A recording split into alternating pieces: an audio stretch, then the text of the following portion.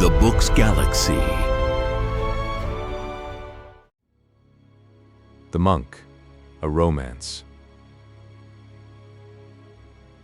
Chapter 1. Lord Angelo is precise, stands at a guard with envy, scarce confesses that his blood flows, or that his appetite is more to bread than stone. Measure for measure.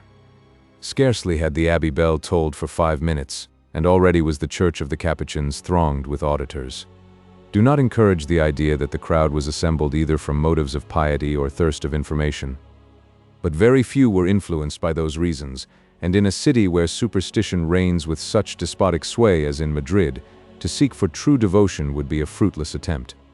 The audience now assembled in the Capuchin church was collected by various causes, but all of them were foreign to the ostensible motive. The women came to show themselves, the men to see the women. Some were attracted by curiosity to hear an orator so celebrated. Some came because they had no better means of employing their time till the play began, some from being assured that it would be impossible to find places in the church, and one half of Madrid was brought thither by expecting to meet the other half. The only persons truly anxious to hear the preacher were a few antiquated devotees, and half a dozen rival orators, determined to find fault with and ridicule the discourse. As to the remainder of the audience, the sermon might have been omitted altogether, certainly without their being disappointed, and very probably without their perceiving the omission. Whatever was the occasion, it is at least certain that the Capuchin church had never witnessed a more numerous assembly. Every corner was filled, every seat was occupied. The very statues which ornamented the long aisles were pressed into the service. Boys suspended themselves upon the wings of cherubims. St. Francis and St. Mark bore each a spectator on his shoulders, and St. Agatha found herself under the necessity of carrying double. The consequence was that in spite of all their hurry and expedition, our two newcomers, on entering the church, looked round in vain for places. However, the old woman continued to move forwards. In vain were exclamations of displeasure vented against her from all sides. In vain was she addressed with, "I assure you, Signora, there are no places here. I beg, Signora, that you will not crowd me so intolerably. Signora, you cannot pass this way. Bless me, how can people be so troublesome?" The old woman was obstinate, and on she went. By dint of perseverance and 2 brawny arms, she made a passage through the crowd, and managed to bustle herself into the very body of the church, at no great distance from the pulpit. Her companion had followed her with timidity and in silence, profiting by the exertions of her conductress. "Holy Virgin!" exclaimed the old woman in a tone of disappointment, while she threw a glance of enquiry round her. "Holy Virgin! What heat! What a crowd! I wonder what can be the meaning of all this. I believe we must return. There is no such thing as a seat to be had, and nobody seems kind enough to accommodate us with theirs." This broad hint attracted the notice of 2 cavaliers, who occupied stools on the right hand, and were leaning their backs against the 7th column from the pulpit. Both were young and richly habited. Hearing this appeal to their politeness pronounced in a female voice, they interrupted their conversation to look at the speaker. She had thrown up her veil in order to take a clearer look round the cathedral. Her hair was red, and she squinted. The cavaliers turned round and renewed their conversation. "By all means," replied the old woman's companion, "by all means, Leonela, let us return home immediately. The heat is excessive, and I am terrified at such a crowd." These words were pronounced in a tone of unexampled sweetness. The cavaliers again broke off their discourse, but for this time they were not contented with looking up. Both started involuntarily from their seats, and turned themselves towards the speaker. The voice came from a female, the delicacy and elegance of whose figure inspired the youths with the most lively curiosity to view the face to which it belonged. This satisfaction was denied them. Her features were hidden by a thick veil, but struggling through the crowd had deranged it sufficiently to discover a neck which for symmetry and beauty might have vied with the Medicean Venus. It was of the most dazzling whiteness and received additional charms from being shaded by the tresses of her long fair hair, which descended in ringlets to her waist. Her figure was rather below than above the middle size. It was light and airy as that of an hamadryad. Her bosom was carefully veiled. Her dress was white. It was fastened by a blue sash, and just permitted to peep out from under it a little foot of the most delicate proportions. A chaplet of large grains hung upon her arm, and her face was covered with a veil of thick black gauze. Such was the female to whom the youngest of the cavaliers now offered his seat, while the other thought it necessary to pay the same attention to her companion. The old lady, with many expressions of gratitude, but without much difficulty, accepted the offer, and seated herself. The young one followed her example, but made no other compliment than a simple and graceful reverence.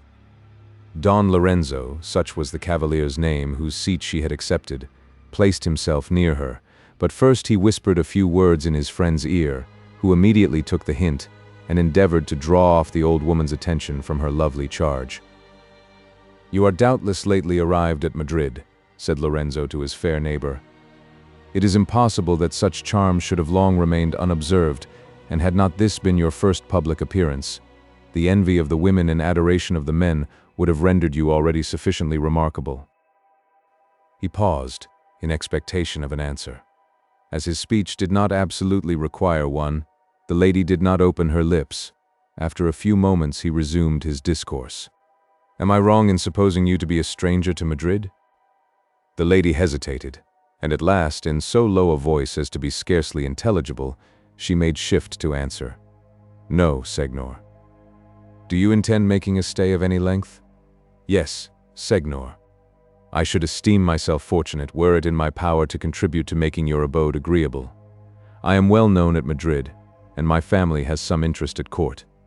If I can be of any service, you cannot honor or oblige me more than by permitting me to be of use to you." "Surely," said he to himself, "she cannot answer that by a monosyllable. Now she must say something to me." Lorenzo was deceived, for the lady answered only by a bow. By this time he had discovered that his neighbor was not very conversable, but whether her silence proceeded from pride, discretion, timidity, or idiotism, he was still unable to decide.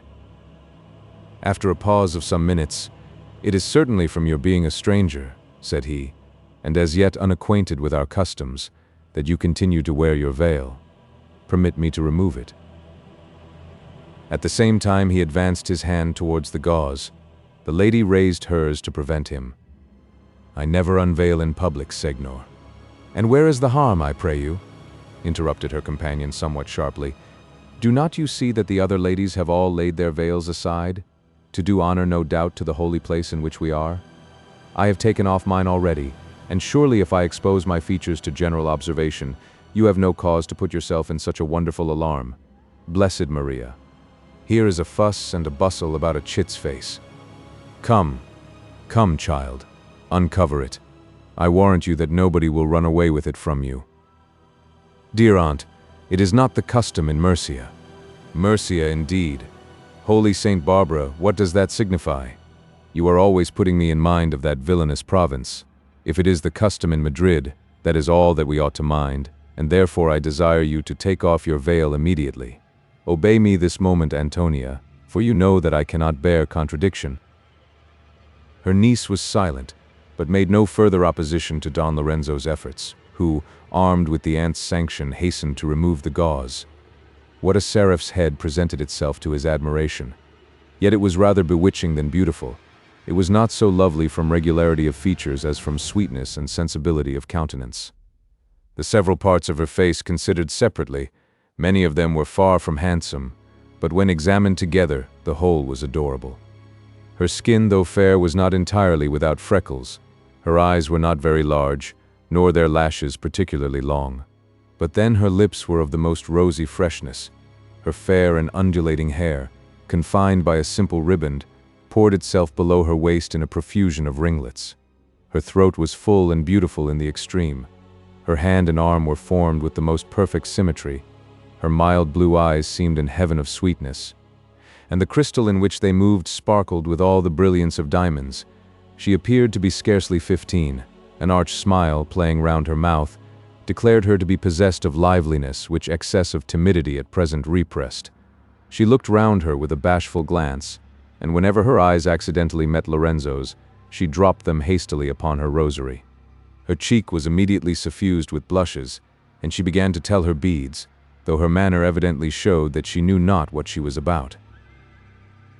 Lorenzo gazed upon her with mingled surprise and admiration, but the aunt thought it necessary to apologize for Antonia's mauvaise honte. "'Tis a young creature," said she, "who is totally ignorant of the world. She has been brought up in an old castle in Mercia, with no other society than her mother's, who, God help her, has no more sense, good soul, than is necessary to carry her soup to her mouth. Yet she is my own sister, both by father and mother." "And has so little sense?" said Don Cristoval with feigned astonishment. "How very extraordinary." "Very true, Señor. Is it not strange? However, such is the fact, and yet only to see the luck of some people. A young nobleman, of the very first quality, took it into his head that Elvira had some pretensions to beauty. As to pretensions, in truth, she had always enough of them, but as to beauty, if I had only taken half the pains to set myself off which she did. But this is neither here nor there. As I was saying, Señor, a young nobleman fell in love with her, and married her unknown to his father. Their union remained a secret near 3 years, but at last it came to the ears of the old Marquis, who, as you may well suppose, was not much pleased with the intelligence. Away he posted in all haste to Cordova, determined to seize Elvira, and send her away to some place or other, where she would never be heard of more. Holy St. Paul, how he stormed on finding that she had escaped him, had joined her husband, and that they had embarked together for the Indies. He swore at us all, as if the evil spirit had possessed him. He threw my father into prison, as honest a painstaking shoemaker as any in Cordova, and when he went away, he had the cruelty to take from us my sister's little boy, then scarcely 2 years old, and whom in the abruptness of her flight, she had been obliged to leave behind her. I suppose that the poor little wretch met with bitter bad treatment from him, for in a few months after, we received intelligence of his death. Why, this was a most terrible old fellow, Signora. Oh, shocking, and a man so totally devoid of taste. Why, would you believe it, Señor? When I attempted to pacify him, he cursed me for a witch, and wished that to punish the Count, my sister might become as ugly as myself. Ugly indeed.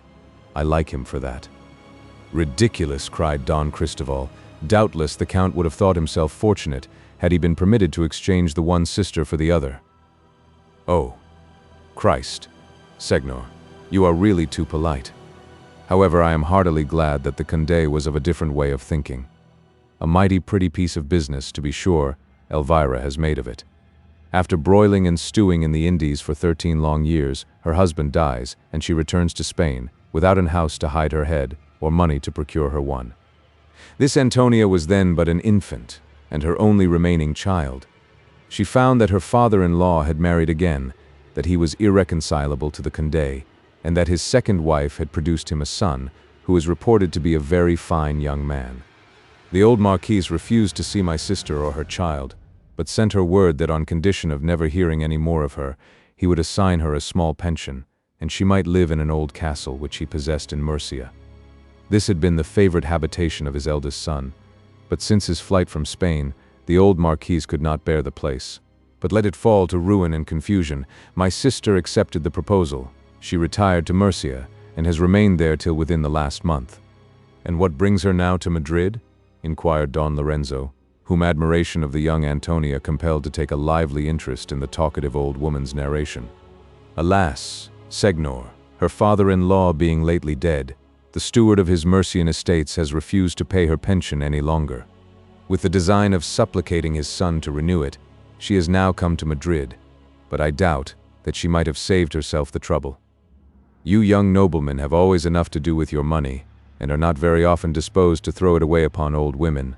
I advised my sister to send Antonia with her petition, but she would not hear of such a thing. She is so obstinate. Well, she will find herself the worse for not following my counsels. The girl has a good pretty face, and possibly might have done much. Ah. Signora, interrupted Don Cristoval, counterfeiting a passionate air, if a pretty face will do the business, why has not your sister recourse to you? Oh, Jesus, my lord, I swear you quite overpower me with your gallantry. But I promise you that I am too well aware of the danger of such expeditions to trust myself in a young nobleman's power. No, no, I have as yet preserved my reputation without blemish or reproach, and I always knew how to keep the men at a proper distance. Of that, Signora, I have not the least doubt. But permit me to ask you, Have you then any aversion to matrimony? That is an home question. I cannot but confess that if an amiable cavalier was to present himself, here she intended to throw a tender and significant look upon Don Cristoval, but as she unluckily happened to squint most abominably, the glance fell directly upon his companion. Lorenzo took the compliment to himself and answered it by a profound bow. "May I inquire," said he, "the name of the Marquis?" "The Marquis de las Cisternas." "I know him intimately well. He is not at present in Madrid, but is expected here daily. He is one of the best of men, and if the lovely Antonia will permit me to be her advocate with him, I doubt not my being able to make a favorable report of her cause." Antonia raised her blue eyes and silently thanked him for the offer by a smile of inexpressible sweetness. Leonella's satisfaction was much more loud and audible.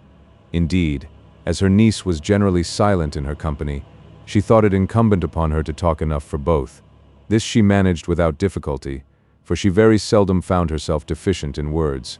"Oh, Señor," she cried, "you will lay our whole family under the most signal obligations. I accept your offer with all possible gratitude, and return you 1,000 thanks for the generosity of your proposal. Antonia, why do not you speak, child?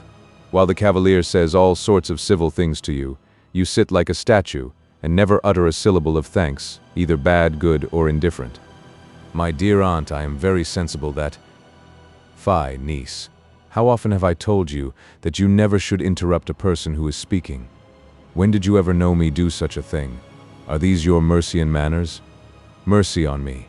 I shall never be able to make this girl anything like a person of good breeding. But pray, Señor," she continued, addressing herself to Don Cristoval, "inform me why such a crowd is assembled today in this cathedral. Can you possibly be ignorant that Ambrosio, abbot of this monastery, pronounces a sermon in this church every Thursday? All Madrid rings with his praises. As yet he has preached but thrice, but all who have heard him are so delighted with his eloquence that it is as difficult to obtain a place at church as at the first representation of a new comedy. His fame certainly must have reached your ears. Alas, Señor, till yesterday I never had the good fortune to see Madrid, and at Cordova we are so little informed of what is passing in the rest of the world that the name of Ambrosio has never been mentioned in its precincts. You will find it in everyone's mouth at Madrid. He seems to have fascinated the inhabitants, and not having attended his sermons myself, I am astonished at the enthusiasm which he has excited. The adoration paid him both by young and old, by man and woman, is unexampled.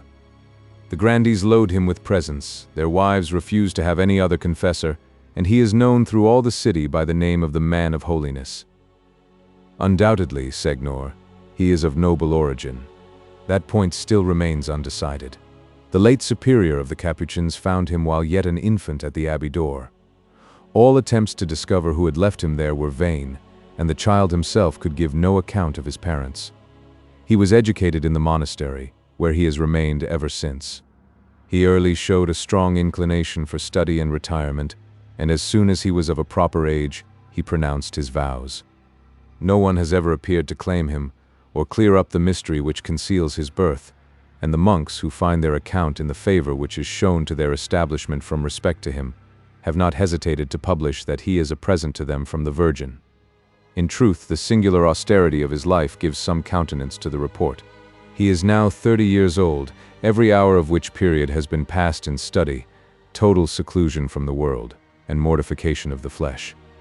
Till these last 3 weeks, when he was chosen superior of the society to which he belongs, he had never been on the outside of the abbey walls. Even now he never quits them except on Thursdays, when he delivers a discourse in this cathedral which all Madrid assembles to hear. His knowledge is said to be the most profound, his eloquence the most persuasive. In the whole course of his life he has never been known to transgress a single rule of his order. The smallest stain is not to be discovered upon his character, and he is reported to be so strict an observer of chastity that he knows not in what consists the difference of man and woman. The common people therefore esteem him to be a saint. "Does that make a saint?" inquired Antonia. "Bless me. Then am I one?" "Holy Saint Barbara!" exclaimed Leonella. "What a question! Fie, child, fie! These are not fit subjects for young women to handle. You should not seem to remember that there is such a thing as a man in the world, and you ought to imagine every body to be of the same sex with yourself. I should like to see you give people to understand that you know that a man has no breasts, and no hips, and no. Luckily for Antonia's ignorance, which her aunt's lecture would soon have dispelled, an universal murmur through the church announced the preacher's arrival. Donna Leonella rose from her seat to take a better view of him, and Antonia followed her example. He was a man of noble port and commanding presence. His stature was lofty, and his features uncommonly handsome. His nose was aquiline, his eyes large, black, and sparkling, and his dark brows almost joined together. His complexion was of a deep but clear brown. Study and watching had entirely deprived his cheek of color. Tranquility reigned upon his smooth, unwrinkled forehead, and content, expressed upon every feature, seemed to announce the man equally unacquainted with cares and crimes. He bowed himself with humility to the audience. Still, there was a certain severity in his look and manner that inspired universal awe, and few could sustain the glance of his eye, at once fiery and penetrating. Such was Ambrosio, abbot of the Capuchins, and surnamed the Man of Holiness. Antonia, while she gazed upon him eagerly, felt a pleasure fluttering in her bosom which till then had been unknown to her, and for which she in vain endeavored to account. She waited with impatience till the sermon should begin, and when at length the friar spoke, the sound of his voice seemed to penetrate into her very soul. Though no other of the spectators felt such violent sensations as did the young Antonia, yet everyone listened with interest and emotion. They who were insensible to religion's merits were still enchanted with Ambrosio's oratory. All found their attention irresistibly attracted while he spoke, and the most profound silence reigned through the crowded aisles. Even Lorenzo could not resist the charm. He forgot that Antonia was seated near him, and listened to the preacher with undivided attention. In language nervous, clear, and simple, the monk expatiated on the beauties of religion. He explained some abstruse parts of the sacred writings in a style that carried with it universal conviction. His voice, at once distinct and deep, was fraught with all the terrors of the tempest, while he inveighed against the vices of humanity, and described the punishments reserved for them in a future state. Every hearer looked back upon his past offenses and trembled. The thunder seemed to roll, whose bolt was destined to crush him, and the abyss of eternal destruction to open before his feet. But when Ambrosio, changing his theme, spoke of the excellence of an unsullied conscience, of the glorious prospect which eternity presented to the soul untainted with reproach, and of the recompense which awaited it in the regions of everlasting glory, his auditors felt their scattered spirits insensibly return. They threw themselves with confidence upon the mercy of their judge. They hung with delight upon the consoling words of the preacher, and while his full voice swelled into melody, they were transported to those happy regions which he painted to their imaginations in colors so brilliant and glowing. The discourse was of considerable length, yet when it concluded, the audience grieved that it had not lasted longer. Though the monk had ceased to speak, enthusiastic silence still prevailed through the church. At length, the charm gradually dissolving, the general admiration was expressed in audible terms. As Ambrosio descended from the pulpit, his auditors crowded round him, loaded him with blessings, threw themselves at his feet, and kissed the hem of his garment. He passed on slowly, with his hands crossed devoutly upon his bosom, to the door opening into the abbey chapel, at which his monks waited to receive him. He ascended the steps, and then turning towards his followers, addressed to them a few words of gratitude and exhortation. While he spoke, his rosary, composed of large grains of amber, fell from his hand and dropped among the surrounding multitude. It was seized eagerly and immediately divided amongst the spectators. Whoever became possessor of a bead preserved it as a sacred relic, and had it been the chaplet of thrice-blessed Saint Francis himself, it could not have been disputed with greater vivacity. The abbot, smiling at their eagerness, pronounced his benediction and quitted the church, while humility dwelt upon every feature. Dwelt she also in his heart? Antonia's eyes followed him with anxiety. As the door closed after him, it seemed to her as had she lost someone essential to her happiness. A tear stole in silence down her cheek.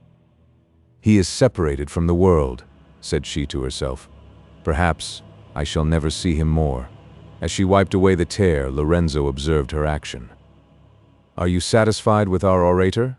said he. Or do you think that Madrid overrates his talents?"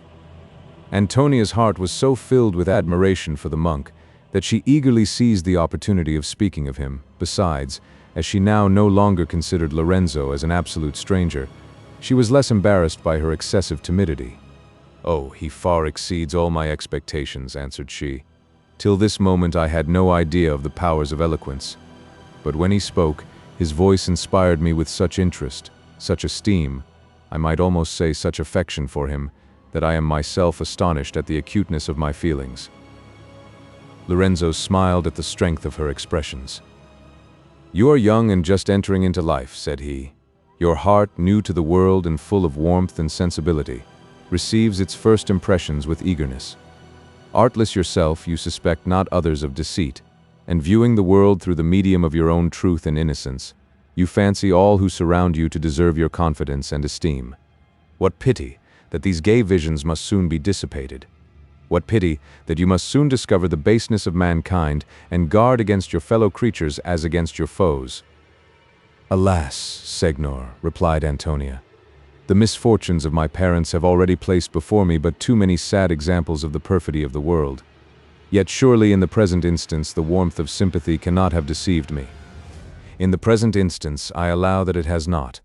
Ambrosio's character is perfectly without reproach, and a man who has passed the whole of his life within the walls of a convent cannot have found the opportunity to be guilty, even were he possessed of the inclination. But now, when, obliged by the duties of his situation, he must enter occasionally into the world, and be thrown into the way of temptation, it is now that it behoves him to show the brilliance of his virtue. The trial is dangerous. He is just at that period of life when the passions are most vigorous, unbridled, and despotic. His established reputation will mark him out to seduction as an illustrious victim. Novelty will give additional charms to the allurements of pleasure, and even the talents with which nature has endowed him will contribute to his ruin, by facilitating the means of obtaining his object. Very few would return victorious from a contest so severe. Ah, surely Ambrosio will be one of those few. Of that I have myself no doubt. By all accounts he is an exception to mankind in general, and envy would seek in vain for a blot upon his character." "Señor, you delight me by this assurance. It encourages me to indulge my prepossession in his favor, and you know not with what pain I should have repressed the sentiment. Ah, dearest aunt, entreat my mother to choose him for our confessor." "I entreat her?" replied Leonela. "I promise you that I shall do no such thing. I do not like this same Ambrosio in the least. He has a look of severity about him that made me tremble from head to foot. Were he my confessor, I should never have the courage to avow one half of my peccadilloes, and then I should be in a rare condition. I never saw such a stern-looking mortal, and hope that I never shall see such another. His description of the devil, God bless us, almost terrified me out of my wits, and when he spoke about sinners he seemed as if he was ready to eat them." "You are right, Signora," answered Don Cristoval. "Too great severity is said to be Ambrosio's only fault. Exempted himself from human failings, he is not sufficiently indulgent to those of others, and though strictly just and disinterested in his decisions, his government of the monks has already shown some proofs of his inflexibility. But the crowd is nearly dissipated. Will you permit us to attend you home?" "Oh, Christ! Señor," exclaimed Leonela, affecting to blush. "I would not suffer such a thing for the universe. If I came home attended by so gallant a cavalier, my sister is so scrupulous that she would read me an hour's lecture, and I should never hear the last of it. Besides, I rather wish you not to make your proposals just at present." "My proposals? I assure you, Signora." "Oh, Señor, I believe that your assurances of impatience are all very true, but really I must desire a little respite. It would not be quite so delicate in me to accept your hand at first sight." "Accept my hand, as I hope to live and breathe. Oh, dear Señor, press me no further, if you love me. I shall consider your obedience as a proof of your affection. You shall hear from me tomorrow, and so farewell. But pray, cavaliers, may I not inquire your names?" "My friend's," replied Lorenzo, "is the Conde d'Osorio, and mine Lorenzo de Medina." "'Tis sufficient. Well, Don Lorenzo, I shall acquaint my sister with your obliging offer, and let you know the result with all expedition. Where may I send to you?" "I am always to be found at the Medina Palace." You may depend upon hearing from me. Farewell, cavaliers. Señor Conde, let me entreat you to moderate the excessive ardor of your passion. However, to prove to you that I am not displeased with you, and prevent your abandoning yourself to despair, receive this mark of my affection, and sometimes bestow a thought upon the absent Leonela." As she said this, she extended a lean and wrinkled hand, which her supposed admirer kissed with such sorry grace and constraint so evident that Lorenzo with difficulty repressed his inclination to laugh. Leonela then hastened to quit the church. The lovely Antonia followed her in silence, but when she reached the porch, she turned involuntarily and cast back her eyes towards Lorenzo. He bowed to her, as bidding her farewell. She returned the compliment and hastily withdrew. "So, Lorenzo," said Don Cristoval as soon as they were alone, "you have procured me an agreeable intrigue. To favor your designs upon Antonia, I obligingly make a few civil speeches which mean nothing to the aunt, and at the end of an hour I find myself upon the brink of matrimony. How will you reward me for having suffered so grievously for your sake? What can repay me for having kissed the leathern paw of that confounded old witch? Diavolo! She has left such a scent upon my lips that I shall smell of garlic for this month to come. As I pass along the Prado, I shall be taken for a walking omelette, or some large onion running to seed." "I confess, my poor Count," replied Lorenzo, "that your service has been attended with danger, yet am I so far from supposing it be past all endurance that I shall probably solicit you to carry on your amours still further. From that petition I conclude that the little Antonia has made some impression upon you. I cannot express to you how much I am charmed with her. Since my father's death, my uncle the Duke de Medina has signified to me his wishes to see me married. I have till now eluded his hints and refused to understand them. But what I have seen this evening—" "Well, what have you seen this evening?" "Why, surely, Don Lorenzo, you cannot be mad enough to think of making a wife out of this granddaughter of as honest a painstaking shoemaker as any in Cordova. You forget that she is also the granddaughter of the late Marquis de las Cisternas, but without disputing about birth and titles, I must assure you that I never beheld a woman so interesting as Antonia." "Very possibly, but you cannot mean to marry her?" "Why not, my dear Conde? I shall have wealth enough for both of us, and you know that my uncle thinks liberally upon the subject. From what I have seen of Raymond de las Cisternas, I am certain that he will readily acknowledge Antonia for his niece. Her birth, therefore, will be no objection to my offering her my hand. I should be a villain could I think of her on any other terms than marriage, and in truth she seems possessed of every quality requisite to make me happy in a wife. Young, lovely, gentle, sensible." "Sensible? Why, she said nothing but yes and no. She did not say much more, I must confess, but then she always said yes or no in the right place." "Did she so? Oh, you're most obedient. That is using a right lover's argument, and I dare dispute no longer with so profound a casuist. Suppose we adjourn to the comedy?" "It is out of my power. I only arrived last night at Madrid, and have not yet had an opportunity of seeing my sister. You know that her convent is in this street, and I was going thither when the crowd which I saw thronging into this church excited my curiosity to know what was the matter. I shall now pursue my first intention, and probably pass the evening with my sister at the parlor grate." "Your sister in a convent, say you? Oh, very true, I had forgotten. And how does Donna Agnes?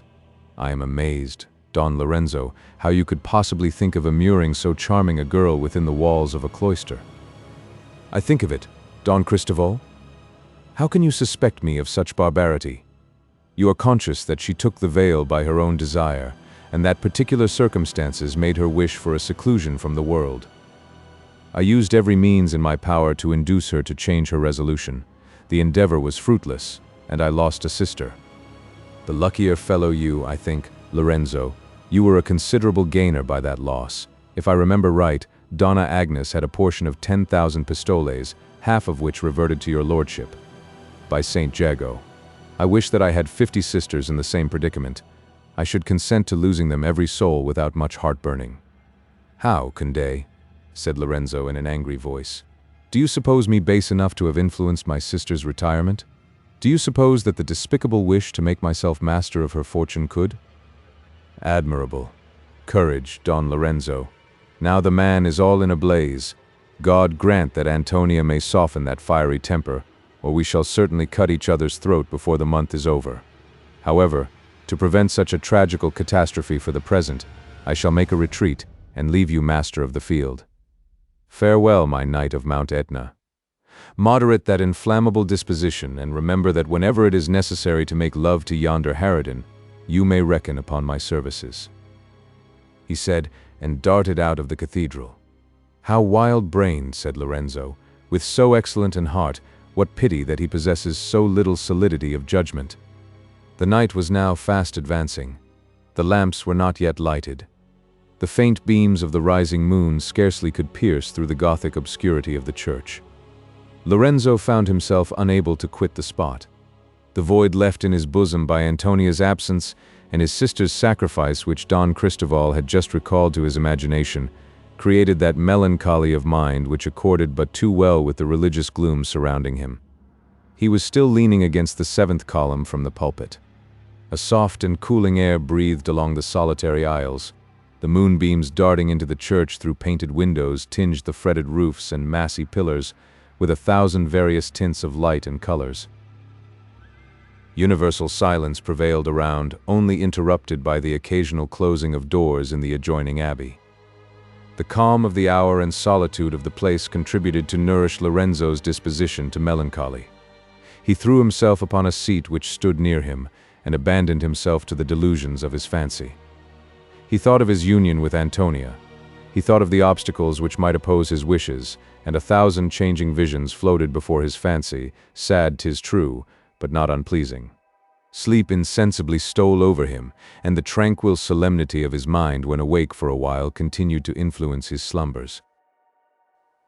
He still fancied himself to be in the church of the Capuchins, but it was no longer dark and solitary. Multitudes of silver lamps shed splendor from the vaulted roof. Accompanied by the captivating chaunt of distant choristers, the organ's melody swelled through the church. The altar seemed decorated as for some distinguished feast. It was surrounded by a brilliant company, and near it stood Antonia arrayed in bridal white, and blushing with all the charms of virgin modesty. Half hoping, half fearing, Lorenzo gazed upon the scene before him. Suddenly the door leading to the abbey unclosed, and he saw, attended by a long train of monks, the preacher advance to whom he had just listened with so much admiration. He drew near Antonia. "And where is the bridegroom?" said the imaginary friar. Antonia seemed to look round the church with anxiety. Involuntarily the youth advanced a few steps from his concealment. She saw him. The blush of pleasure glowed upon her cheek. With a graceful motion of her hand she beckoned to him to advance. He disobeyed not the command. He flew towards her and threw himself at her feet. She retreated for a moment, then gazing upon him with unutterable delight, "Yes," she exclaimed, "my bridegroom, my destined bridegroom," she said, and hastened to throw herself into his arms. But before he had time to receive her, an unknown rushed between them. His form was gigantic, his complexion was swarthy, his eyes fierce and terrible. His mouth breathed out volumes of fire, and on his forehead was written in legible characters, pride, lust, inhumanity. Antonia shrieked. The monster clasped her in his arms and, springing with her upon the altar, tortured her with his odious caresses. She endeavored in vain to escape from his embrace. Lorenzo flew to her succor, but ere he had time to reach her, a loud burst of thunder was heard. Instantly the cathedral seemed crumbling into pieces. The monks betook themselves to flight, shrieking fearfully. The lamps were extinguished, the altar sank down, and in its place appeared an abyss vomiting forth clouds of flame. Uttering a loud and terrible cry, the monster plunged into the gulf, and in his fall attempted to drag Antonia with him. He strove in vain. Animated by supernatural powers, she disengaged herself from his embrace, but her white robe was left in his possession. Instantly a wing of brilliant splendor spread itself from either of Antonia's arms. She darted upwards, and while ascending cried to Lorenzo, "Friend, we shall meet above." At the same moment the roof of the cathedral opened, harmonious voices pealed along the vaults, and the glory into which Antonia was received was composed of rays of such dazzling brightness that Lorenzo was unable to sustain the gaze. his sight failed, and he sank upon the ground. When he woke, he found himself extended upon the pavement of the church. It was illuminated, and the chaunt of hymns sounded from a distance. For a while Lorenzo could not persuade himself that what he had just witnessed had been a dream, so strong an impression had it made upon his fancy. A little recollection convinced him of its fallacy. The lamps had been lighted during his sleep, and the music which he heard was occasioned by the monks, who were celebrating their vespers in the abbey chapel. Lorenzo rose, and prepared to bend his steps towards his sister's convent.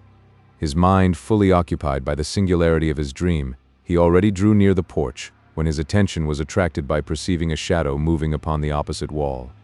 He looked curiously round, and soon descried a man wrapped up in his cloak, who seemed carefully examining whether his actions were observed.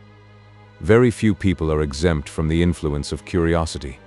The unknown seemed anxious to conceal his business in the cathedral, and it was this very circumstance which made Lorenzo wish to discover what he was about. Our hero was conscious that he had no right to pry into the secrets of this unknown cavalier. "I will go," said Lorenzo, and Lorenzo stayed where he was. The shadow thrown by the column effectually concealed him from the stranger, who continued to advance with caution. At length he drew a letter from beneath his cloak, and hastily placed it beneath a colossal statue of St. Francis. Then, retiring with precipitation, he concealed himself in a part of the church at a considerable distance from that in which the image stood. "So," said Lorenzo to himself, "this is only some foolish love affair. I believe I may as well be gone, for I can do no good in it." In truth, till that moment it never came into his head that he could do any good in it, but he thought it necessary to make some little excuse to himself for having indulged his curiosity. He now made a second attempt to retire from the church. For this time he gained the porch without meeting with any impediment, but it was destined that he should pay it another visit that night. As he descended the steps leading into the street, a cavalier rushed against him with such violence that both were nearly overturned by the concussion. Lorenzo put his hand to his sword. "How now, Señor?" said he. "What mean you by this rudeness?" "Ha! Is it you, Medina?" replied the newcomer, whom Lorenzo by his voice now recognized for Don Cristobal. "You are the luckiest fellow in the universe, not to have left the church before my return. In, my dear lad. They will be here immediately." "Who will be here?" "The old hen and all her pretty little chickens, in, I say, and then you shall know the whole history." Lorenzo followed him into the cathedral, and they concealed themselves behind the statue of St. Francis. "And now," said our hero, "may I take the liberty of asking, what is the meaning of all this haste and rapture?" "Oh, Lorenzo, we shall see such a glorious sight. The prioress of St. Clare and her whole train of nuns are coming hither. You are to know that the pious Father Ambrosio, the Lord reward him for it, will upon no account move out of his own precincts, it being absolutely necessary for every fashionable convent to have him for its confessor. The nuns are in consequence obliged to visit him at the abbey, since when the mountain will not come to Mahomet, Mahomet must needs go to the mountain. Now the prioress of St. Clare, the better to escape the gaze of such impure eyes as belong to yourself and your humble servant, thinks proper to bring her holy flock to confession in the dusk. She is to be admitted into the abbey chapel by yon private door. The porteress of St. Clare, who is a worthy old soul and a particular friend of mine, has just assured me of their being here in a few moments. There is news for you, you rogue. We shall see some of the prettiest faces in Madrid. In truth, Cristobal, we shall do no such thing. The nuns are always veiled. No, I know better. On entering a place of worship, they ever take off their veils from respect to the saint to whom 'tis dedicated. But hark, they are coming. Silence, silence, observe, and be convinced." "Good," said Lorenzo to himself. "I may possibly discover to whom the vows are addressed of this mysterious stranger." Scarcely had Don Cristobal ceased to speak, when the domina of St. Clare appeared, followed by a long procession of nuns. Each upon entering the church took off her veil. The prioress crossed her hands upon her bosom, and made a profound reverence as she passed the statue of St. Francis, the patron of this cathedral. The nuns followed her example, and several moved onwards without having satisfied Lorenzo's curiosity. He almost began to despair of seeing the mystery cleared up, when in paying her respects to St. Francis, one of the nuns happened to drop her rosary. As she stooped to pick it up, the light flashed full upon her face. At the same moment, she dexterously removed the letter from beneath the image, placed it in her bosom, and hastened to resume her rank in the procession. "Ha," said Cristoval in a low voice. "Here we have some little intrigue, no doubt." "Agnes, by heaven!" cried Lorenzo. "What, your sister? Diavolo. Then somebody, I suppose, will have to pay for our peeping." "And shall pay for it without delay," replied the incensed brother. The pious procession had now entered the abbey. The door was already closed upon it. The unknown immediately quitted his concealment and hastened to leave the church. Ere he could effect his intention, he descried Medina stationed in his passage. The stranger hastily retreated and drew his hat over his eyes. "Attempt not to fly me," exclaimed Lorenzo. "I will know who you are, and what were the contents of that letter." "Of that letter?" repeated the unknown. "And by what title do you ask the question?" "By a title of which I am now ashamed, but it becomes not you to question me. Either reply circumstantially to my demands or answer me with your sword." "The latter method will be the shortest," rejoined the other, drawing his rapier. "Come on, Signor Bravo. I am ready." Burning with rage, Lorenzo hastened to the attack. The antagonists had already exchanged several passes before Cristoval, who at that moment had more sense than either of them, could throw himself between their weapons. "Hold, hold, Medina!" he exclaimed. "Remember the consequences of shedding blood on consecrated ground." The stranger immediately dropped his sword. "Medina?" he cried. "Great God, is it possible? Lorenzo, have you quite forgotten Raymond de las Cisternas?" Lorenzo's astonishment increased with every succeeding moment. Raymond advanced towards him, but with a look of suspicion he drew back his hand, which the other was preparing to take. "You here, Marquis? What is the meaning of all this? You engaged in a clandestine correspondence with my sister, whose affections have ever been, and still are mine. But this is no fit place for an explanation. Accompany me to my hotel, and you shall know everything. Who is that with you?" "One whom I believe you to have seen before," replied Don Cristoval, though probably not at church. "The Conde d'Ossorio?" "Exactly so, Marquis.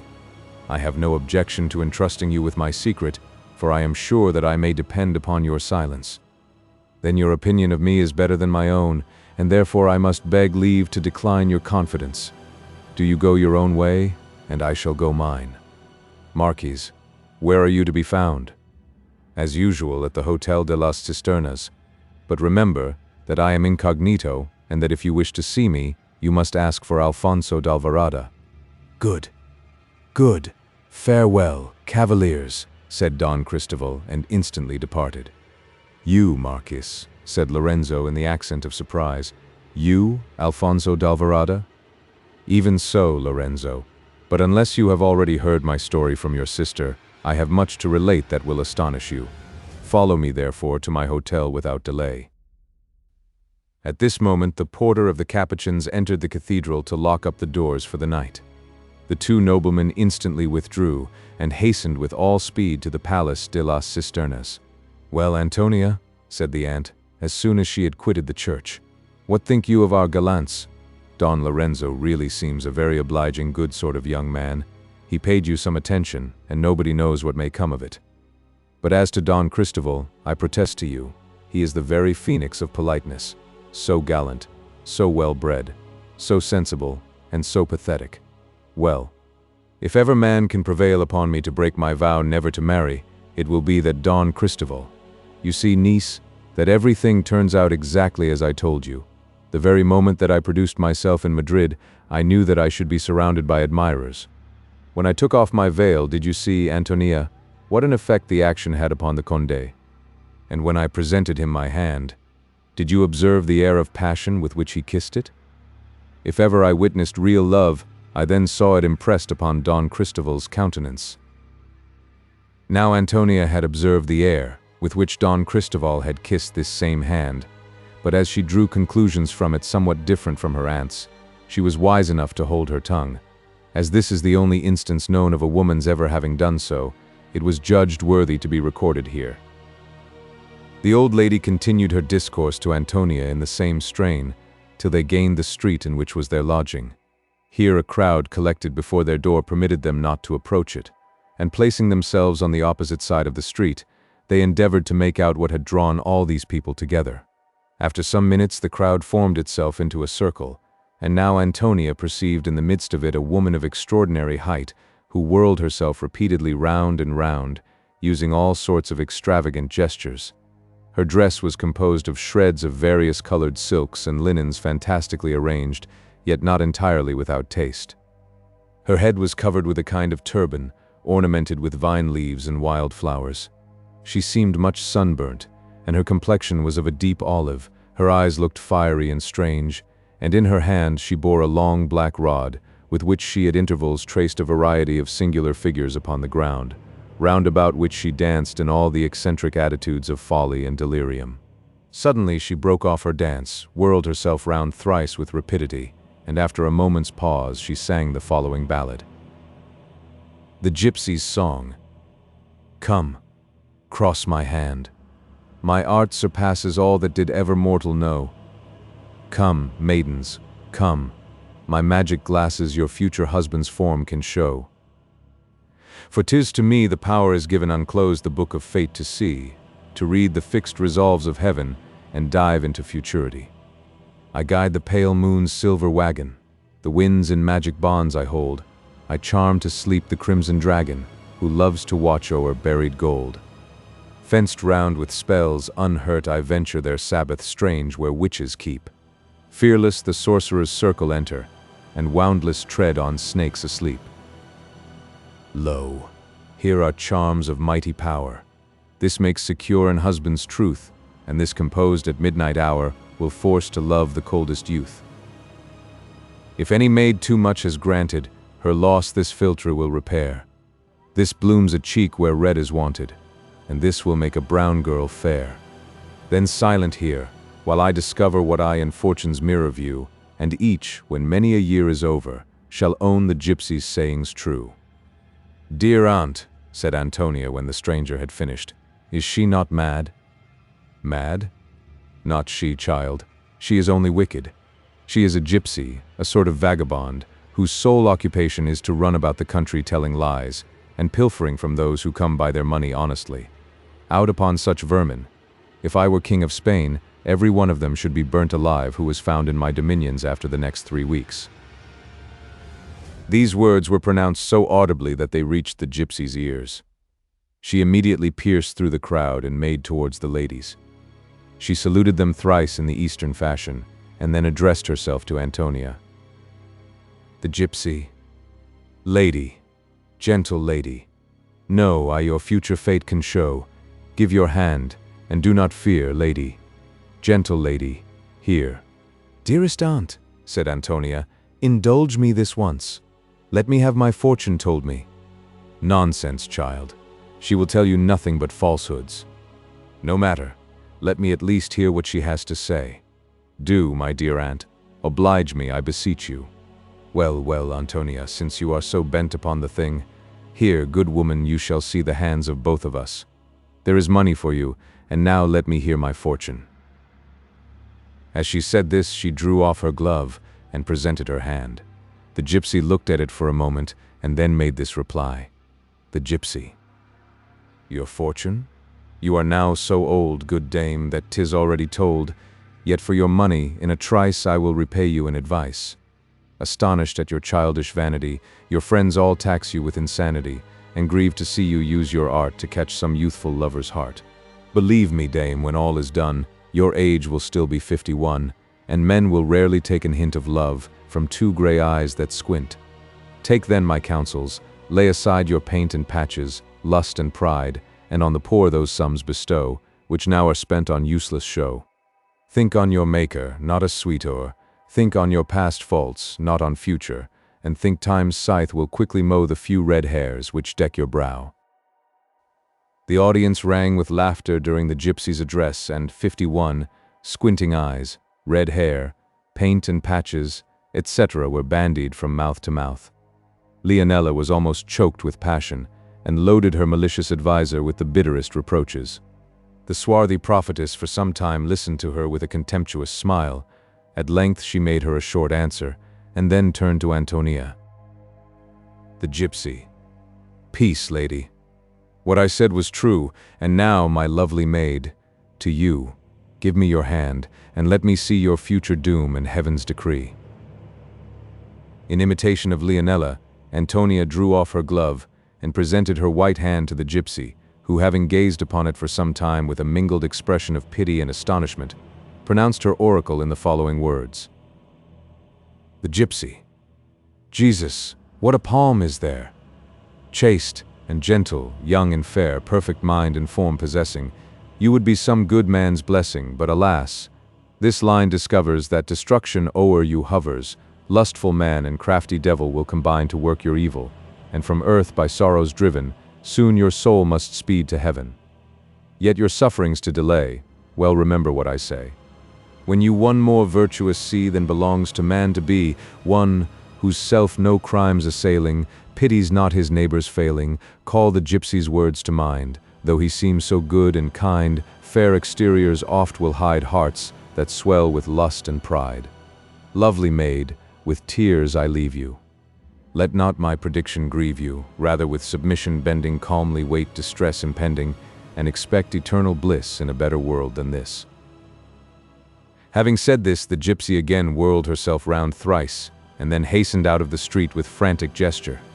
The crowd followed her, and Elvira's door being now unembarrassed, Leonela entered the house out of humor with the gypsy, with her niece, and with the people, in short with everybody, but herself and her charming cavalier. The gypsy's predictions had also considerably affected Antonia, but the impression soon wore off, and in a few hours she had forgotten the adventure as totally as had it never taken place. Chapter 2. Hadst thou but tasted once the 1,000th part of joys which bless the loved and loving heart, your words repentant and your sighs would prove, lost is the time which is not passed in love. Tasso. The monks having attended their abbot to the door of his cell, he dismissed them with an air of conscious superiority in which humility's semblance combated with the reality of pride. He was no sooner alone than he gave free loose to the indulgence of his vanity. When he remembered the enthusiasm which his discourse had excited, his heart swelled with rapture, and his imagination presented him with splendid visions of aggrandizement. He looked round him with exultation, and pride told him loudly that he was superior to the rest of his fellow creatures. Who, thought he, who but myself has passed the ordeal of youth, yet sees no single stain upon his conscience? Who else has subdued the violence of strong passions and an impetuous temperament, and submitted even from the dawn of life to voluntary retirement? I seek for such a man in vain. I see no one but myself possessed of such resolution. Religion cannot boast Ambrosio's equal. How powerful an effect did my discourse produce upon its auditors! How they crowded round me! How they loaded me with benedictions, and pronounced me the sole uncorrupted pillar of the church! What then now is left for me to do? Nothing, but to watch as carefully over the conduct of my brothers as I have hitherto watched over my own. Yet hold, may I not be tempted from those paths which till now I have pursued without one moment's wandering? Am I not a man whose nature is frail and prone to error? I must now abandon the solitude of my retreat. The fairest and noblest dames of Madrid continually present themselves at the abbey, and will use no other confessor. I must accustom my eyes to objects of temptation and expose myself to the seduction of luxury and desire. Should I meet in that world which I am constrained to enter some lovely female, lovely as yon Madonna. As he said this, he fixed his eyes upon a picture of the Virgin, which was suspended opposite to him. This for 2 years had been the object of his increasing wonder and adoration. He paused and gazed upon it with delight. What beauty in that countenance! He continued after a silence of some minutes. How graceful is the turn of that head! What sweetness, yet what majesty in her divine eyes! How softly her cheek reclines upon her hand! Can the rose vie with the blush of that cheek? Can the lily rival the whiteness of that hand? Oh, if such a creature existed, and existed but for me! Were I permitted to twine round my fingers those golden ringlets, and press with my lips the treasures of that snowy bosom. Gracious God, should I then resist the temptation? Should I not barter for a single embrace the reward of my sufferings for 30 years? Should I not abandon? Fool that I am! Whither do I suffer my admiration of this picture to hurry me? Away, impure ideas. Let me remember that woman is forever lost to me. Never was mortal formed so perfect as this picture. But even did such exist, the trial might be too mighty for a common virtue, but Ambrosio's is proof against temptation. Temptation, did I say? To me it would be none. What charms me, when ideal and considered as a superior being, would disgust me, become woman and tainted with all the failings of mortality. It is not the woman's beauty that fills me with such enthusiasm. It is the painter's skill that I admire. It is the divinity that I adore. Are not the passions dead in my bosom? Have I not freed myself from the frailty of mankind? Fear not, Ambrosio. Take confidence in the strength of your virtue. Enter boldly into a world to whose failings you are superior. Reflect that you are now exempted from humanity's defects, and defy all the arts of the spirits of darkness. They shall know you for what you are. Here his reverie was interrupted by 3 soft knocks at the door of his cell. With difficulty did the abbot awake from his delirium. The knocking was repeated. "Who is there?" said Ambrosio at length. "It is only Rosario," replied a gentle voice. "Enter. Enter, my son." The door was immediately opened, and Rosario appeared with a small basket in his hand. Rosario was a young novice belonging to the monastery, who in 3 months intended to make his profession. A sort of mystery enveloped this youth which rendered him at once an object of interest and curiosity.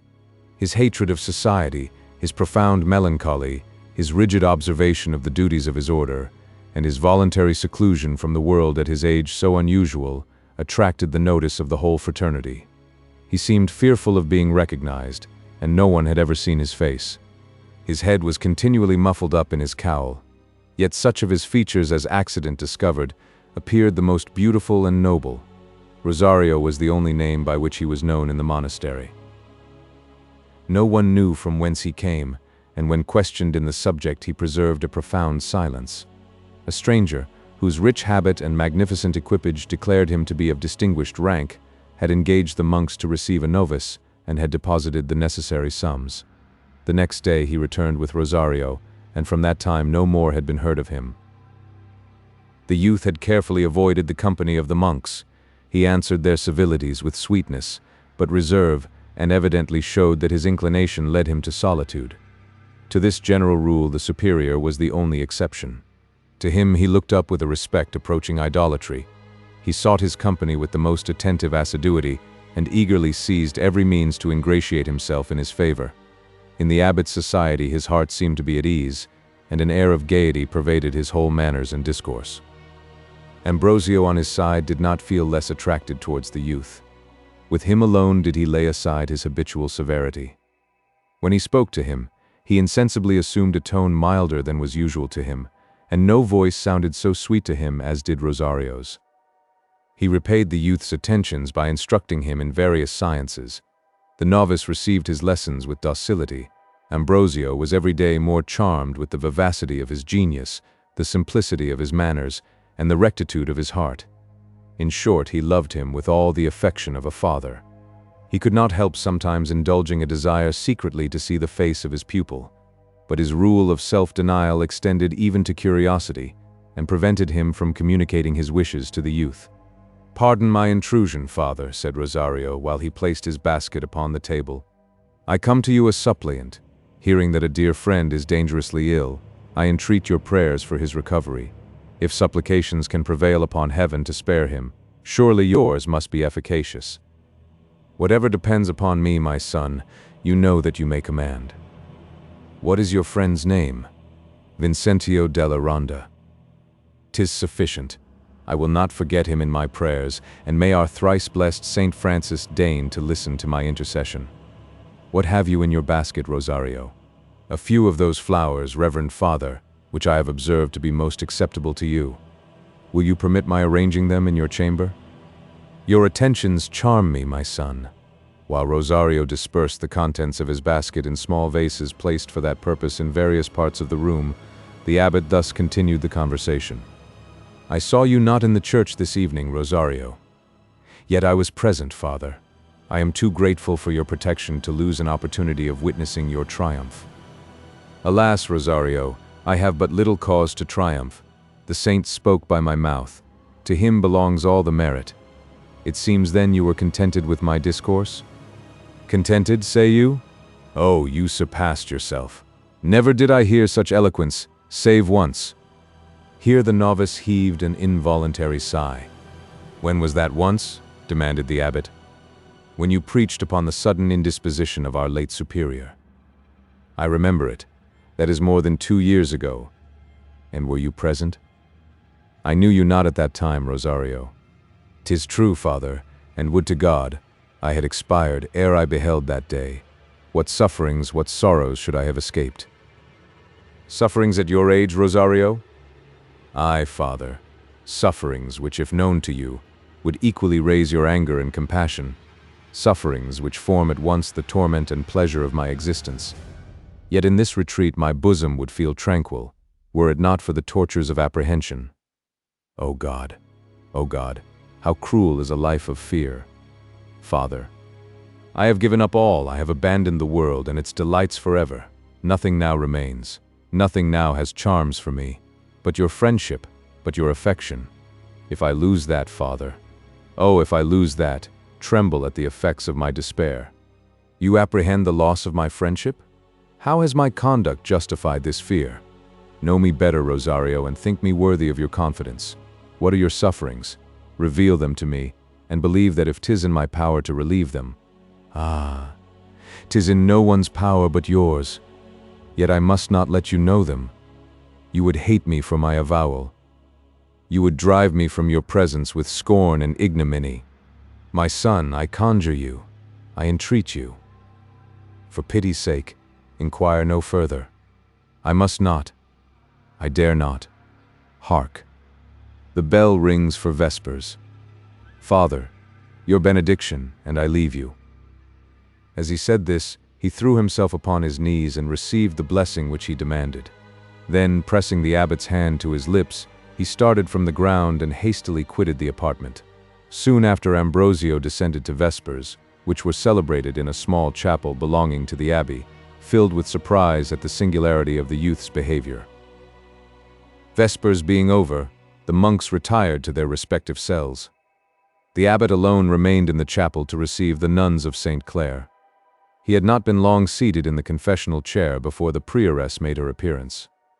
Each of the nuns was heard in her turn, while the others waited with the domina in the adjoining vestry. Ambrosio listened to the confessions with attention, made many exhortations, enjoined penance proportioned to each offense, and for some time everything went on as usual, till at last one of the nuns, conspicuous from the nobleness of her air and elegance of her figure, carelessly permitted a letter to fall from her bosom. She was retiring, unconscious of her loss. Ambrosio supposed it to have been written by someone of her relations and picked it up intending to restore it to her. "Stay, daughter," said he, "you have let fall." At this moment, the paper being already open, his eye involuntarily read the first words. He started back with surprise. The nun had turned round on hearing his voice. She perceived her letter in his hand, and uttering a shriek of terror, flew hastily to regain it. "Hold," said the friar in a tone of severity. "Daughter, I must read this letter." "Then I am lost," she exclaimed, clasping her hands together wildly. All color instantly faded from her face. She trembled with agitation, and was obliged to fold her arms round a pillar of the chapel to save herself from sinking upon the floor. In the meanwhile, the abbot read the following lines. "All is ready for your escape, my dearest Agnes. At 12 tomorrow night I shall expect to find you at the garden door. I have obtained the key, and a few hours will suffice to place you in a secure asylum. Let no mistaken scruples induce you to reject the certain means of preserving yourself and the innocent creature whom you nourish in your bosom. Remember that you had promised to be mine, long ere you engaged yourself to the church, that your situation will soon be evident to the prying eyes of your companions, and that flight is the only means of avoiding the effects of their malevolent resentment. Farewell, my Agnes, my dear and destined wife. Fail not to be at the garden door at 12. As soon as he had finished, Ambrosio bent an eye stern and angry upon the imprudent nun. "This letter must to the prioress," said he, and passed her. His words sounded like thunder to her ears. She awoke from her torpidity only to be sensible of the dangers of her situation. She followed him hastily and detained him by his garment. "Stay! Oh, stay!" she cried in the accents of despair, while she threw herself at the friar's feet and bathed them with her tears. "Father, compassionate my youth. Look with indulgence on a woman's weakness, and deign to conceal my frailty. The remainder of my life shall be employed in expiating this single fault, and your lenity will bring back a soul to heaven." Amazing confidence. What? Shall St. Clare's convent become the retreat of prostitutes? Shall I suffer the Church of Christ to cherish in its bosom debauchery and shame? Unworthy wretch, such lenity would make me your accomplice. Mercy would here be criminal. You have abandoned yourself to a seducer's lust. You have defiled the sacred habit by your impurity, and still dare you think yourself deserving my compassion. Hence, nor detain me longer. Where is the lady prioress?" he added, raising his voice. "Hold, Father, hold. Hear me but for one moment. Tax me not with impurity, nor think that I have erred from the warmth of temperament. Long before I took the veil, Raymond was master of my heart. He inspired me with the purest, the most irreproachable passion, and was on the point of becoming my lawful husband. An horrible adventure, and the treachery of a relation separated us from each other. I believed him forever lost to me, and threw myself into a convent from motives of despair. Accident again united us. I could not refuse myself the melancholy pleasure of mingling my tears with his. We met nightly in the gardens of St. Clare, and in an unguarded moment I violated my vows of chastity. I shall soon become a mother, Reverend Ambrosio. Take compassion on me. Take compassion on the innocent being whose existence is attached to mine. If you discover my imprudence to the domina, both of us are lost. The punishment which the laws of St. Clare assign to unfortunates like myself is most severe and cruel. Worthy Father. Let not your own untainted conscience render you unfeeling towards those less able to withstand temptation. Let not mercy be the only virtue of which your heart is unsusceptible. Pity me, most reverend. Restore my letter, nor doom me to inevitable destruction. Your boldness confounds me. Shall I conceal your crime, I whom you have deceived by your feigned confession? No, daughter, no. I will render you a more essential service. I will rescue you from perdition in spite of yourself.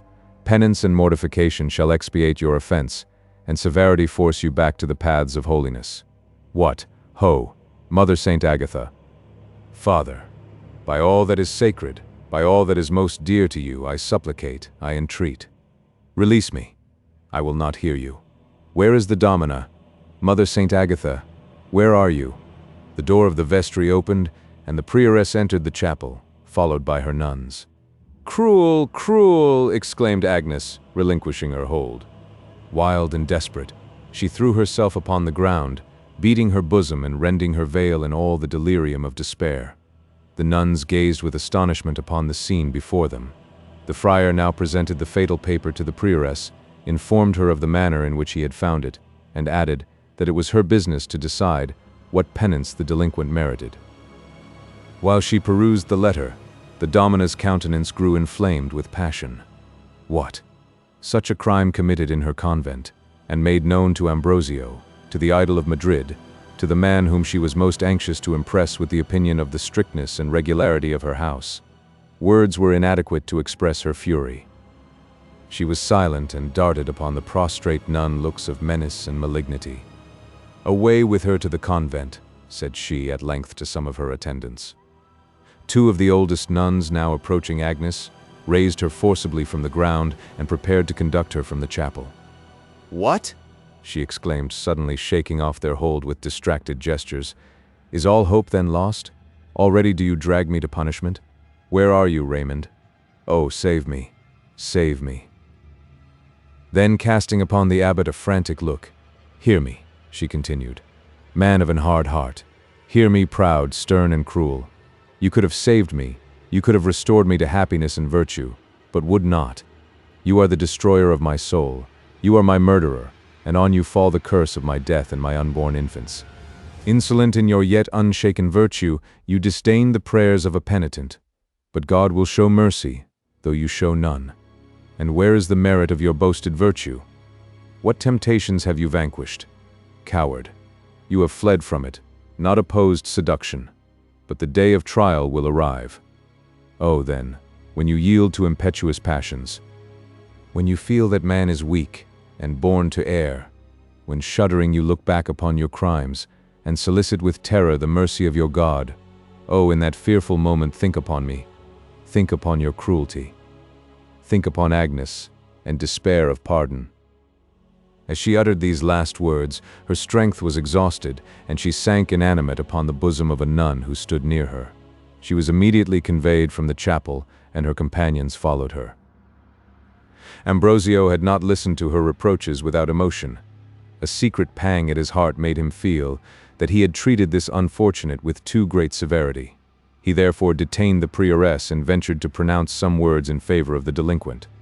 "The violence of her despair," said he, "proves that at least vice has not become familiar to her, perhaps by treating her with somewhat less rigor than is generally practiced, and mitigating in some degree the accustomed penance." "Mitigate it, Father?" interrupted the lady prioress. "Not I, believe me. The laws of our order are strict and severe. They have fallen into disuse of late, but the crime of Agnes shows me the necessity of their revival. I go to signify my intention to the convent, and Agnes shall be the first to feel the rigor of those laws, which shall be obeyed to the very letter. Father, farewell." Thus saying, she hastened out of the chapel. "I have done my duty," said Ambrosio to himself. Still did he not feel perfectly satisfied by this reflection. To dissipate the unpleasant ideas which this scene had excited in him, upon quitting the chapel he descended into the abbey garden. In all Madrid there was no spot more beautiful or better regulated. It was laid out with the most exquisite taste. The choicest flowers adorned it in the height of luxuriance, and though artfully arranged, seemed only planted by the hand of nature. Fountains, springing from basins of white marble, cooled the air with perpetual showers, and the walls were entirely covered by jessamine, vines, and honeysuckles. The hour now added to the beauty of the scene. The full moon, ranging through a blue and cloudless sky, shed upon the trees a trembling luster, and the waters of the fountains sparkled in the silver beam. A gentle breeze breathed the fragrance of orange blossoms along the alleys, and the nightingale poured forth her melodious murmur from the shelter of an artificial wilderness.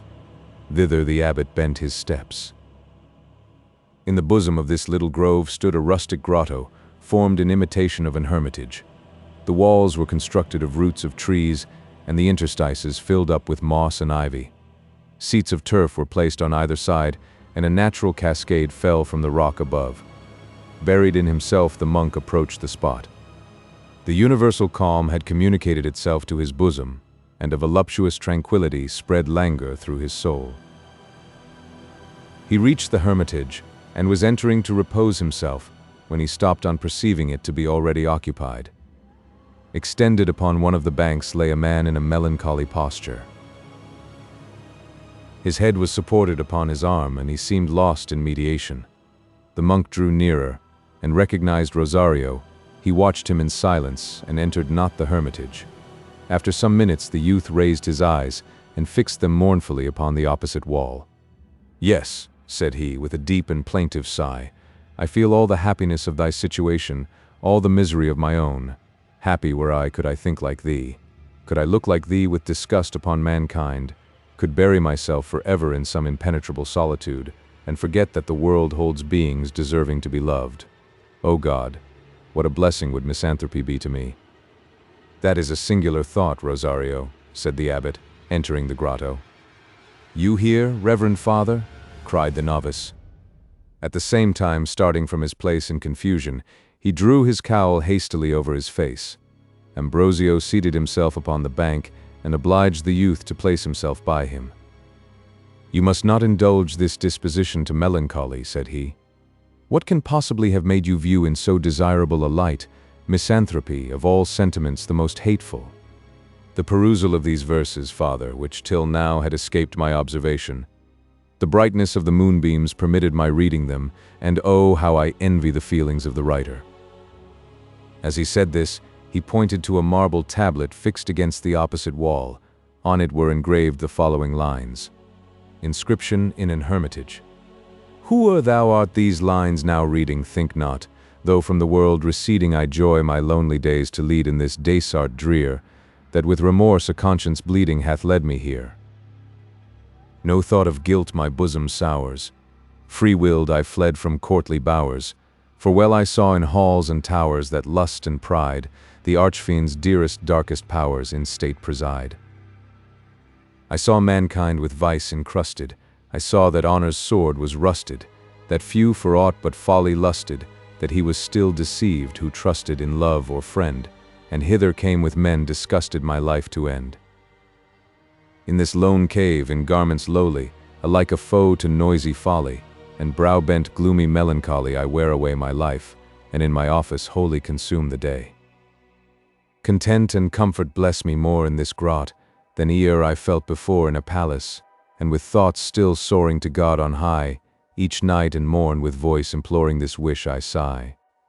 Let me, O Lord, from life retire, unknown each guilty worldly fire, remorseful throb or loose desire, and when I die, let me in this belief expire, to God I fly. Stranger, if full of youth and riot, as yet no grief has marred thy quiet, thou haply throw'st a scornful eye at the hermit's prayer. But if thou hast a cause to sigh at thy fault, or care, if thou hast known false love's vexation, or hast been exiled from thy nation, or guilt affrights thy contemplation, and makes thee pine, oh, how must thou lament thy station, and envy mine. Were it possible, said the friar, for man to be so totally wrapped up in himself as to live in absolute seclusion from human nature, and could yet feel the contented tranquility which these lines express, I allow that the situation would be more desirable than to live in a world so pregnant with every vice and every folly. But this never can be the case. This inscription was merely placed here for the ornament of the grotto, and the sentiments in the hermit are equally imaginary. Man was born for society. However little he may be attached to the world, he never can wholly forget it, or bear to be wholly forgotten by it. Disgusted at the guilt or absurdity of mankind, the misanthrope flies from it. He resolves to become an hermit, and buries himself in the cavern of some gloomy rock. While hate inflames his bosom, possibly he may feel contented with his situation, but when his passions begin to cool, when time has mellowed his sorrows, and healed those wounds which he bore with him to his solitude, think you that content becomes his companion? Ah, no, Rosario. No longer sustained by the violence of his passions, he feels all the monotony of his way of living, and his heart becomes the prey of ennui and weariness. He looks round, and finds himself alone in the universe. The love of society revives in his bosom, and he pants to return to that world which he has abandoned. Nature loses all her charms in his eyes. No one is near him to point out her beauties, or share in his admiration of her excellence and variety. Propped upon the fragment of some rock, he gazes upon the tumbling waterfall with a vacant eye. He views without emotion the glory of the setting sun. Slowly he returns to his cell at evening, for no one there is anxious for his arrival. He has no comfort in his solitary unsavory meal. He throws himself upon his couch of moss despondent and dissatisfied, and wakes only to pass a day as joyless, as monotonous as the former. You amaze me, Father. Suppose that circumstances condemned you to solitude. Would not the duties of religion and the consciousness of a life well spent communicate to your heart that calm which? I should deceive myself did I fancy that they could. I am convinced of the contrary, and that all my fortitude would not prevent me from yielding to melancholy and disgust. After consuming the day in study, if you knew my pleasure at meeting my brethren in the evening. After passing many a long hour in solitude, if I could express to you the joy which I feel at once more beholding a fellow creature, 'tis in this particular that I place the principal merit of a monastic institution. It secludes man from the temptations of vice. It procures that leisure necessary for the proper service of the Supreme. It spares him the mortification of witnessing the crimes of the worldly, and yet permits him to enjoy the blessings of society. And do you, Rosario, do you envy an hermit's life? Can you be thus blind to the happiness of your situation? Reflect upon it for a moment. This abbey has become your asylum. Your regularity, your gentleness, your talents have rendered you the object of universal esteem. You are secluded from the world which you profess to hate, yet you remain in possession of the benefits of society, and that a society composed of the most estimable of mankind. Father, Father, 'Tis that which causes my torment. Happy had it been for me, had my life been passed among the vicious and abandoned, had I never heard pronounced the name of virtue. 'Tis my unbounded adoration of religion, 'tis my soul's exquisite sensibility of the beauty of fair and good, that loads me with shame, that hurries me to perdition. Oh, that I had never seen these abbey walls! How, Rosario, when we last conversed, you spoke in a different tone. Is my friendship then become of such little consequence? Had you never seen these abbey walls, you never had seen me. Can that really be your wish? Had never seen you? Repeated the novice, starting from the bank and grasping the friar's hand with a frantic air. You? You? Would to God that lightning had blasted them before you ever met my eyes. Would to God that I were never to see you more, and could forget that I had ever seen you. With these words he flew hastily from the grotto. Ambrosio remained in his former attitude, reflecting on the youth's unaccountable behavior. He was inclined to suspect the derangement of his senses, yet the general tenor of his conduct, the connection of his ideas, and calmness of his demeanor till the moment of his quitting the grotto, seemed to discountenance this conjecture. After a few minutes Rosario returned. He again seated himself upon the bank. He reclined his cheek upon one hand, and with the other wiped away the tears which trickled from his eyes at intervals. The monk looked upon him with compassion, and forbore to interrupt his meditations. Both observed for some time a profound silence. The nightingale had now taken her station upon an orange tree fronting the hermitage, and poured forth a strain the most melancholy and melodious. Rosario raised his head, and listened to her with attention. "It was thus," said he, with a deep-drawn sigh. "It was thus that during the last month of her unhappy life, my sister used to sit listening to the nightingale. Poor Matilda! She sleeps in the grave, and her broken heart throbs no more with passion." "You had a sister?" "You say right, that I had. Alas, I have one no longer. She sunk beneath the weight of her sorrows in the very spring of life." "What were those sorrows?" "They will not excite your pity. You know not the power of those irresistible, those fatal sentiments, to which her heart was a prey. Father, she loved unfortunately, a passion for one endowed with every virtue, for a man, oh, rather let me say, for a divinity, proved the bane of her existence. His noble form, his spotless character, his various talents, his wisdom solid, wonderful, and glorious, might have warmed the bosom of the most insensible. My sister saw him, and dared to love though she never dared to hope. If her love was so well bestowed, what forbade her to hope the obtaining of its object? Father, before he knew her, Julian had already plighted his vows to a bride most fair, most heavenly. Yet still my sister loved, and for the husband's sake she doted upon the wife. One morning she found means to escape from our father's house. Arrayed in humble weeds, she offered herself as a domestic to the consort of her beloved, and was accepted. She was now continually in his presence. She strove to ingratiate herself into his favor. She succeeded. Her attentions attracted Julian's notice. The virtuous are ever grateful, and he distinguished Matilda above the rest of her companions. And did not your parents seek for her? Did they submit tamely to their loss, nor attempt to recover their wandering daughter? Ere they could find her, she discovered herself. Her love grew too violent for concealment, yet she wished not for Julian's person, she ambitioned but a share of his heart. In an unguarded moment she confessed her affection. What was the return? Doting upon his wife, and believing that a look of pity bestowed upon another was a theft from what he owed to her, he drove Matilda from his presence. He forbade her ever again appearing before him. His severity broke her heart. She returned to her father's, and in a few months after was carried to her grave. Unhappy girl. Surely her fate was too severe, and Julian was too cruel. "Do you think so, father?" cried the novice with vivacity. "Do you think that he was cruel?" "Doubtless I do, and pity her most sincerely." "You pity her? You pity her? Oh, father, father, then pity me." The friar started, when after a moment's pause Rosario added with a faltering voice, "For my sufferings are still greater.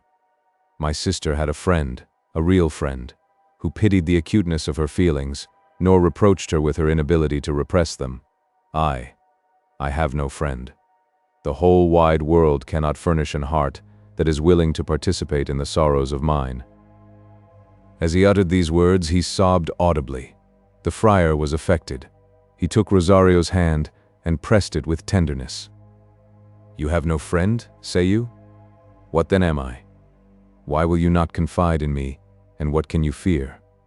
My severity? Have I ever used it with you? The dignity of my habit?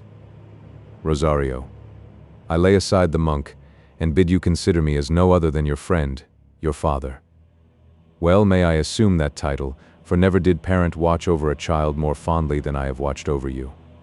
From the moment in which I first beheld you, I perceived sensations in my bosom till then unknown to me.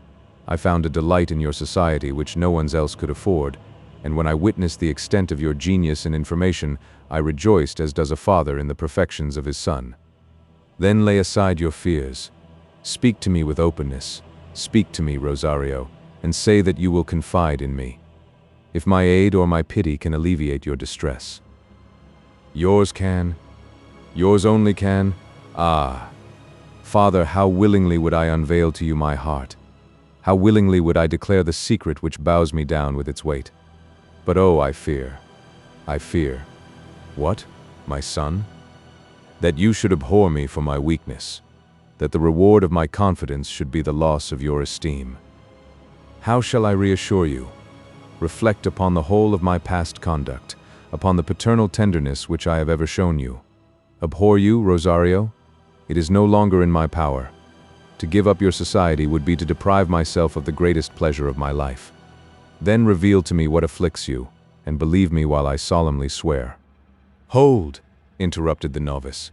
"Swear that whatever be my secret, you will not oblige me to quit the monastery till my novitiate shall expire. I promise it faithfully, and as I keep my vows to you, may Christ keep his to mankind. Now then explain this mystery, and rely upon my indulgence.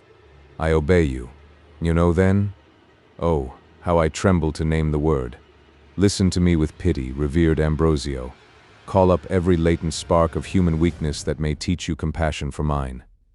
Father," continued he, throwing himself at the friar's feet, and pressing his hand to his lips with eagerness, while agitation for a moment choked his voice. "Father," continued he in faltering accents, "I am a woman." The abbot started at this unexpected avowal. Prostrate on the ground lay the feigned Rosario, as if waiting in silence the decision of his judge. Astonishment on the one part, apprehension on the other, for some minutes chained them in the same attitudes, as had they been touched by the rod of some magician. At length, recovering from his confusion, the monk quitted the grotto and sped with precipitation towards the abbey. His action did not escape the suppliant. She sprang from the ground. She hastened to follow him, overtook him, threw herself in his passage, and embraced his knees. Ambrosio strove in vain to disengage himself from her grasp. "Do not fly me," she cried. "Leave me not abandoned to the impulse of despair. Listen, while I excuse my imprudence, while I acknowledge my sister's story to be my own. I am Matilda, you are her beloved." If Ambrosio's surprise was great at her first avowal, upon hearing her second it exceeded all bounds. Amazed, embarrassed, and irresolute, he found himself incapable of pronouncing a syllable and remained in silence gazing upon Matilda. This gave her opportunity to continue her explanation as follows. "Think not, Ambrosio, that I come to rob your bride of your affections. No, believe me. Religion alone deserves you, and far is it from Matilda's wish to draw you from the paths of virtue. What I feel for you is love, not licentiousness. I sigh to be possessor of your heart, not lust for the enjoyment of your person. Deign to listen to my vindication. A few moments will convince you that this holy retreat is not polluted by my presence, and that you may grant me your compassion without trespassing against your vows." She seated herself. Ambrosio, scarcely conscious of what he did, followed her example, and she proceeded in her discourse. "I spring from a distinguished family. My father was chief of the noble house of Villanegas. He died while I was still an infant, and left me sole heiress of his immense possessions. Young and wealthy, I was sought in marriage by the noblest youths of Madrid, but no one succeeded in gaining my affections. I had been brought up under the care of an uncle possessed of the most solid judgment and extensive erudition. He took pleasure in communicating to me some portion of his knowledge. Under his instructions, my understanding acquired more strength and justness than generally falls to the lot of my sex. The ability of my preceptor being aided by natural curiosity, I not only made a considerable progress in sciences universally studied, but in others, revealed but to few, and lying under censure from the blindness of superstition. But while my guardian labored to enlarge the sphere of my knowledge, he carefully inculcated every moral precept. He relieved me from the shackles of vulgar prejudice. He pointed out the beauty of religion. He taught me to look with adoration upon the pure and virtuous, and woe is me. I have obeyed him but too well. With such dispositions, judge whether I could observe with any other sentiment than disgust the vice, dissipation, and ignorance which disgrace our Spanish youth. I rejected every offer with disdain. My heart remained without a master till chance conducted me to the cathedral of the Capuchins. Oh, surely on that day my guardian angel slumbered neglectful of his charge. Then was it that I first beheld you. You supplied the superior's place absent from illness. You cannot but remember the lively enthusiasm which your discourse created. Oh, how I drank your words! How your eloquence seemed to steal me from myself! I scarcely dared to breathe, fearing to lose a syllable. And while you spoke, methought a radiant glory beamed round your head, and your countenance shone with the majesty of a god. I retired from the church, glowing with admiration. From that moment you became the idol of my heart, the never-changing object of my meditations. I inquired respecting you. The reports which were made me of your mode of life, of your knowledge, piety, and self-denial riveted the chains imposed on me by your eloquence. I was conscious that there was no longer a void in my heart, that I had found the man whom I had sought till then in vain. In expectation of hearing you again, every day I visited your cathedral. You remained secluded within the abbey walls, and I always withdrew, wretched and disappointed. The night was more propitious to me, for then you stood before me in my dreams. You vowed to me eternal friendship. You led me through the paths of virtue, and assisted me to support the vexations of life. The morning dispelled these pleasing visions. I woke, and found myself separated from you by barriers which appeared insurmountable. Time seemed only to increase the strength of my passion. I grew melancholy and despondent. I fled from society, and my health declined daily. At length, no longer able to exist in this state of torture, I resolved to assume the disguise in which you see me. My artifice was fortunate. I was received into the monastery, and succeeded in gaining your esteem. Now then, I should have felt completely happy, had not my quiet been disturbed by the fear of detection. The pleasure which I received from your society was embittered by the idea that perhaps I should soon be deprived of it, and my heart throbbed so rapturously at obtaining the marks of your friendship as to convince me that I never should survive its loss. I resolved, therefore, not to leave the discovery of my sex to chance, to confess the whole to you, and throw myself entirely on your mercy and indulgence. Ah, Ambrosio, can I have been deceived? Can you be less generous than I thought you? I will not suspect it. You will not drive a wretch to despair. I shall still be permitted to see you, to converse with you, to adore you. Your virtues shall be my example through life, and when we expire, our bodies shall rest in the same grave. She ceased. While she spoke, 1,000 opposing sentiments combated in Ambrosio's bosom. Surprise at the singularity of this adventure, confusion at her abrupt declaration, resentment at her boldness in entering the monastery, and consciousness of the austerity with which it behoved him to reply, such were the sentiments of which he was aware. But there were others also which did not obtain his notice. He perceived not that his vanity was flattered by the praises bestowed upon his eloquence and virtue, that he felt a secret pleasure in reflecting that a young and seemingly lovely woman had for his sake abandoned the world, and sacrificed every other passion to that which he had inspired. Still less did he perceive that his heart throbbed with desire, while his hand was pressed gently by Matilda's ivory fingers. By degrees he recovered from his confusion. His ideas became less bewildered. He was immediately sensible of the extreme impropriety, should Matilda be permitted to remain in the abbey after this avowal of her sex. He assumed an air of severity and drew away his hand. "How, lady," said he, "can you really hope for my permission to remain amongst us? Even were I to grant your request, what good could you derive from it? Think you that I ever can reply to an affection which— No, Father, no. I expect not to inspire you with a love like mine. I only wish for the liberty to be near you, to pass some hours of the day in your society, to obtain your compassion, your friendship and esteem. Surely my request is not unreasonable. But reflect, lady. Reflect only for a moment on the impropriety of my harboring a woman in the abbey, and that too a woman who confesses that she loves me. It must not be. The risk of your being discovered is too great, and I will not expose myself to so dangerous a temptation. Temptation, say you? Forget that I am a woman, and it no longer exists. Consider me only as a friend, as an unfortunate, whose happiness, whose life depends upon your protection. Fear not lest I should ever call to your remembrance that love the most impetuous, the most unbounded, has induced me to disguise my sex, or that instigated by desires offensive to your vows and my own honor, I should endeavor to seduce you from the path of rectitude. No, Ambrosio, learn to know me better.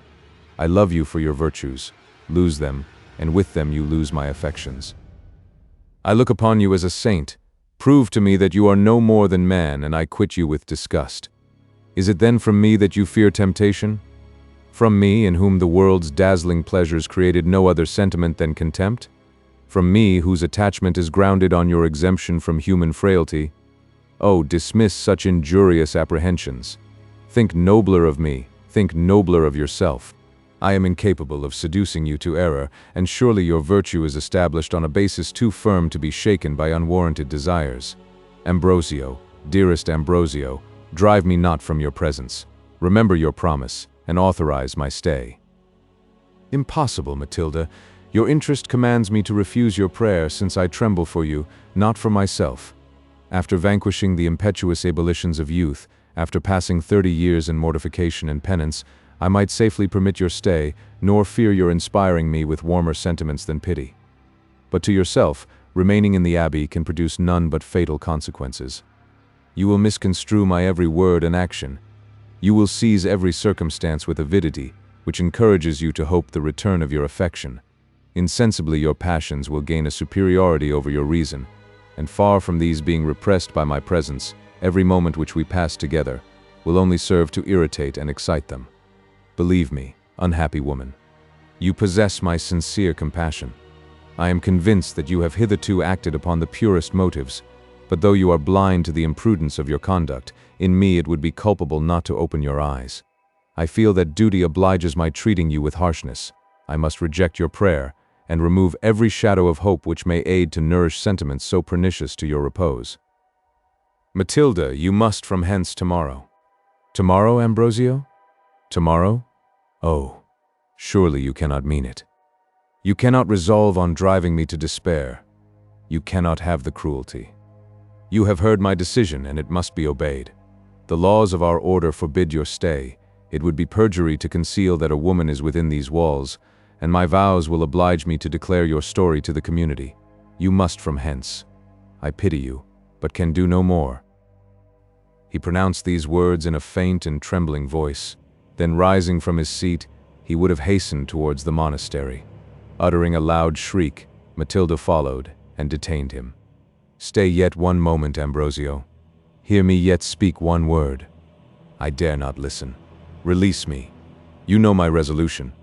But one word, but one last word, and I have done. Leave me. Your entreaties are in vain. You must from hence tomorrow. Go then, barbarian, but this resource is still left me. As she said this, she suddenly drew a poignard. She rent open her garment and placed the weapon's point against her bosom.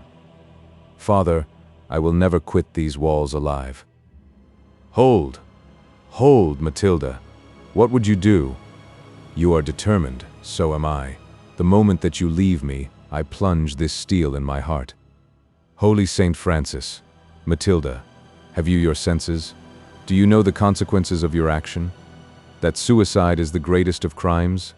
That you destroy your soul? That you lose your claim to salvation? That you prepare for yourself everlasting torments? I care not, she replied passionately. Either your hand guides me to paradise or my own dooms me to perdition. Speak to me, Ambrosio. Tell me that you will conceal my story, that I shall remain your friend and your companion, or this poignard drinks my blood." As she uttered these last words, she lifted her arm and made a motion as if to stab herself. The friar's eyes followed with dread the course of the dagger. She had torn open her habit, and her bosom was half exposed. The weapon's point rested upon her left breast, and oh, that was such a breast! The moonbeams darting full upon it enabled the monk to observe its dazzling whiteness. His eye dwelt with insatiable avidity upon the beauteous orb. A sensation till then unknown filled his heart with a mixture of anxiety and delight. A raging fire shot through every limb. The blood boiled in his veins, and 1,000 wild wishes bewildered his imagination. "Hold!" he cried in an hurried, faltering voice. "I can resist no longer.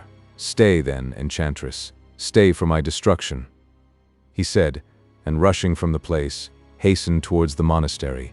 He regained his cell and threw himself upon his couch, distracted, irresolute, and confused. He found it impossible for some time to arrange his ideas. The scene in which he had been engaged had excited such a variety of sentiments in his bosom that he was incapable of deciding which was predominant. He was irresolute what conduct he ought to hold with the disturber of his repose. He was conscious that prudence, religion, and propriety necessitated his obliging her to quit the abbey. But on the other hand, such powerful reasons authorized her stay that he was but too much inclined to consent to her remaining. He could not avoid being flattered by Matilda's declaration, and at reflecting that he had unconsciously vanquished an heart which had resisted the attacks of Spain's noblest cavaliers. The manner in which he had gained her affections was also the most satisfactory to his vanity.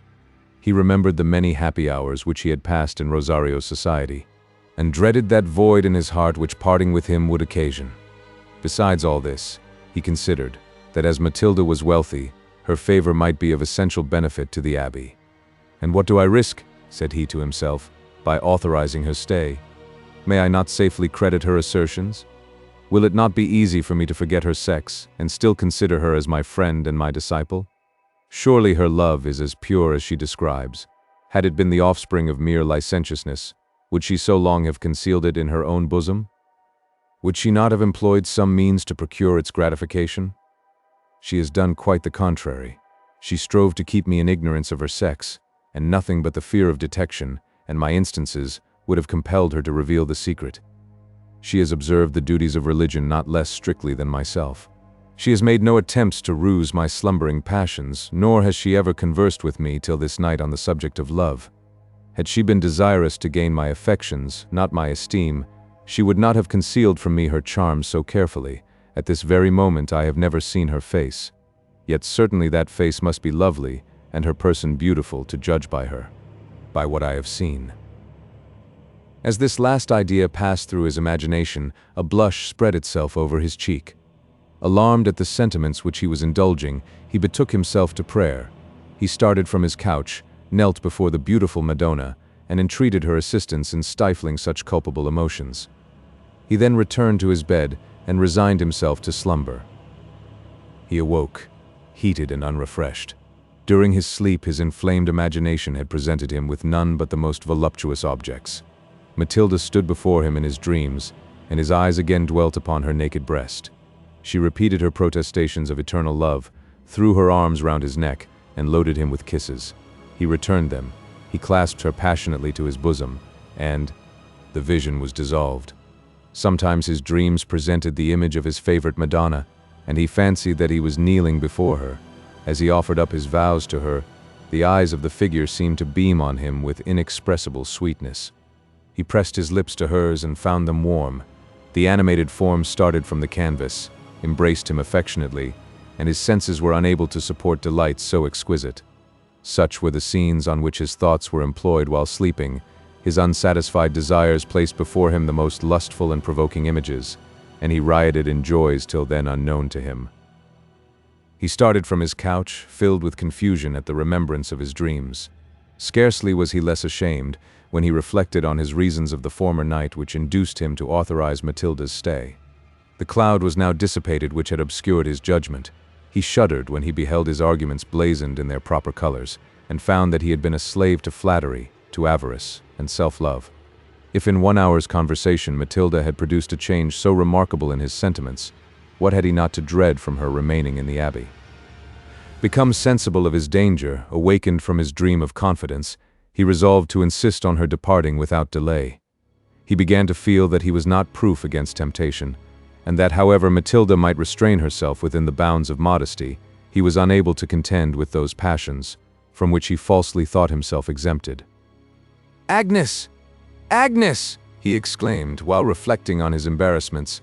"I already feel thy curse." He quitted his cell, determined upon dismissing the feigned Rosario. He appeared at matins, but his thoughts were absent, and he paid them but little attention. His heart and brain were both of them filled with worldly objects, and he prayed without devotion. The service over, he descended into the garden. He bent his steps towards the same spot where, on the preceding night, he had made this embarrassing discovery. He doubted not but that Matilda would seek him there. He was not deceived. She soon entered the hermitage, and approached the monk with a timid air. After a few minutes during which both were silent, she appeared as if on the point of speaking, but the abbot, who during this time had been summoning up all his resolution, hastily interrupted her. Though still unconscious how extensive was its influence, he dreaded the melodious seduction of her voice. "Seat yourself by my side, Matilda," said he, assuming a look of firmness, though carefully avoiding the least mixture of severity. "Listen to me patiently, and believe that in what I shall say I am not more influenced by my own interest than by yours. Believe that I feel for you the warmest friendship, the truest compassion, and that you cannot feel more grieved than I do when I declare to you that we must never meet again." "Ambrosio," she cried, in a voice at once expressive of surprise and sorrow. "Be calm, my friend. My Rosario. Still let me call you by that name so dear to me. Our separation is unavoidable. I blush to own how sensibly it affects me, but yet it must be so. I feel myself incapable of treating you with indifference, and that very conviction obliges me to insist upon your departure. Matilda, you must stay here no longer." "Oh, where shall I now seek for probity? Disgusted with a perfidious world, in what happy region does truth conceal herself? Father, I hoped that she resided here. I thought that your bosom had been her favorite shrine, and you too prove false? O God, and you too can betray me? Matilda." "Yes, father. Yes, 'tis with justice that I reproach you. Oh, where are your promises? My novitiate is not expired, and yet will you compel me to quit the monastery? Can you have the heart to drive me from you? And have I not received your solemn oath to the contrary? I will not compel you to quit the monastery. You have received my solemn oath to the contrary. But yet when I throw myself upon your generosity, when I declare to you the embarrassments in which your presence involves me, will you not release me from that oath? Reflect upon the danger of a discovery, upon the opprobrium in which such an event would plunge me. Reflect that my honor and reputation are at stake, and that my peace of mind depends on your compliance. As yet my heart is free. I shall separate from you with regret, but not with despair. Stay here, and a few weeks will sacrifice my happiness on the altar of your charms. You are but too interesting, too amiable. I should love you, I should dote on you. My bosom would become the prey of desires which honor and my profession forbid me to gratify. If I resisted them, the impetuosity of my wishes unsatisfied would drive me to madness. If I yielded to the temptation, I should sacrifice to one moment of guilty pleasure my reputation in this world, my salvation in the next. To you then I fly for defense against myself. Preserve me from losing the reward of 30 years of sufferings. Preserve me from becoming the victim of remorse. Your heart has already felt the anguish of hopeless love. Oh, then if you really value me, spare mine that anguish. Give me back my promise. Fly from these walls. Go, and you bear with you my warmest prayers for your happiness, my friendship, my esteem and admiration. Stay, and you become to me the source of danger, of sufferings, of despair. Answer me, Matilda. What is your resolve?" She was silent. "Will you not speak, Matilda? Will you not name your choice?" "Cruel! Cruel!" she exclaimed, wringing her hands in agony. "You know too well that you offer me no choice. You know too well that I can have no will but yours. I was not then deceived. Matilda's generosity equals my expectations. Yes, I will prove the truth of my affection by submitting to a decree which cuts me to the very heart. Take back your promise. I will quit the monastery this very day. I have a relation, abbess of a convent in Estremadura. To her will I bend my steps and shut myself from the world forever. Yet tell me, Father, shall I bear your good wishes with me to my solitude? Will you sometimes abstract your attention from heavenly objects to bestow a thought upon me? Ah, Matilda, I fear that I shall think on you but too often for my repose. Then I have nothing more to wish for, save that we may meet in heaven. Farewell, my friend, my Ambrosio, and yet methinks I would fain bear with me some token of your regard. What shall I give you? Something, anything. One of those flowers will be sufficient. Here she pointed to a bush of roses, planted at the door of the grotto.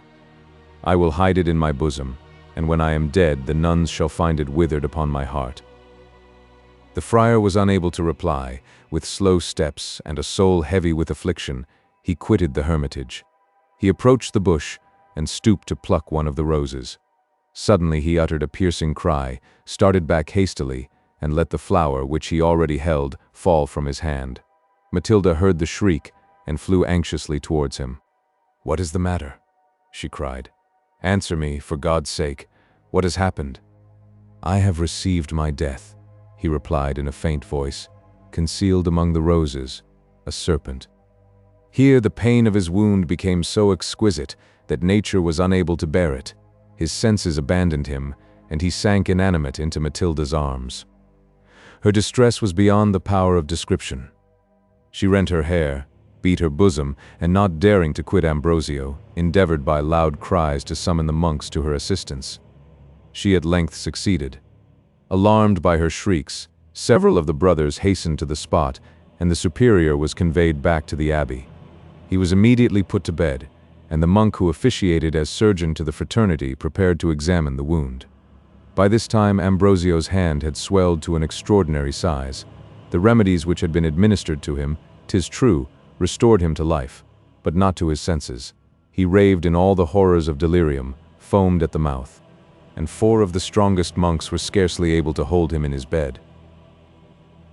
Father Pablos, such was the surgeon's name, hastened to examine the wounded hand.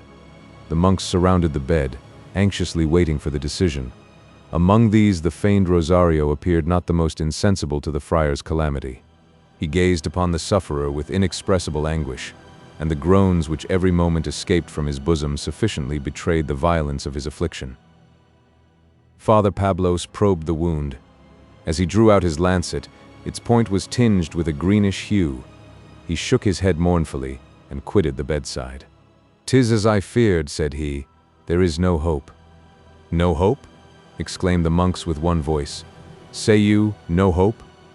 From the sudden effects, I suspected that the abbot was stung by a scientipodoro. The venom which you see upon my lancet confirms my idea. He cannot live 3 days.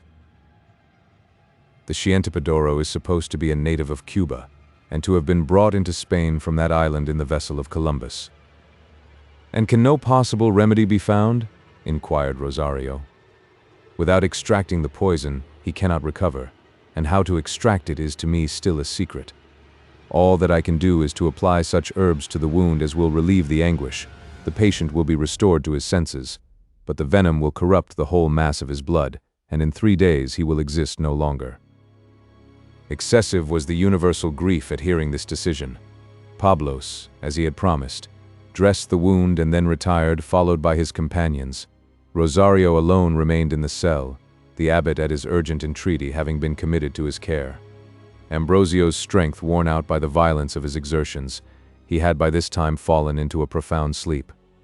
So totally was he overcome by weariness, that he scarcely gave any signs of life. He was still in this situation when the monks returned to inquire whether any change had taken place.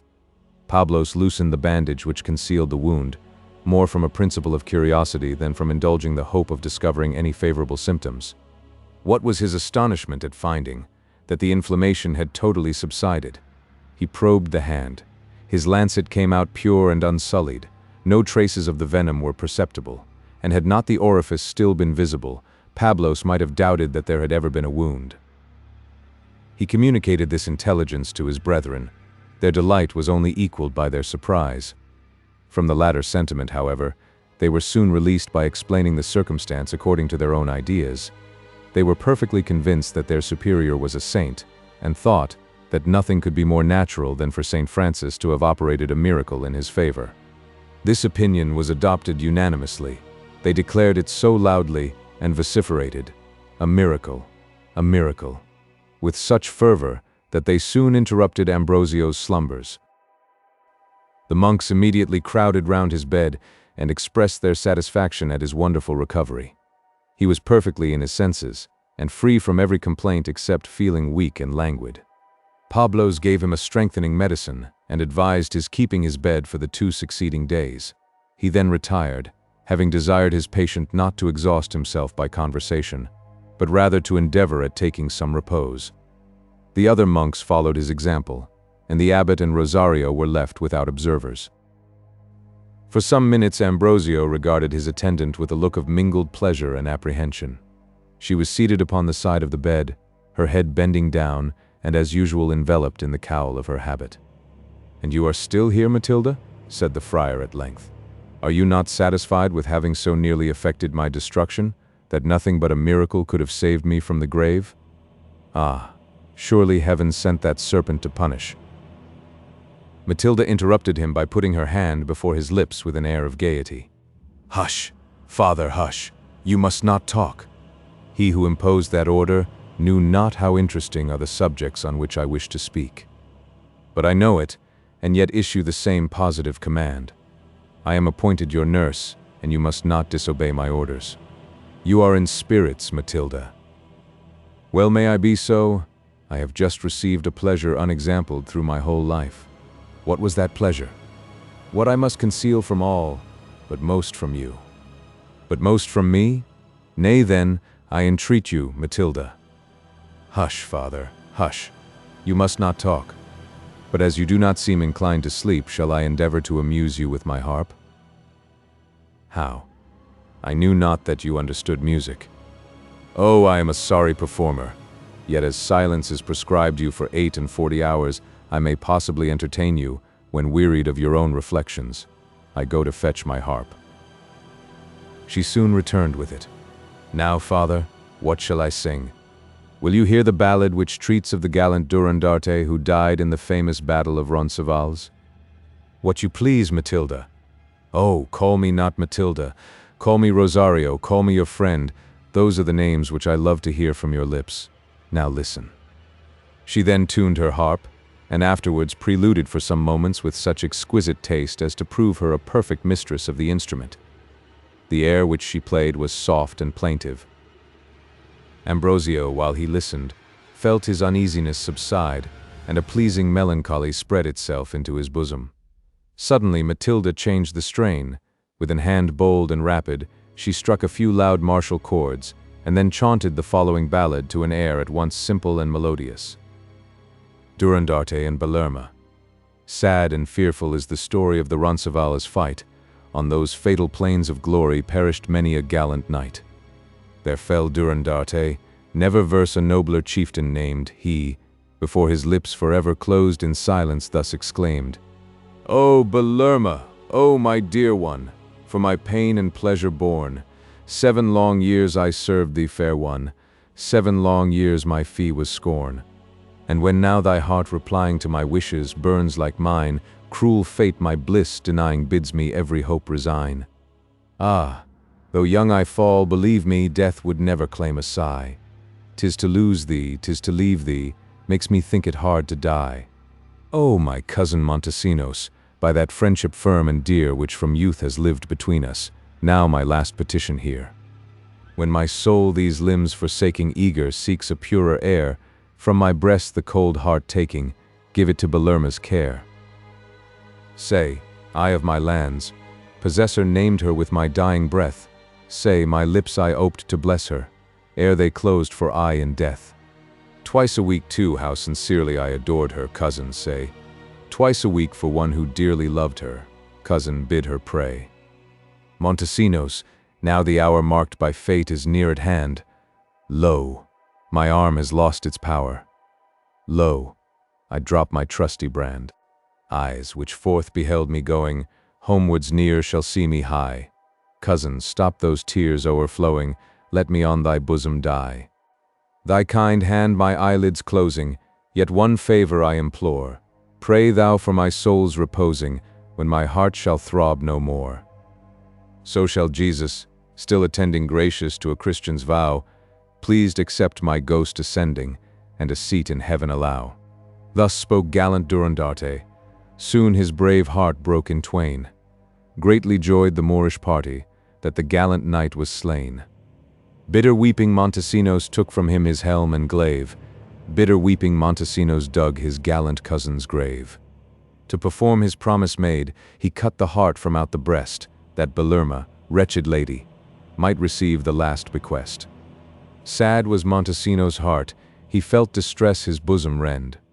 O my cousin Durandarte, woe is me to view thy end. Sweet in manners, fair in favor, mild in temper, fierce in fight, warrior, nobler, gentler, braver, never shall behold the light. Cousin, lo, my tears bedew thee, how shall I thy loss survive? Durandarte, he who slew thee, wherefore left he me alive? While she sung, Ambrosio listened with delight. Never had he heard a voice more harmonious, and he wondered how such heavenly sounds could be produced by any but angels. But though he indulged the sense of hearing, a single look convinced him that he must not trust to that of sight. The songstress sat at a little distance from his bed. The attitude in which she bent over her harp was easy and graceful. Her cowl had fallen backwarder than usual. 2 coral lips were visible, ripe, fresh, and melting, and a chin in whose dimples seemed to lurk 1,000 cupids. Her habit's long sleeve would have swept along the chords of the instrument. To prevent this inconvenience, she had drawn it above her elbow, and by this means an arm was discovered formed in the most perfect symmetry, the delicacy of whose skin might have contended with snow in whiteness. Ambrosio dared to look on her but once. That glance sufficed to convince him how dangerous was the presence of this seducing object. He closed his eyes, but strove in vain to banish her from his thoughts. There she still moved before him, adorned with all those charms which his heated imagination could supply. Every beauty which he had seen appeared embellished, and those still concealed fancy represented to him in glowing colors. Still, however, his vows and the necessity of keeping to them were present to his memory. He struggled with desire, and shuddered when he beheld how deep was the precipice before him. Matilda ceased to sing. Dreading the influence of her charms, Ambrosio remained with his eyes closed, and offered up his prayers to St. Francis to assist him in this dangerous trial. Matilda believed that he was sleeping. She rose from her seat, approached the bed softly, and for some minutes gazed upon him attentively. "He sleeps," said she at length in a low voice, but whose accents the abbot distinguished perfectly. "Now then I may gaze upon him without offense. I may mix my breath with his. I may dote upon his features, and he cannot suspect me of impurity and deceit. He fears my seducing him to the violation of his vows. Oh, the unjust! Were it my wish to excite desire, should I conceal my features from him so carefully? Those features of which I daily hear him." She stopped, and was lost in her reflections. "It was but yesterday," she continued, "but a few short hours have passed since I was dear to him. He esteemed me, and my heart was satisfied. Now, oh, now how cruelly is my situation changed. He looks on me with suspicion. He bids me leave him forever. Oh, you, my saint, my idol, you, holding the next place to God in my breast. Yet 2 days, and my heart will be unveiled to you. Could you know my feelings when I beheld your agony? Could you know how much your sufferings have endeared you to me? But the time will come when you will be convinced that my passion is pure and disinterested. Then you will pity me, and feel the whole weight of these sorrows." As she said this, her voice was choked by weeping. While she bent over Ambrosio, a tear fell upon his cheek. "Ah, I have disturbed him," cried Matilda, and retreated hastily. Her alarm was ungrounded. None sleep so profoundly as those who are determined not to wake. The friar was in this predicament. He still seemed buried in a repose, which every succeeding minute rendered him less capable of enjoying. The burning tear had communicated its warmth to his heart. "What affection! What purity!" said he internally. "Ah, since my bosom is thus sensible of pity, what would it be if agitated by love?" Matilda again quitted her seat and retired to some distance from the bed. Ambrosio ventured to open his eyes and to cast them upon her fearfully. Her face was turned from him. She rested her head in a melancholy posture upon her harp and gazed on the picture which hung opposite to the bed. Happy, happy image! Thus did she address the beautiful Madonna. "'Tis to you that he offers his prayers. 'Tis on you that he gazes with admiration. I thought you would have lightened my sorrows. You have only served to increase their weight. You have made me feel that had I known him ere his vows were pronounced, Ambrosio and happiness might have been mine. With what pleasure he views this picture. With what fervor he addresses his prayers to the insensible image. Ah, may not his sentiments be inspired by some kind and secret genius, friend to my affection? May it not be man's natural instinct which informs him? Be silent, idle hopes. Let me not encourage an idea which takes from the brilliance of Ambrosio's virtue. 'Tis religion, not beauty, which attracts his admiration.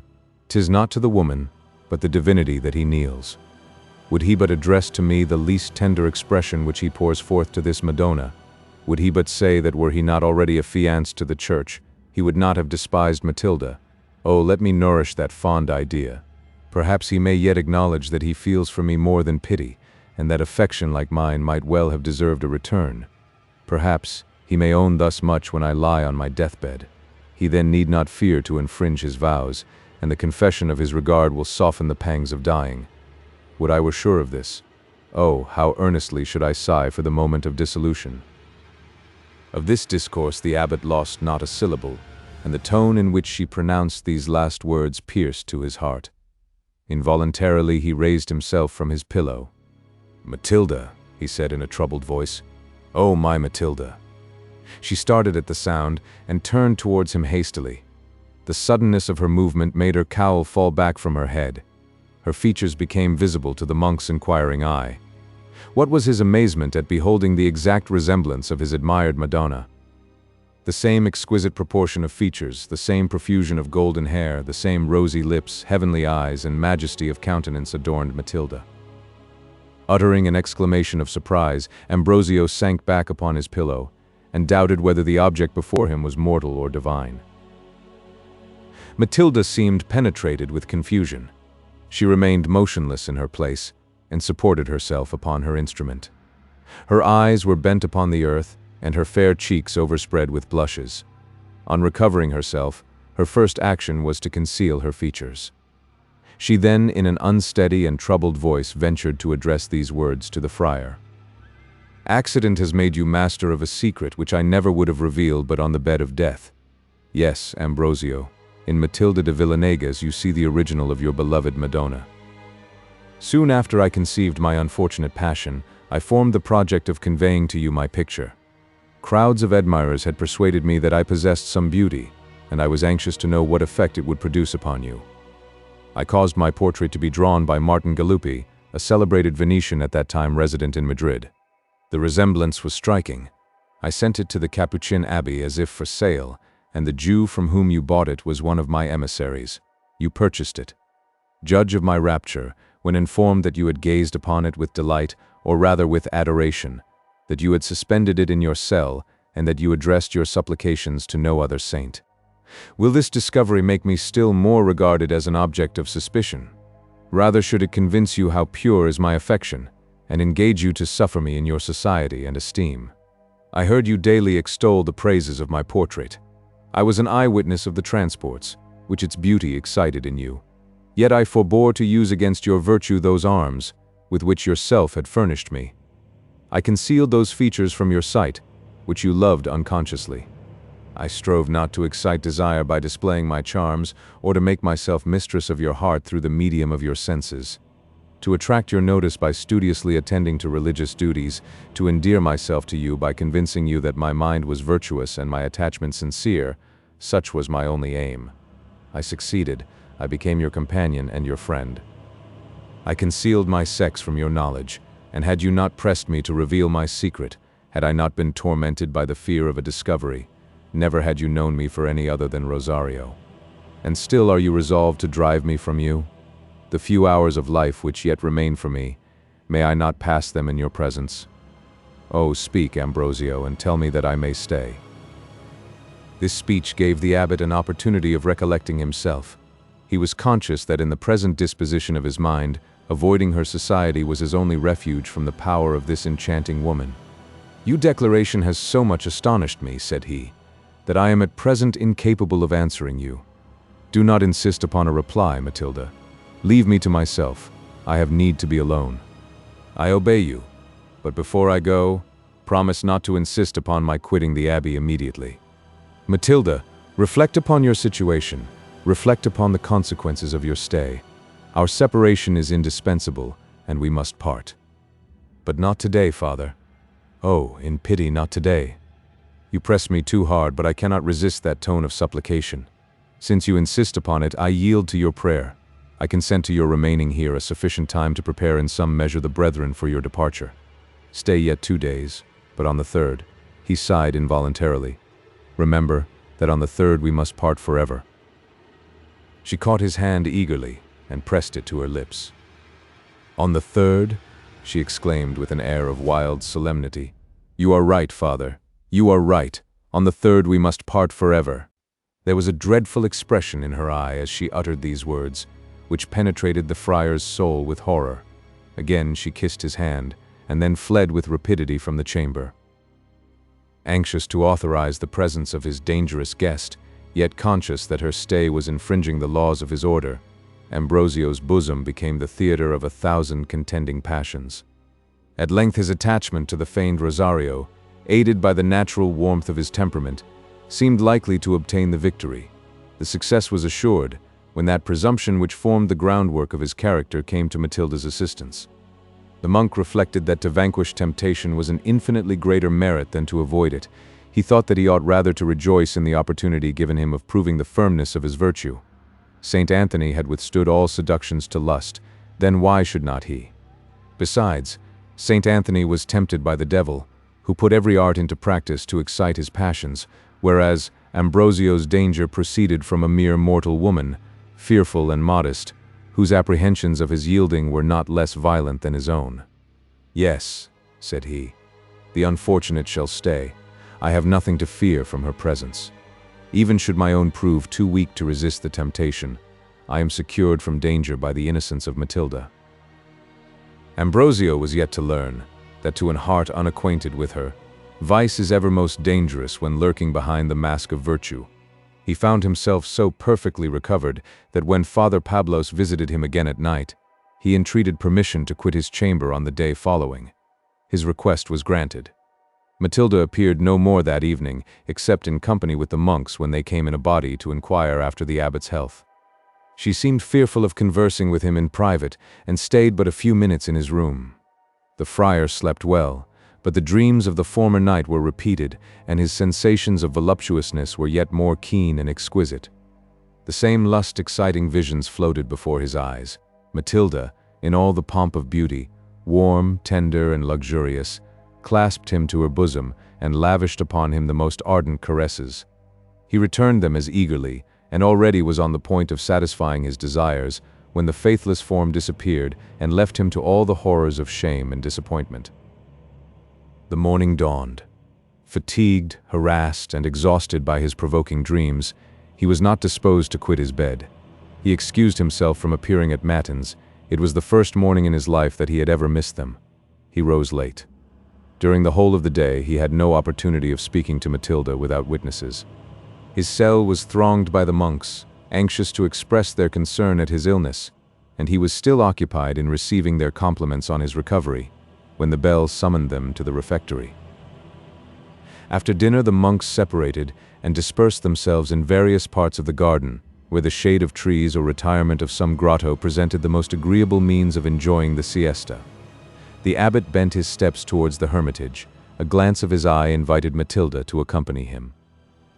She obeyed, and followed him thither in silence. They entered the grotto and seated themselves. Both seemed unwilling to begin the conversation, and to labor under the influence of mutual embarrassment. At length the abbot spoke, He conversed only on indifferent topics, and Matilda answered him in the same tone. She seemed anxious to make him forget that the person who sat by him was any other than Rosario. Neither of them dared, or indeed wished to make an allusion, to the subject which was most at the hearts of both. Matilda's efforts to appear gay were evidently forced. Her spirits were oppressed by the weight of anxiety, and when she spoke her voice was low and feeble. She seemed desirous of finishing a conversation which embarrassed her, and complaining that she was unwell, she requested Ambrosio's permission to return to the abbey. He accompanied her to the door of her cell, and when arrived there, he stopped her to declare his consent to her continuing the partner of his solitude so long as should be agreeable to herself. She discovered no marks of pleasure at receiving this intelligence, though on the preceding day she had been so anxious to obtain the permission. "Alas, father," she said, waving her head mournfully, "your kindness comes too late. My doom is fixed. We must separate forever. Yet believe that I am grateful for your generosity, for your compassion of an unfortunate who is but too little deserving of it." She put her handkerchief to her eyes. Her cowl was only half drawn over her face. Ambrosio observed that she was pale, and her eyes sunk and heavy. "Good God," he cried, "you are very ill, Matilda. I shall send Father Pablos to you instantly." "No, do not. I am ill, 'tis true, but he cannot cure my malady. Farewell, Father. Remember me in your prayers tomorrow, while I shall remember you in heaven." She entered her cell and closed the door. The abbot dispatched to her the physician without losing a moment, and waited his report impatiently. But Father Pablos soon returned, and declared that his errand had been fruitless. Rosario refused to admit him, and had positively rejected his offers of assistance. The uneasiness which this account gave Ambrosio was not trifling, yet he determined that Matilda should have her own way for that night, but that if her situation did not mend by the morning, he would insist upon her taking the advice of Father Pablos. He did not find himself inclined to sleep. He opened his casement, and gazed upon the moonbeams as they played upon the small stream whose waters bathed the walls of the monastery. The coolness of the night breeze and tranquility of the hour inspired the friar's mind with sadness. He thought upon Matilda's beauty and affection, upon the pleasures which he might have shared with her had he not been restrained by monastic fetters. He reflected that unsustained by hope her love for him could not long exist, that doubtless she would succeed in extinguishing her passion and seek for happiness in the arms of one more fortunate. He shuddered at the void which her absence would leave in his bosom. He looked with disgust on the monotony of a convent, and breathed a sigh towards that world from which he was forever separated. Such were the reflections which a loud knocking at his door interrupted. The bell of the church had already struck 2. The abbot hastened to inquire the cause of this disturbance. He opened the door of his cell, and a lay brother entered, whose looks declared his hurry and confusion. "Hasten, Reverend Father," said he, hasten to the young Rosario. "He earnestly requests to see you. He lies at the point of death." "Gracious God! Where is Father Pablos? Why is he not with him? Oh, I fear. Father Pablos has seen him, but his art can do nothing. He says that he suspects the youth to be poisoned." "Poisoned? Oh, the unfortunate. It is then as I suspected. But let me not lose a moment. Perhaps it may yet be time to save her," he said, and flew towards the cell of the novice. Several monks were already in the chamber. Father Pablos was one of them, and held a medicine in his hand which he was endeavoring to persuade Rosario to swallow. The others were employed in admiring the patient's divine countenance, which they now saw for the first time. She looked lovelier than ever. She was no longer pale or languid. A bright glow had spread itself over her cheeks. Her eyes sparkled with a serene delight, and her countenance was expressive of confidence and resignation. "Oh, torment me no more," was she saying to Pablos, when the terrified abbot rushed hastily into the cell. "My disease is far beyond the reach of your skill, and I wish not to be cured of it." Then perceiving Ambrosio, "Ah, 'tis he," she cried. "I see him once again, before we part forever. Leave me, my brethren. Much have I to tell this holy man in private." The monks retired immediately, and Matilda and the abbot remained together. "What have you done, imprudent woman?" exclaimed the latter, as soon as they were left alone. "Tell me, are my suspicions just? Am I indeed to lose you?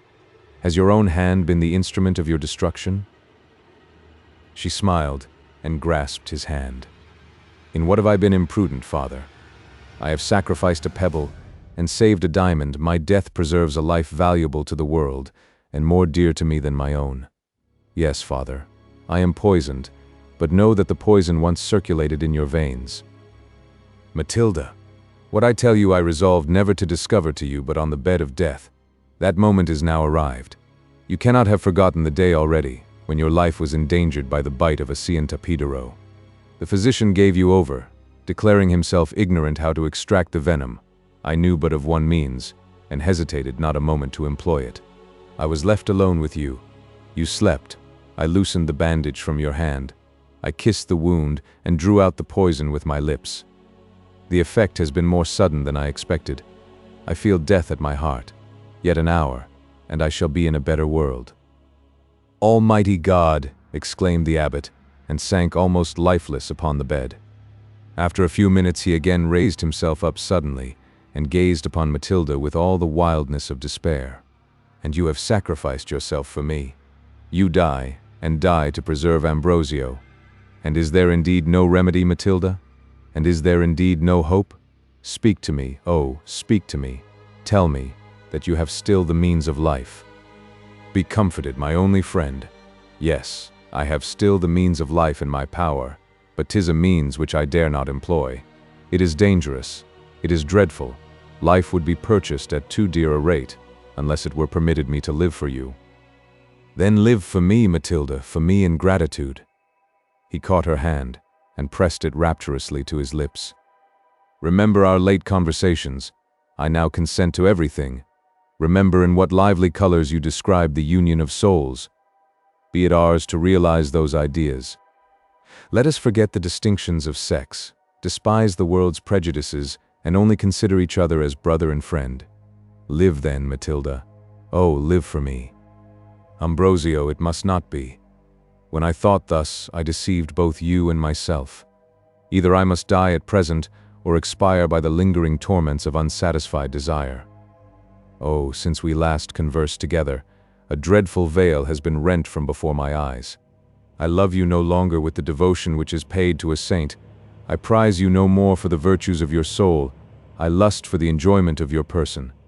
The woman reigns in my bosom, and I am become a prey to the wildest of passions. Away with friendship. 'Tis a cold, unfeeling word. My bosom burns with love, with unutterable love, and love must be its return. Tremble then, Ambrosio, tremble to succeed in your prayers. If I live, your truth, your reputation, your reward of a life passed in sufferings, all that you value is irretrievably lost. I shall no longer be able to combat my passions, shall seize every opportunity to excite your desires, and labor to effect your dishonor and my own. No, no, Ambrosio, I must not live. I am convinced with every moment that I have but one alternative. I feel with every heartthrob that I must enjoy you or die. Amazement. Matilda, can it be you who speak to me? He made a movement as if to quit his seat. She uttered a loud shriek, and raising herself half out of the bed, threw her arms round the friar to detain him. Oh, do not leave me. Listen to my errors with compassion. In a few hours I shall be no more, yet a little, and I am free from this disgraceful passion. Wretched woman, what can I say to you? I cannot. I must not. But live, Matilda. Oh, live. You do not reflect on what you ask. What? Live to plunge myself in infamy? To become the agent of hell? To work the destruction both of you and of myself? Feel this heart, Father. She took his hand, confused, embarrassed, and fascinated. He withdrew it not, and felt her heart throb under it. Feel this heart, Father. It is yet the seat of honor, truth, and chastity. If it beats tomorrow, it must fall a prey to the blackest crimes. Oh, let me then die today. Let me die, while I yet deserve the tears of the virtuous. Thus will expire. She reclined her head upon his shoulder. Her golden hair poured itself over his chest. Folded in your arms, I shall sink to sleep. Your hand shall close my eyes forever, and your lips receive my dying breath. And will you not sometimes think of me? Will you not sometimes shed a tear upon my tomb? Oh, yes, yes, yes. That kiss is my assurance. The hour was night. All was silence around. The faint beams of a solitary lamp darted upon Matilda's figure and shed through the chamber a dim, mysterious light. No prying eye or curious ear was near the lovers. Nothing was heard but Matilda's melodious accents. Ambrosio was in the full vigor of manhood. He saw before him a young and beautiful woman, the preserver of his life, the adorer of his person, and whom affection for him had reduced to the brink of the grave. He sat upon her bed. His hand rested upon her bosom. Her head reclined voluptuously upon his breast. Who then can wonder if he yielded to the temptation? Drunk with desire, he pressed his lips to those which sought them. His kisses vied with Matilda's in warmth and passion. He clasped her rapturously in his arms. He forgot his vows, his sanctity, and his fame. He remembered nothing but the pleasure and opportunity. Ambrosio! Oh, my Ambrosio! Sighed Matilda. Thine, ever thine, murmured the friar, and sank upon her bosom. Chapter 3. These are the villains whom all the travelers do fear so much. Some of them are gentlemen such as the fury of ungoverned youth thrust from the company of awful men. 2 gentlemen of Verona. The Marquis and Lorenzo proceeded to the hotel in silence. The former employed himself in calling every circumstance to his mind, which related might give Lorenzo's the most favorable idea of his connection with Agnes. The latter, justly alarmed for the honor of his family, felt embarrassed by the presence of the Marquis. The adventure which he had just witnessed forbade his treating him as a friend, and Antonia's interests being entrusted to his mediation, he saw the impolicy of treating him as a foe. He concluded from these reflections that profound silence would be the wisest plan, and waited with impatience for Don Raymond's explanation. They arrived at the Hotel de las Cisternas. The Marquis immediately conducted him to his apartment, and began to express his satisfaction at finding him at Madrid. Lorenzo interrupted him. "Excuse me, my lord," said he with a distant air, "if I reply somewhat coldly to your expressions of regard. A sister's honor is involved in this affair. Till that is established, and the purport of your correspondence with Agnes cleared up, I cannot consider you as my friend. I am anxious to hear the meaning of your conduct, and hope that you will not delay the promised explanation. First, give me your word that you will listen with patience and indulgence. I love my sister too well to judge her harshly. Until this moment I possessed no friend so dear to me as yourself. I will also confess that your having it in your power to oblige me in a business which I have much at heart makes me very anxious to find you still deserving my esteem. Lorenzo, you transport me. No greater pleasure can be given me than an opportunity of serving the brother of Agnes. Convince me that I can accept your favors without dishonor, and there is no man in the world to whom I am more willing to be obliged. Probably you have already heard your sister mention the name of Alfonso d'Alvarado. Never. Though I feel for Agnes an affection truly fraternal, circumstances have prevented us from being much together. While yet a child, she was consigned to the care of her aunt, who had married a German nobleman. At his castle she remained till 2 years since, when she returned to Spain, determined upon secluding herself from the world. Good God, Lorenzo, you knew of her intention and yet strove not to make her change it? Marquis, you wrong me. The intelligence which I received at Naples shocked me extremely, and I hastened my return to Madrid for the express purpose of preventing the sacrifice. The moment that I arrived, I flew to the convent of St. Clare, in which Agnes had chosen to perform her novitiate. I requested to see my sister. Conceive my surprise when she sent me a refusal. She declared positively that, apprehending my influence over her mind, she would not trust herself in my society till the day before that on which she was to receive the veil. I supplicated the nuns. I insisted upon seeing Agnes, and hesitated not to avow my suspicions that her being kept from me was against her own inclinations. To free herself from the imputation of violence, the prioress brought me a few lines written in my sister's well-known hand, repeating the message already delivered. All future attempts to obtain a moment's conversation with her were as fruitless as the first.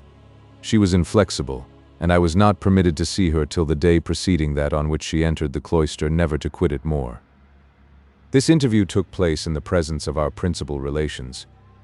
It was for the first time since her childhood that I saw her, and the scene was most affecting. She threw herself upon my bosom, kissed me, and wept bitterly. By every possible argument, by tears, by prayers, by kneeling, I strove to make her abandon her intention. I represented to her all the hardships of a religious life. I painted to her imagination all the pleasures which she was going to quit, and besought her to disclose to me what occasioned her disgust to the world. At this last question she turned pale, and her tears flowed yet faster. She entreated me not to press her on that subject, that it sufficed me to know that her resolution was taken, and that a convent was the only place where she could now hope for tranquility. She persevered in her design and made her profession. I visited her frequently at the grate, and every moment that I passed with her made me feel more affliction at her loss. I was shortly after obliged to quit Madrid. I returned but yesterday evening, and since then have not had time to call at St. Clare's convent. Then, till I mentioned it, you never heard the name of Alfonso d'Alvarado. Pardon me, my aunt wrote me word that an adventurer so-called had found means to get introduced into the castle of Lindenberg, that he had insinuated himself into my sister's good graces, and that she had even consented to elope with him. However, before the plan could be executed, the cavalier discovered that the estates which he believed Agnes to possess in Hispaniola in reality belonged to me. This intelligence made him change his intention. He disappeared on the day that the elopement was to have taken place, and Agnes, in despair at his perfidy and meanness, had resolved upon seclusion in a convent. She added that as this adventurer had given himself out to be a friend of mine, she wished to know whether I had any knowledge of him. I replied in the negative. I had then very little idea that Alfonso d'Alvarado and the Marquis de las Cisternas were one and the same person. The description given me of the first by no means tallied with what I knew of the latter. In this I easily recognized Donna Rodolfo's perfidious character.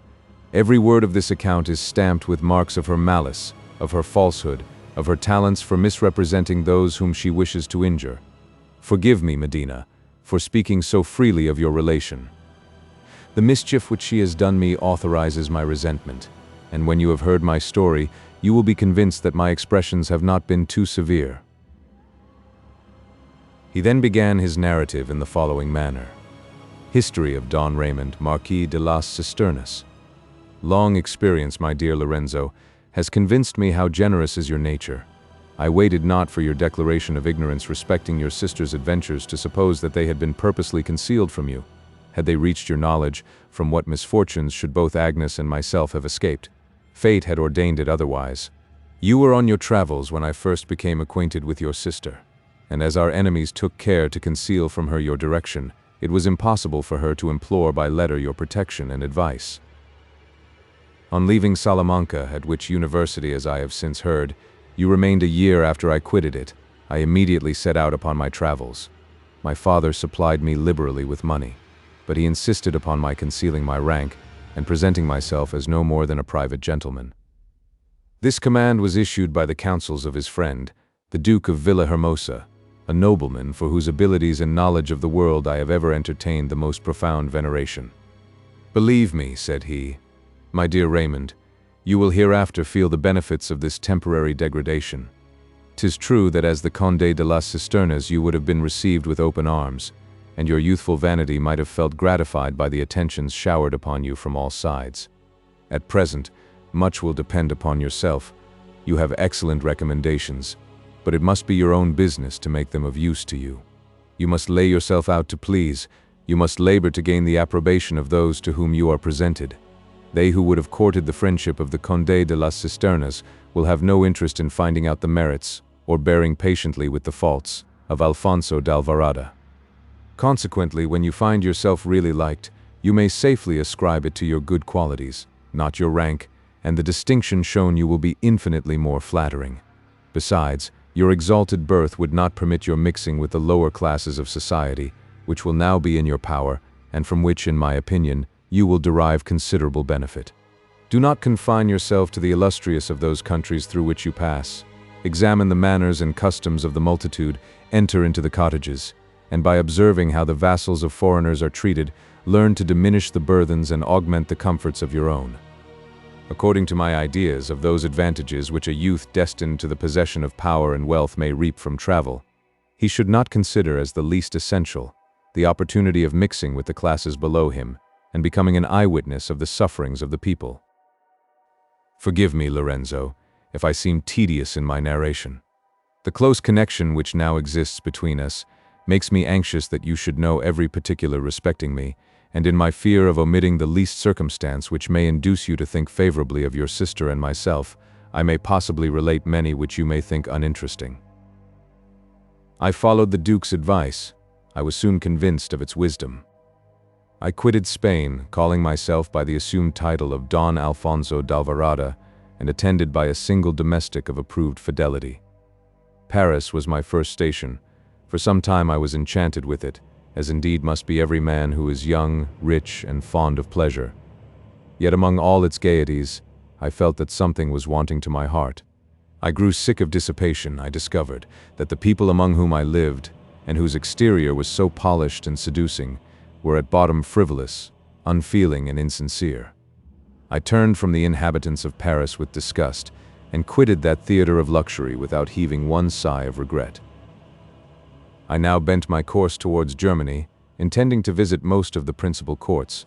Prior to this expedition, I meant to make some little stay at Strasbourg. On quitting my chaise at Luneville to take some refreshment, I observed a splendid equipage, attended by 4 domestics in rich liveries, waiting at the door of the Silver Lion. Soon after, as I looked out of the window, I saw a lady of noble presence, followed by 2 female attendants, step into the carriage, which drove off immediately. I inquired of the host who the lady was that had just departed. A German baroness, monsieur, of great rank and fortune. She has been upon a visit to the Duchess of Longueville, as her servants informed me. She is going to Strasbourg, where she will find her husband, and then both return to their castle in Germany. I resumed my journey, intending to reach Strasbourg that night. My hopes, however, were frustrated by the breaking down of my chaise. The accident happened in the middle of a thick forest, and I was not a little embarrassed as to the means of proceeding. It was the depth of winter. The night was already closing round us, and Strasbourg, which was the nearest town, was still distant from us several leagues. It seemed to me that my only alternative to passing the night in the forest was to take my servant's horse and ride on to Strasbourg, an undertaking at that season very far from agreeable. However, seeing no other resource, I was obliged to make up my mind to it. Accordingly, I communicated my design to the postilion, telling him that I would send people to assist him as soon as I reached Strasbourg. I had not much confidence in his honesty, but Stefano being well armed and the driver to all appearance considerably advanced in years, I believed I ran no danger of losing my baggage. Luckily, as I then thought, an opportunity presented itself of passing the night more agreeably than I expected. On mentioning my design of proceeding by myself to Strasbourg, the postilion shook his head in disapprobation. "It is a long way," said he. "You will find it a difficult matter to arrive there without a guide. Besides, monsieur seems unaccustomed to the season's severity, and 'tis possible that unable to sustain the excessive cold." "What use is there to present me with all these objections?" said I, impatiently interrupting him. "I have no other resource. I run still greater risk of perishing with cold by passing the night in the forest." "Passing the night in the forest?" he replied. "Oh, by Saint Denis, we are not in quite so bad a plight as that comes to yet. If I am not mistaken, we are scarcely 5 minutes' walk from the cottage of my old friend, Baptiste. He is a woodcutter, and a very honest fellow. I doubt not but he will shelter you for the night with pleasure. In the meantime, I can take the saddle horse, ride to Strasbourg, and be back with proper people to mend your carriage by break of day." "And in the name of God," said I, "how could you leave me so long in suspense? Why did you not tell me of this cottage sooner? What excessive stupidity! I thought that perhaps monsieur would not deign to accept." "Absurd! Come, come, say no more, but conduct us without delay to the woodman's cottage." He obeyed, and we moved onwards. The horses contrived with some difficulty to drag the shattered vehicle after us. My servant was become almost speechless, and I began to feel the effects of the cold myself before we reached the wished-for cottage. It was a small but neat building. As we drew near it, I rejoiced at observing through the window the blaze of a comfortable fire. Our conductor knocked at the door. It was some time before anyone answered. The people within seemed in doubt whether we should be admitted. "Come, come, friend Baptiste," cried the driver with impatience. "What are you about? Are you asleep? Or will you refuse a night's lodging to a gentleman whose chaise has just broken down in the forest?" "Ah, is it you, honest Claude?" replied a man's voice from within. "Wait a moment, and the door shall be opened." Soon after the bolts were drawn back. The door was unclosed, and a man presented himself to us with a lamp in his hand. He gave the guide an hearty reception, and then addressed himself to me. "Walk in, monsieur, walk in and welcome. Excuse me for not admitting you at first, but there are so many rogues about this place that, saving your presence, I suspected you to be one." Thus saying, he ushered me into the room, where I had observed the fire.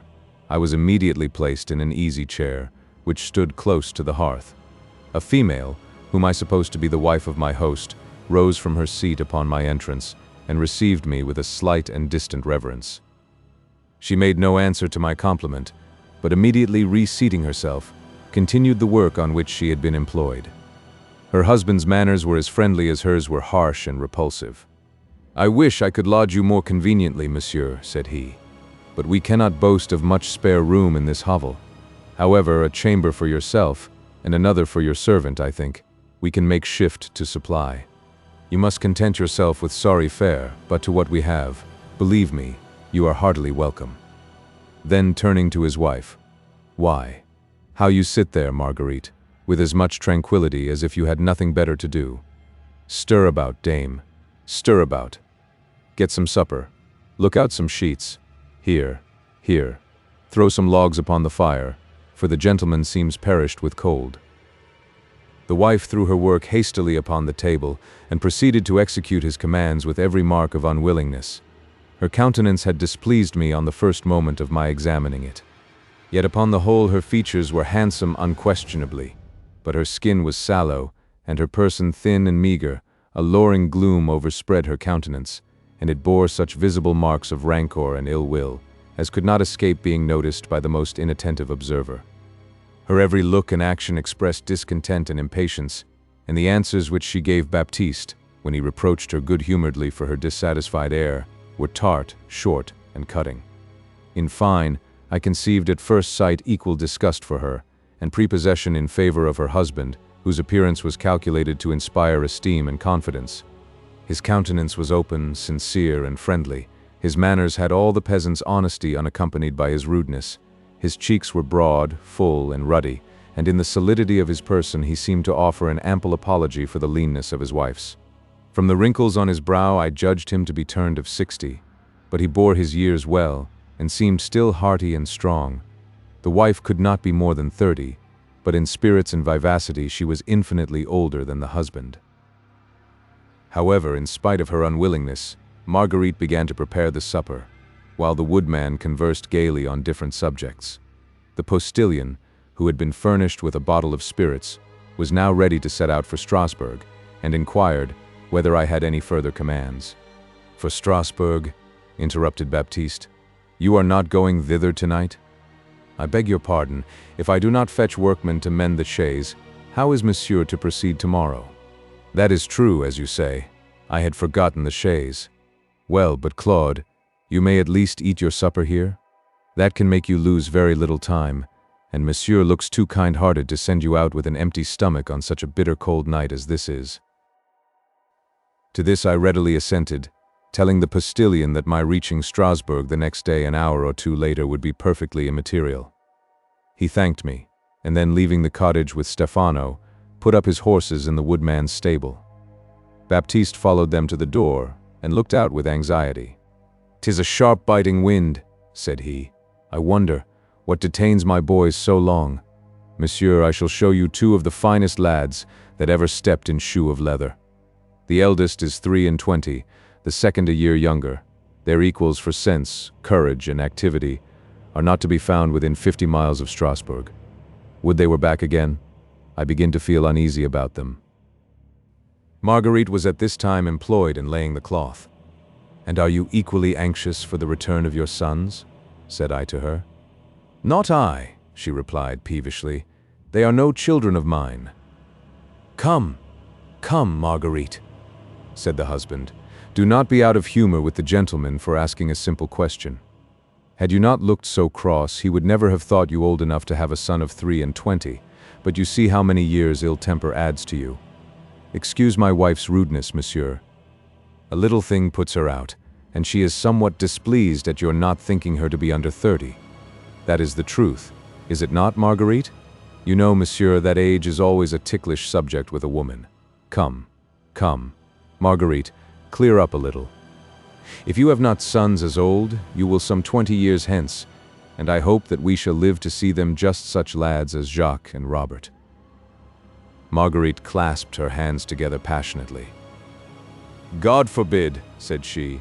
God forbid. If I thought it, I would strangle them with my own hands. She quitted the room hastily and went upstairs. I could not help expressing to the woodman how much I pitied him for being chained for life to a partner of such ill humor. Ah, Lord, monsieur, every one has his share of grievances, and Marguerite has fallen to mine. Besides, after all, she is only cross and not malicious. The worst is that her affection for 2 children by a former husband makes her play the stepmother with my 2 sons. She cannot bear the sight of them, and by her good will they would never set a foot within my door. But on this point I always stand firm, and never will consent to abandon the poor lads to the world's mercy, as she has often solicited me to do. In everything else I let her have her own way, and truly she manages a family rarely, that I must say for her. We were conversing in this manner when our discourse was interrupted by a loud halloo which rang through the forest. My sons, I hope, exclaimed the woodman, and ran to open the door. The halloo was repeated. We now distinguished the trampling of horses, and soon after a carriage, attended by several cavaliers, stopped at the cottage door. One of the horsemen inquired how far they were still from Strasbourg. As he addressed himself to me, I answered in the number of miles which Claude had told me, upon which a volley of curses was vented against the drivers for having lost their way. The persons in the coach were now informed of the distance of Strasbourg, and also that the horses were so fatigued as to be incapable of proceeding further. A lady, who appeared to be the principal, expressed much chagrin at this intelligence, but as there was no remedy, one of the attendants asked the woodman whether he could furnish them with lodging for the night.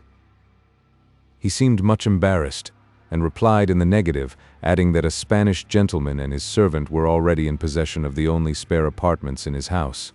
On hearing this, the gallantry of my nation would not permit me to retain those accommodations, of which a female was in want. I instantly signified to the woodman that I transferred my right to the lady. He made some objections, but I overruled them, and hastening to the carriage, opened the door and assisted the lady to descend. I immediately recognized her for the same person whom I had seen at the inn at Luneville. I took an opportunity of asking one of her attendants, what was her name? The Baroness Lindenberg, was the answer. I could not but remark how different a reception our host had given these newcomers and myself. His reluctance to admit them was visibly expressed on his countenance, and he prevailed on himself with difficulty to tell the lady that she was welcome. I conducted her into the house, and placed her in the armed chair, which I had just quitted. She thanked me very graciously, and made 1,000 apologies for putting me to an inconvenience. Suddenly the woodman's countenance cleared up. At last I have arranged it, said he, interrupting her excuses. I can lodge you and your suite, madam, and you will not be under the necessity of making this gentleman suffer for his politeness. We have 2 spare chambers, one for the lady, the other, monsieur, for you. My wife shall give up hers to the 2 waiting women. As for the men servants, they must content themselves with passing the night in a large barn, which stands at a few yards' distance from the house. There they shall have a blazing fire, and as good a supper as we can make shift to give them. After several expressions of gratitude on the lady's part, and opposition on mine to Marguerite's giving up her bed, this arrangement was agreed to. As the room was small, the Baroness immediately dismissed her male domestics. Baptiste was on the point of conducting them to the barn which he had mentioned when 2 young men appeared at the door of the cottage. Hell and furies, exclaimed the first, starting back. Robert, the house is filled with strangers. Ha! There are my sons, cried our host. Why, Jacques? Robert, whither are you running, boys? There is room enough still for you. Upon this assurance, the youths returned. The father presented them to the Baroness and myself, after which he withdrew with our domestics, while at the request of the two waiting women, Marguerite conducted them to the room designed for their mistress. The two newcomers were tall, stout, well-made young men, hard-featured and very much sunburnt. They paid their compliments to us in few words, and acknowledged Claude, who now entered the room, as an old acquaintance. They then threw aside their cloaks in which they were wrapped up, took off a leathern belt to which a large cutlass was suspended, and each drawing a brace of pistols from his girdle laid them upon a shelf. "You travel well armed," said I. "True, monsieur," replied Robert. "We left Strasbourg late this evening, and 'tis necessary to take precautions at passing through this forest after dark. It does not bear a good repute, I promise you." "How?" said the Baroness. "Are there robbers hereabout?" "So it is said, madame. For my own part, I have traveled through the wood at all hours and never met with one of them." Here Marguerite returned. Her stepsons drew her to the other end of the room and whispered her for some minutes. By the looks which they cast towards us at intervals, I conjectured them to be inquiring our business in the cottage. In the meanwhile, the Baroness expressed her apprehensions that her husband would be suffering much anxiety upon her account. She had intended to send on one of her servants to inform the Baron of her delay, but the account which the young men gave of the forest rendered this plan impracticable. Claude relieved her from her embarrassment. He informed her that he was under the necessity of reaching Strasbourg that night, and that would she trust him with a letter, she might depend upon its being safely delivered. "And how comes it," said I, "that you are under no apprehension of meeting these robbers?" "Alas, monsieur, a poor man with a large family must not lose certain profit because 'tis attended with a little danger, and perhaps my lord the Baron may give me a trifle for my pains. Besides, I have nothing to lose except my life, and that will not be worth the robbers' taking." I thought his arguments bad, and advised his waiting till the morning, but as the Baroness did not second me, I was obliged to give up the point. The Baroness Lindenberg, as I found afterwards, had long been accustomed to sacrifice the interests of others to her own, and her wish to send Claude to Strasbourg blinded her to the danger of the undertaking. Accordingly, it was resolved that he should set out without delay. The Baroness wrote her letter to her husband, and I sent a few lines to my banker, apprising him that I should not be at Strasbourg till the next day. Claude took our letters and left the cottage. The lady declared herself much fatigued by her journey. Besides having come from some distance, the drivers had contrived to lose their way in the forest. She now addressed herself to Marguerite, desiring to be shown to her chamber, and permitted to take half an hour's repose. One of the waiting women was immediately summoned. She appeared with a light, and the Baroness followed her upstairs. The cloth was spreading in the chamber where I was, and Marguerite soon gave me to understand that I was in her way. Her hints were too broad to be easily mistaken. I therefore desired one of the young men to conduct me to the chamber where I was to sleep, and where I could remain till supper was ready. "Which chamber is it, mother?" said Robert. "The one with green hangings," she replied. "I have just been at the trouble of getting it ready, and have put fresh sheets upon the bed. If the gentleman chooses to loll up and lounge upon it, he may make it again himself for me." "You are out of humor, mother, but that is no novelty. Have the goodness to follow me, monsieur." He opened the door and advanced towards a narrow staircase. "You have got no light," said Marguerite. "Is it your own neck or the gentleman's that you have a mind to break?" She crossed by me and put a candle into Robert's hand, having received which, he began to ascend the staircase. Jacques was employed in laying the cloth, and his back was turned towards me. Marguerite seized the moment when we were unobserved. She caught my hand and pressed it strongly. "Look at the sheets," said she as she passed me, and immediately resumed her former occupation. Startled by the abruptness of her action, I remained as if petrified. Robert's voice, desiring me to follow him, recalled me to myself. I ascended the staircase. My conductor ushered me into a chamber, where an excellent wood fire was blazing upon the hearth. He placed the light upon the table, inquired whether I had any further commands, and on my replying in the negative, he left me to myself. You may be certain that the moment when I found myself alone was that on which I complied with Marguerite's injunction. I took the candle, hastily approached the bed, and turned down the coverture. What was my astonishment, my horror, at finding the sheets crimsoned with blood. At that moment 1,000 confused ideas passed before my imagination. The robbers who infested the wood, Marguerite's exclamation respecting her children, the arms and appearance of the two young men, and the various anecdotes which I had heard related, respecting the secret correspondence which frequently exists between banditti and postilions. All these circumstances flashed upon my mind, and inspired me with doubt and apprehension. I ruminated on the most probable means of ascertaining the truth of my conjectures. Suddenly I was aware of someone below pacing hastily backwards and forwards. Everything now appeared to me an object of suspicion. With precaution I drew near the window, which, as the room had been long shut up, was left open in spite of the cold. I ventured to look out. The beams of the moon permitted me to distinguish a man whom I had no difficulty to recognize for my host. I watched his movements. He walked swiftly, then stopped, and seemed to listen. He stamped upon the ground and beat his stomach with his arms as if to guard himself from the inclemency of the season. At the least noise, if a voice was heard in the lower part of the house, if a bat flitted past him, or the wind rattled amidst the leafless boughs, he started and looked round with anxiety. "Plague take him," said he at length with impatience. "What can he be about?" He spoke in a low voice, but as he was just below my window, I had no difficulty to distinguish his words. I now heard the steps of one approaching. Baptiste went towards the sound.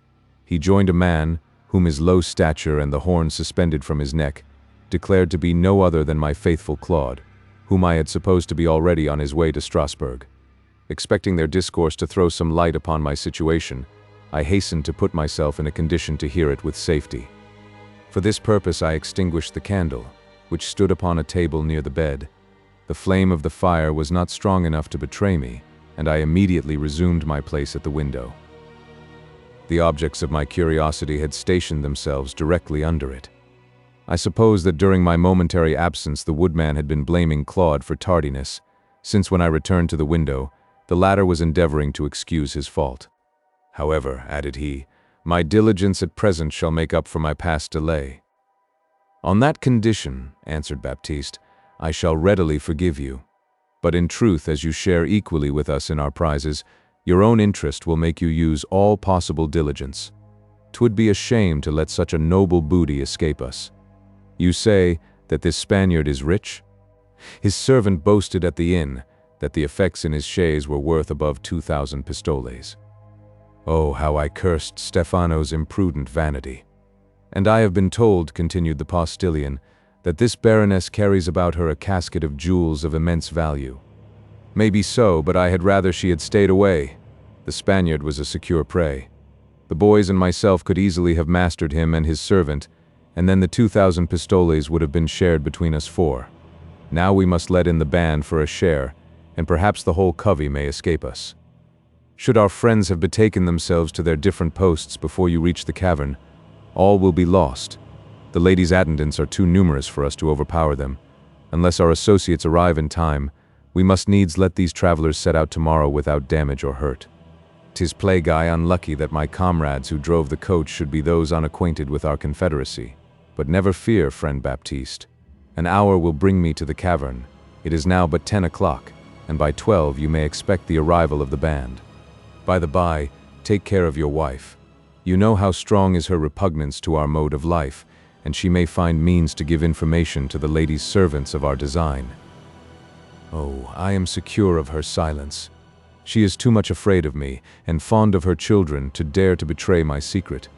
Besides, Jacques and Robert keep a strict eye over her, and she is not permitted to set a foot out of the cottage.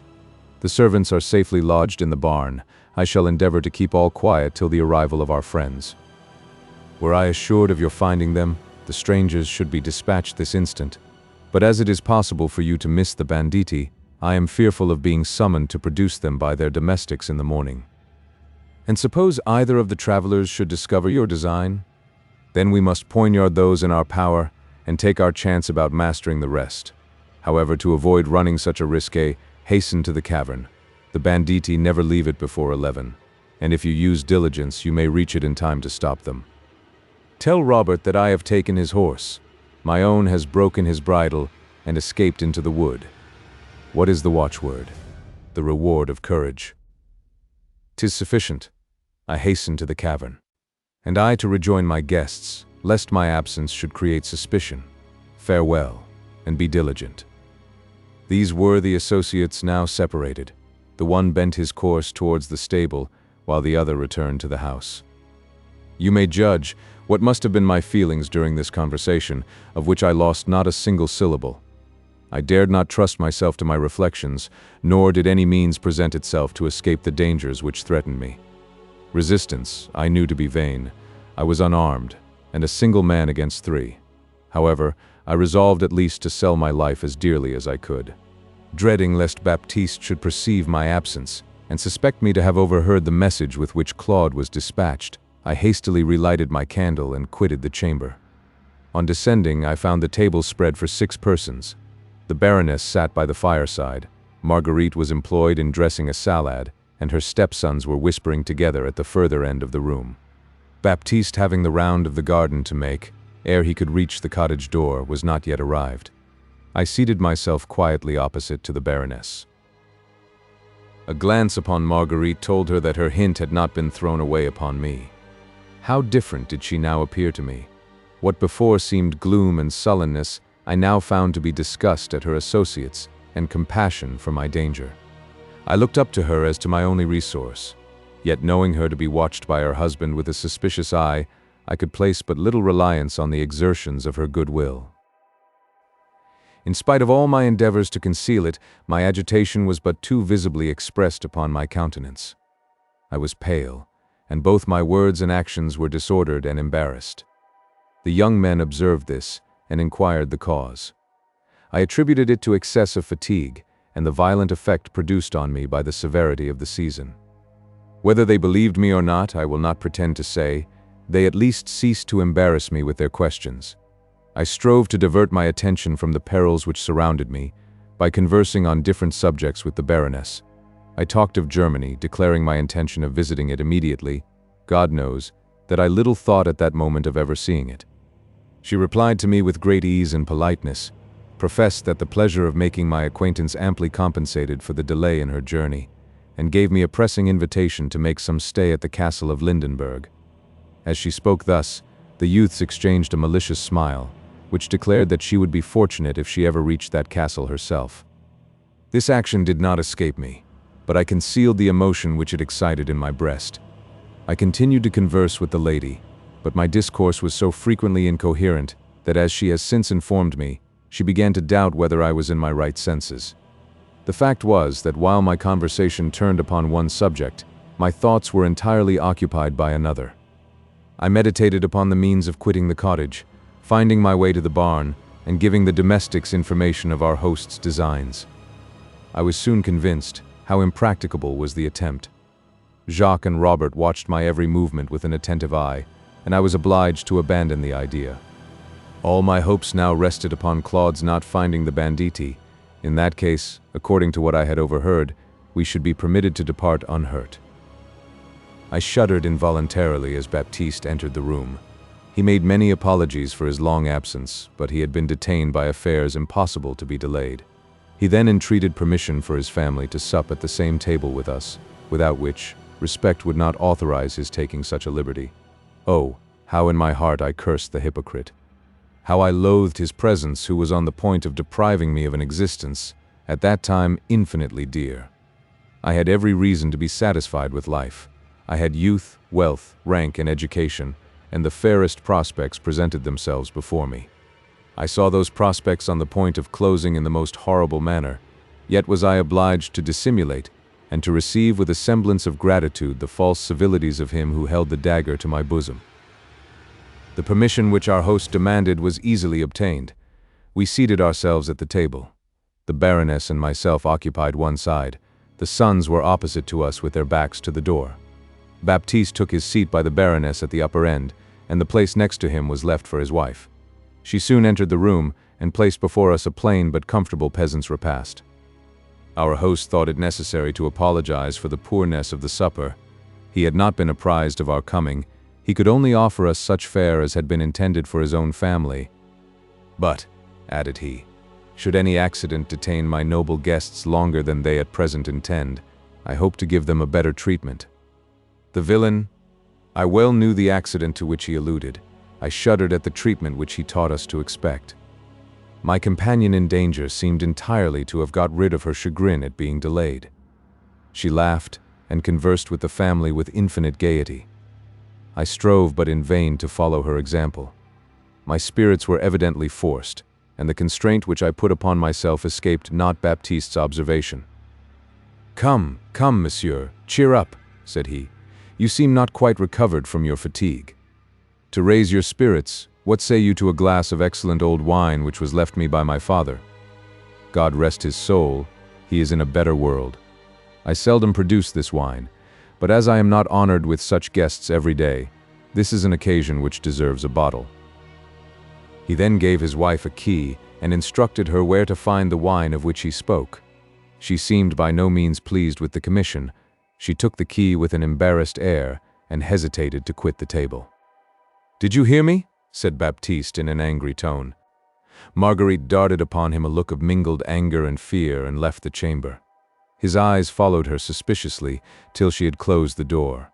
She soon returned with a bottle sealed with yellow wax. She placed it upon the table and gave the key back to her husband. I suspected that this liquor was not presented to us without design, and I watched Marguerite's movements with inquietude. She was employed in rinsing some small horn goblets. As she placed them before Baptiste, she saw that my eye was fixed upon her, and at the moment when she thought herself unobserved by the banditti, she motioned to me with her head not to taste the liquor.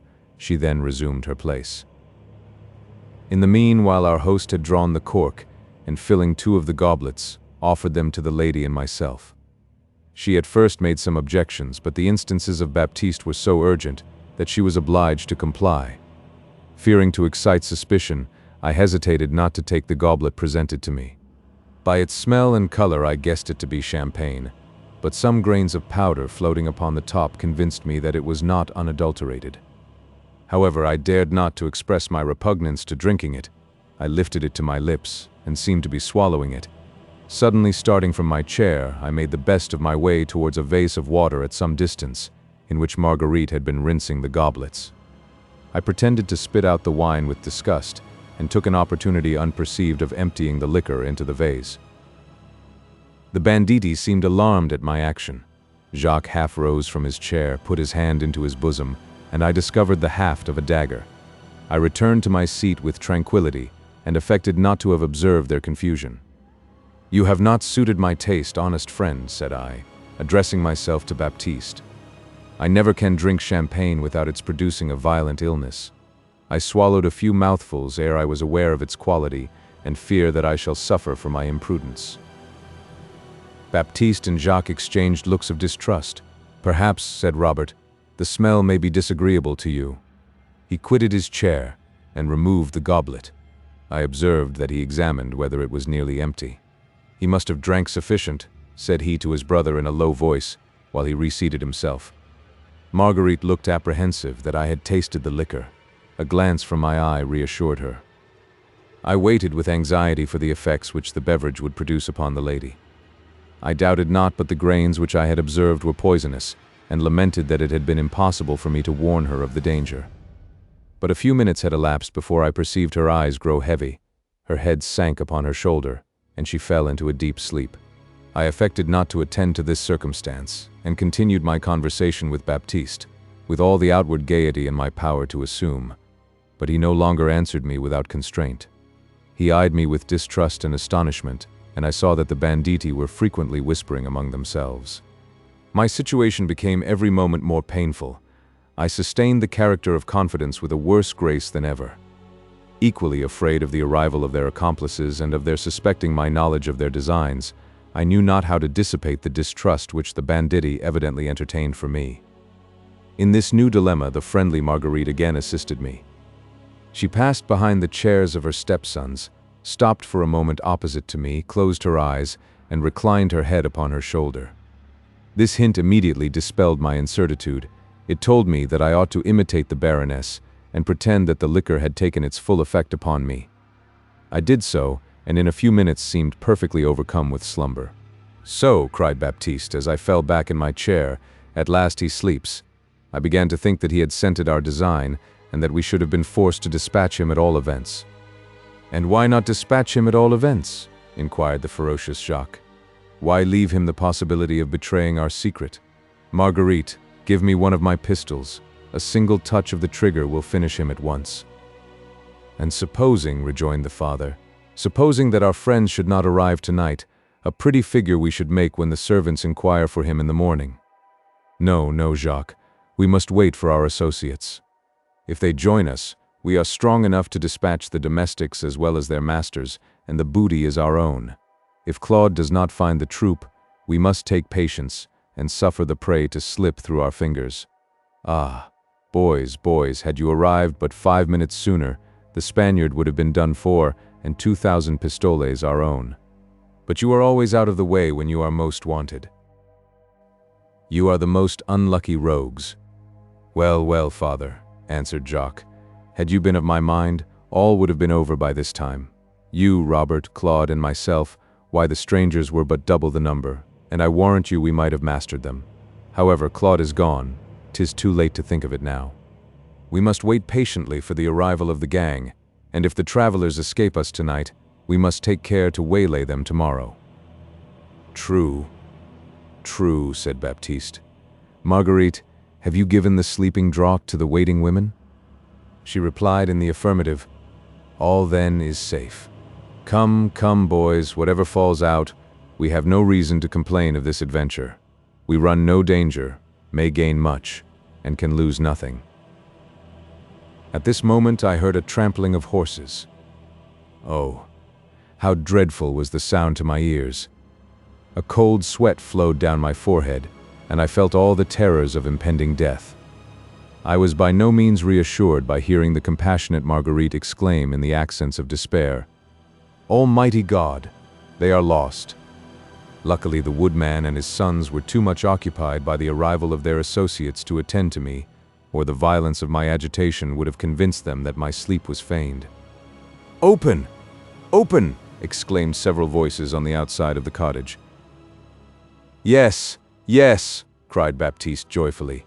"They are our friends sure enough. Now then our booty is certain. Away, lads, away.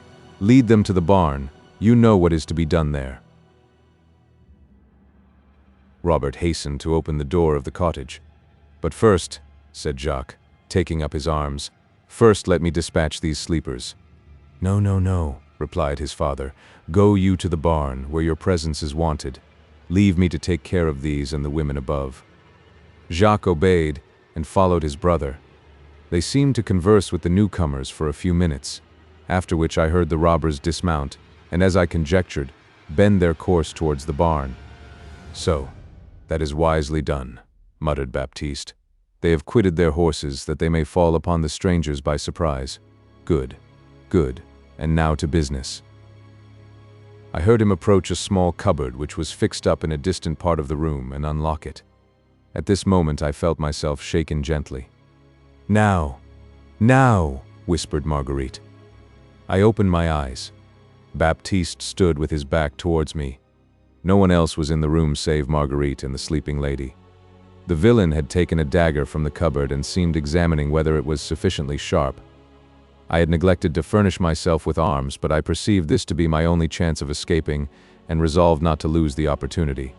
I sprang from my seat, darted suddenly upon Baptiste, and clasping my hands round his throat, pressed it so forcibly as to prevent his uttering a single cry.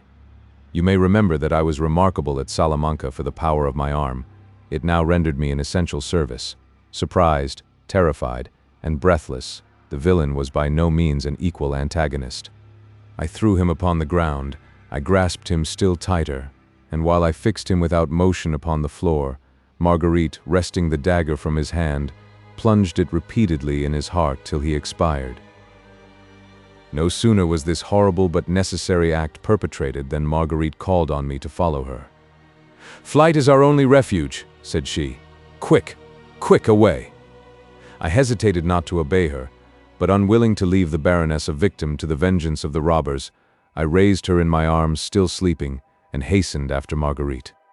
The horses of the banditti were fastened near the door. My conductress sprang upon one of them. I followed her example, placed the Baroness before me, and spurred on my horse. Our only hope was to reach Strasbourg, which was much nearer than the perfidious Claude had assured me. Marguerite was well acquainted with the road, and galloped on before me. We were obliged to pass by the barn where the robbers were slaughtering our domestics. The door was open. We distinguished the shrieks of the dying and imprecations of the murderers. What I felt at that moment language is unable to describe.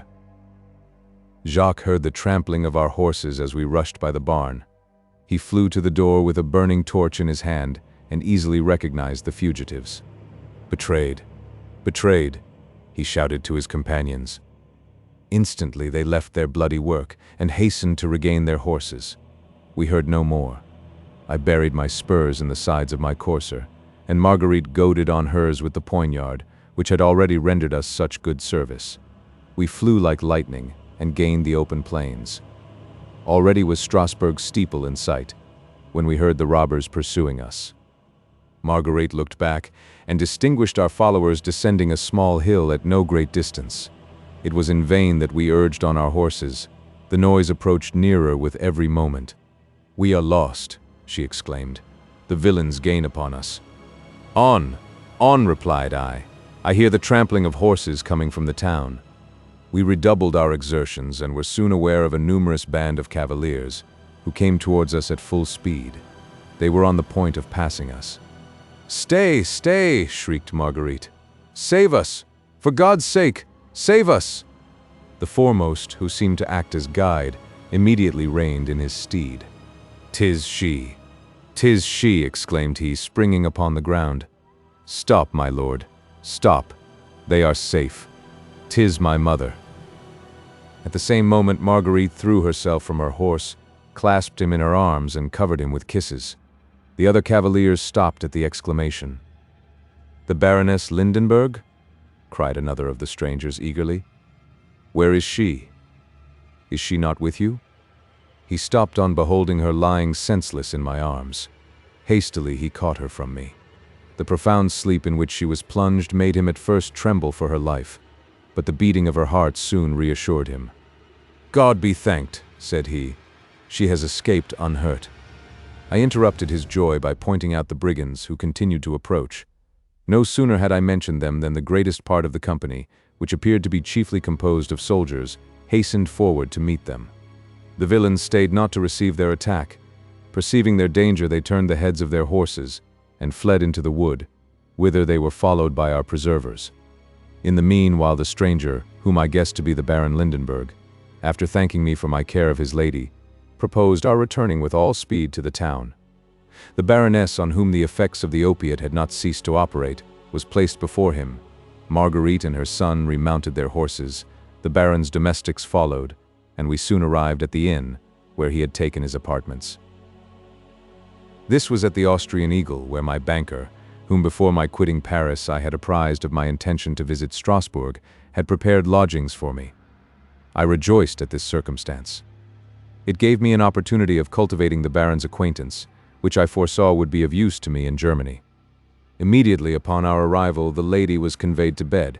A physician was sent for, who prescribed a medicine likely to counteract the effects of the sleepy potion, and after it had been poured down her throat, she was committed to the care of the hostess. The Baron then addressed himself to me, and entreated me to recount the particulars of this adventure. I complied with his request instantaneously, for in pain respecting Stefano's fate, whom I had been compelled to abandon to the cruelty of the banditti, I found it impossible for me to repose, till I had some news of him. I received but too soon the intelligence that my trusty servant had perished. The soldiers who had pursued the brigands returned while I was employed in relating my adventure to the Baron. By their account I found that the robbers had been overtaken. Guilt and true courage are incompatible. They had thrown themselves at the feet of their pursuers, had surrendered themselves without striking a blow, had discovered their secret retreat, made known their signals by which the rest of the gang might be seized, and in short had betrayed every mark of cowardice and baseness. By this means the whole of the band, consisting of near 60 persons, had been made prisoners, bound, and conducted to Strasbourg. Some of the soldiers hastened to the cottage, one of the banditti serving them as guide. Their first visit was to the fatal barn, where they were fortunate enough to find 2 of the Baron's servants still alive, though desperately wounded. The rest had expired beneath the swords of the robbers, and of these my unhappy Stefano was one. Alarmed at our escape, the robbers, in their haste to overtake us, had neglected to visit the cottage. In consequence, the soldiers found the two waiting women unhurt, and buried in the same death-like slumber which had overpowered their mistress. There was nobody else found in the cottage, except a child not above 4 years old, which the soldiers brought away with them. We were busying ourselves with conjectures respecting the birth of this little unfortunate, when Marguerite rushed into the room with the baby in her arms. She fell at the feet of the officer who was making us this report, and blessed him 1,000 times for the preservation of her child. When the first burst of maternal tenderness was over, I besought her to declare by what means she had been united to a man whose principles seemed so totally discordant with her own. She bent her eyes downwards, and wiped a few tears from her cheek. "Gentlemen," said she, after a silence of some minutes, "I would request a favor of you. You have a right to know on whom you confer an obligation. I will not therefore stifle a confession which covers me with shame, but permit me to comprise it in as few words as possible. I was born in Strasbourg of respectable parents. Their names I must at present conceal. My father still lives, and deserves not to be involved in my infamy. If you grant my request, you shall be informed of my family name. A villain made himself master of my affections, and to follow him I quitted my father's house. Yet though my passions overpowered my virtue, I sank not into that degeneracy of vice, but too commonly the lot of women who make the first false step. I loved my seducer, dearly loved him. I was true to his bed. This baby, and the youth who warned you, my Lord Baron, of your lady's danger, are the pledges of our affection. Even at this moment I lament his loss, though 'tis to him that I owe all the miseries of my existence. He was of noble birth, but he had squandered away his paternal inheritance. His relations considered him as a disgrace to their name, and utterly discarded him. His excesses drew upon him the indignation of the police. He was obliged to fly from Strasbourg, and saw no other resource from beggary than an union with the banditti who infested the neighboring forest, and whose troop was chiefly composed of young men of family in the same predicament with himself. I was determined not to forsake him. I followed him to the cavern of the brigands, and shared with him the misery inseparable from a life of pillage. But though I was aware that our existence was supported by plunder, I knew not all the horrible circumstances attached to my lover's profession. These he concealed from me with the utmost care. He was conscious that my sentiments were not sufficiently depraved to look without horror upon assassination. He supposed, and with justice, that I should fly with detestation from the embraces of a murderer. 8 years of possession had not abated his love for me, and he cautiously removed from my knowledge every circumstance, which might lead me to suspect the crimes in which he but too often participated. He succeeded perfectly. It was not till after my seducer's death that I discovered his hands to have been stained with the blood of innocence. One fatal night he was brought back to the cavern covered with wounds. He received them in attacking an English traveler, whom his companions immediately sacrificed to their resentment. He had only time to entreat my pardon for all the sorrows which he had caused me. He pressed my hand to his lips, and expired. My grief was inexpressible. As soon as its violence abated, I resolved to return to Strasbourg, to throw myself with my 2 children at my father's feet, and implore his forgiveness, though I little hoped to obtain it. What was my consternation when informed that no one entrusted with the secret of their retreat was ever permitted to quit the troop of the banditti, that I must give up all hopes of ever rejoining society, and consent instantly to accepting one of their band for my husband. My prayers and remonstrances were vain. They cast lots to decide to whose possession I should fall. I became the property of the infamous Baptiste, a robber, who had once been a monk, pronounced over us a burlesque rather than a religious ceremony. I and my children were delivered into the hands of my new husband, and he conveyed us immediately to his home. He assured me that he had long entertained for me the most ardent regard, but that friendship for my deceased lover had obliged him to stifle his desires. He endeavored to reconcile me to my fate, and for some time treated me with respect and gentleness. At length, finding that my aversion rather increased than diminished, he obtained those favors by violence, which I persisted to refuse him. No resource remained for me but to bear my sorrows with patience. I was conscious that I deserved them but too well. Flight was forbidden. My children were in the power of Baptiste, and he had sworn that if I attempted to escape, their lives should pay for it. I had had too many opportunities of witnessing the barbarity of his nature to doubt his fulfilling his oath to the very letter. Sad experience had convinced me of the horrors of my situation. My first lover had carefully concealed them from me. Baptiste rather rejoiced in opening my eyes to the cruelties of his profession, and strove to familiarize me with blood and slaughter. My nature was licentious and warm, but not cruel. My conduct had been imprudent, but my heart was not unprincipled. Judge then what I must have felt at being a continual witness of crimes the most horrible and revolting. Judge how I must have grieved at being united to a man who received the unsuspecting guest with an air of openness and hospitality, at the very moment that he meditated his destruction. Chagrin and discontent preyed upon my constitution. The few charms bestowed on me by nature withered away, and the dejection of my countenance denoted the sufferings of my heart. I was tempted 1,000 times to put an end to my existence, but the remembrance of my children held my hand. I trembled to leave my dear boys in my tyrant's power, and trembled yet more for their virtue than their lives. The second was still too young to benefit by my instructions. But in the heart of my eldest I labored unceasingly to plant those principles which might enable him to avoid the crimes of his parents. He listened to me with docility, or rather with eagerness. Even at his early age, he showed that he was not calculated for the society of villains, and the only comfort which I enjoyed among my sorrows was to witness the dawning virtues of my Theodore. Such was my situation when the perfidy of Don Alfonso's postilion conducted him to the cottage. His youth, air, and manners interested me most forcibly in his behalf. The absence of my husband's sons gave me an opportunity which I had long wished to find, and I resolved to risk everything to preserve the stranger. The vigilance of Baptiste prevented me from warning Don Alfonso of his danger. I knew that my betraying the secret would be immediately punished with death, and however embittered was my life by calamities, I wanted courage to sacrifice it for the sake of preserving that of another person. My only hope rested upon procuring succor from Strasbourg. At this I resolved to try, and should an opportunity offer of warning Don Alfonso of his danger unobserved, I was determined to seize it with avidity. By Baptiste's orders I went upstairs to make the stranger's bed. I spread upon it sheets in which a traveler had been murdered but a few nights before, and which still were stained with blood. I hoped that these marks would not escape the vigilance of our guest, and that he would collect from them the designs of my perfidious husband. Neither was this the only step which I took to preserve the stranger. Theodore was confined to his bed by illness. I stole into his room unobserved by my tyrant, communicated to him my project, and he entered into it with eagerness.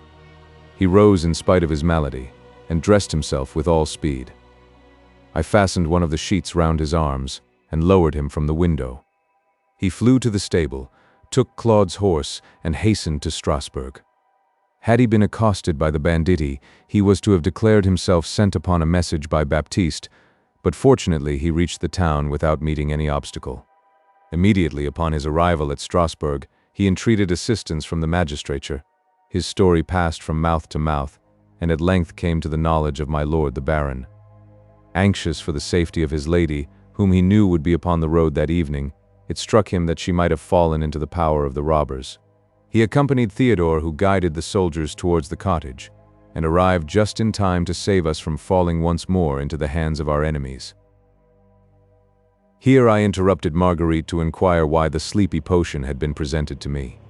She said that Baptiste supposed me to have arms about me and wished to incapacitate me from making resistance.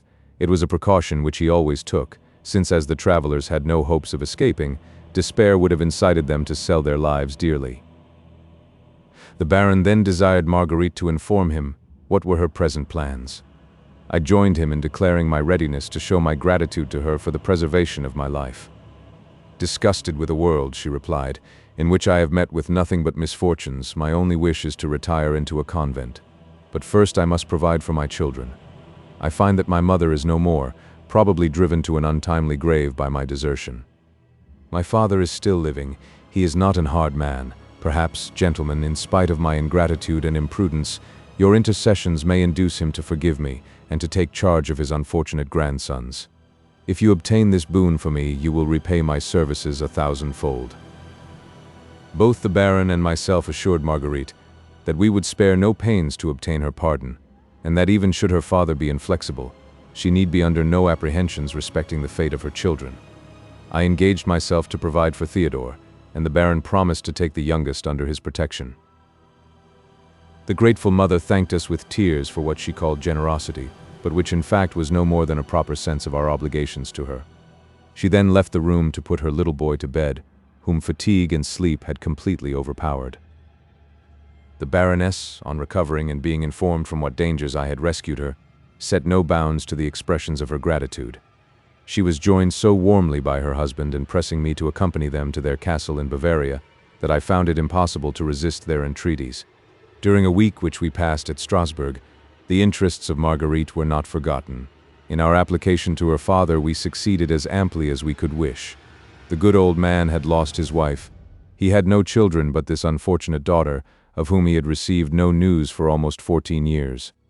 He was surrounded by distant relations who waited with impatience for his decease in order to get possession of his money. When therefore Marguerite appeared again so unexpectedly, he considered her as a gift from heaven. He received her and her children with open arms, and insisted upon their establishing themselves in his house without delay. The disappointed cousins were obliged to give place. The old man would not hear of his daughter's retiring into a convent. He said that she was too necessary to his happiness, and she was easily persuaded to relinquish her design. But no persuasions could induce Theodore to give up the plan which I had at first marked out for him. He had attached himself to me most sincerely during my stay at Strasbourg, and when I was on the point of leaving it, he besought me with tears to take him into my service. He set forth all his little talents in the most favorable colors, and tried to convince me that I should find him of infinite use to me upon the road. I was unwilling to charge myself with a lad but scarcely turned of 13, whom I knew could only be a burthen to me. However, I could not resist the entreaties of this affectionate youth, who in fact possessed 1,000 estimable qualities. With some difficulty he persuaded his relations to let him follow me, and that permission once obtained, he was dubbed with the title of my page. Having passed a week at Strasbourg, Theodore and myself set out for Bavaria in company with the Baron and his lady. These latter, as well as myself, had forced Marguerite to accept several presents of value, both for herself and her youngest son.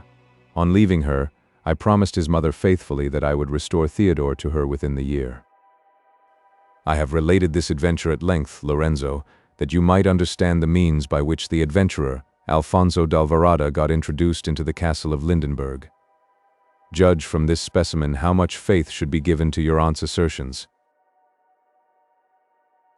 Chapter 4. Avaunt, and quit my sight. Let the earth hide thee. Thy bones are marrowless, thy blood is cold. Thou hast no speculation in those eyes which thou dost glare with. Hence, horrible shadow, unreal mockery hence. Macbeth. Continuation of the history of Don Raymond. My journey was uncommonly agreeable. I found the Baron a man of some sense, but little knowledge of the world. He had passed a great part of his life without stirring beyond the precincts of his own domains, and consequently his manners were far from being the most polished, but he was hearty, good-humored, and friendly. His attention to me was all that I could wish, and I had every reason to be satisfied with his behavior. His ruling passion was hunting, which he had brought himself to consider as a serious occupation, and when talking over some remarkable chase, he treated the subject with as much gravity as it had been a battle on which the fate of 2 kingdoms was depending. I happened to be a tolerable sportsman. Soon after my arrival at Lindenberg, I gave some proofs of my dexterity. The Baron immediately marked me down for a man of genius, and vowed to me an eternal friendship. That friendship was become to me by no means indifferent. At the castle of Lindenberg I beheld for the first time your sister, the lovely Agnes. For me, whose heart was unoccupied, and who grieved at the void, to see her and to love her were the same.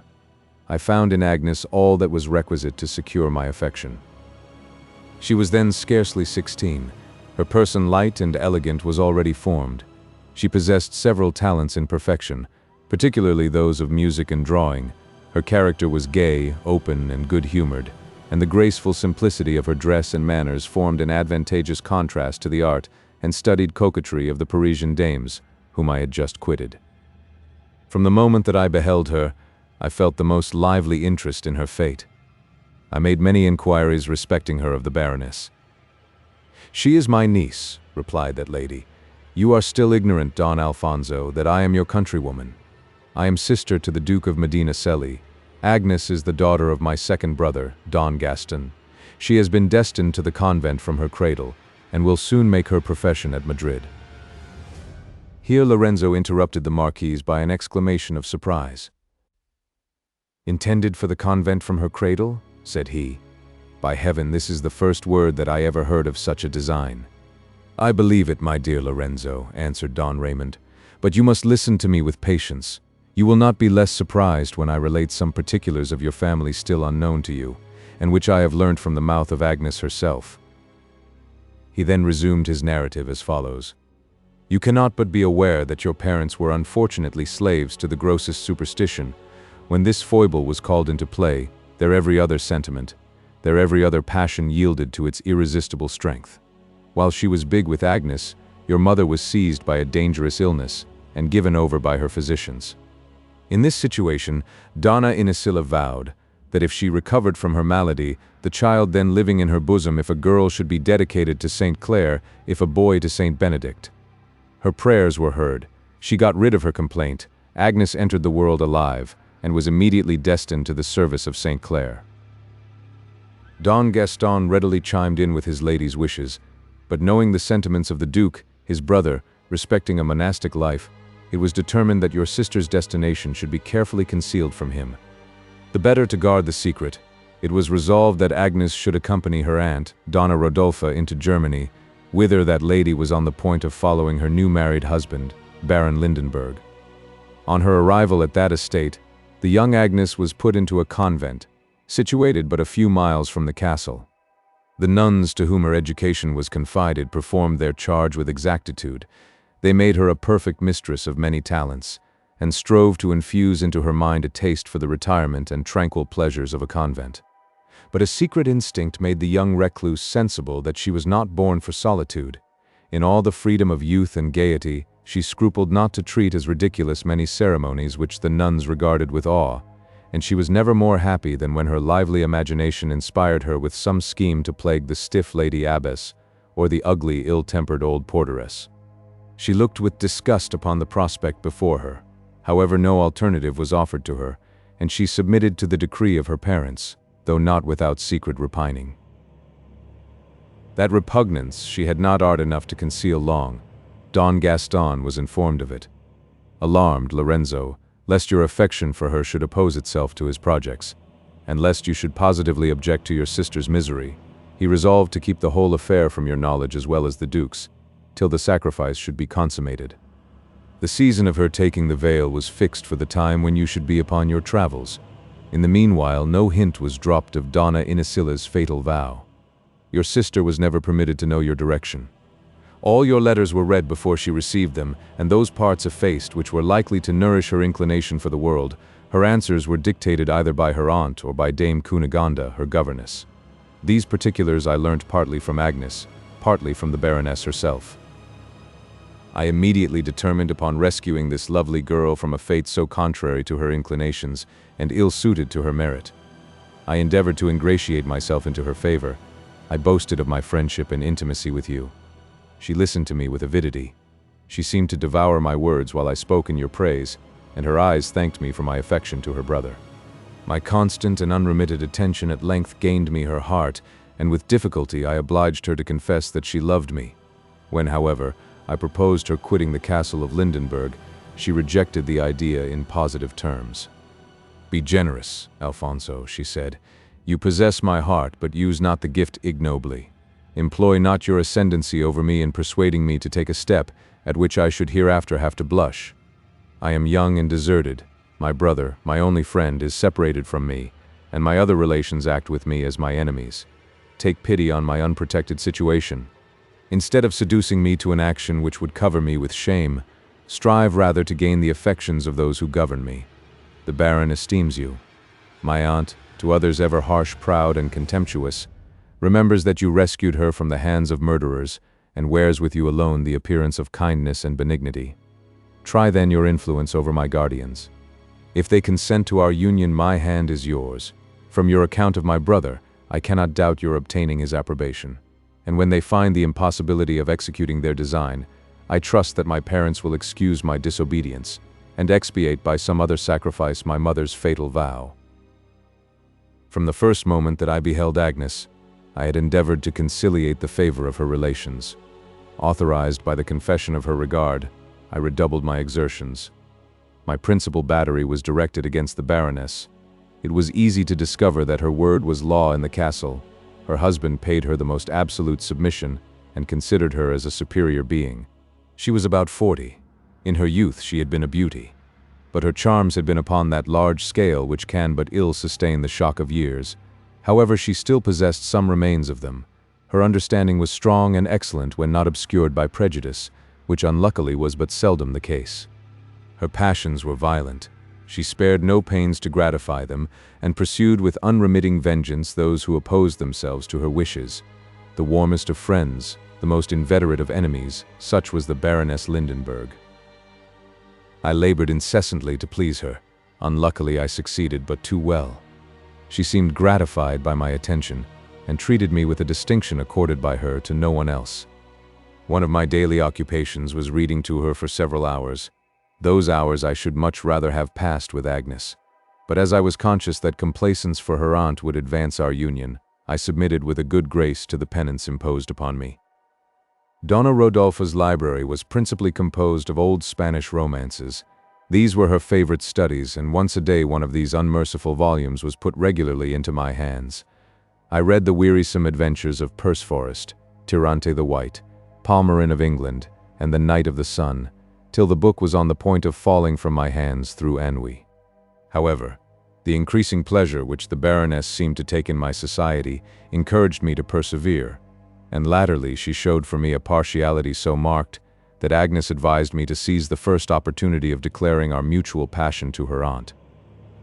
One evening, I was alone with Donna Rodolfo in her own apartment. As our readings generally treated of love, Agnes was never permitted to assist at them. I was just congratulating myself on having finished The Loves of Tristan and the Queen Isolde. "Ah, the unfortunates!" cried the Baroness. "How say you, Señor? Do you think it possible for man to feel an attachment so disinterested and sincere?" "I cannot doubt it," replied I.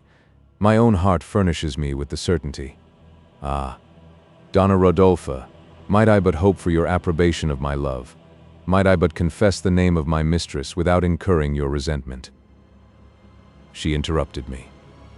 "Suppose I were to spare you that confession. Suppose I were to acknowledge that the object of your desires is not unknown to me. Suppose I were to say that she returns your affection, and laments not less sincerely than yourself the unhappy vows which separate her from you." "Ah, Donna Rodolfo!" I exclaimed, throwing myself upon my knees before her and pressing her hand to my lips. "You have discovered my secret. What is your decision? Must I despair, or may I reckon upon your favor?" She withdrew not the hand which I held, but she turned from me and covered her face with the other. "How can I refuse it you?"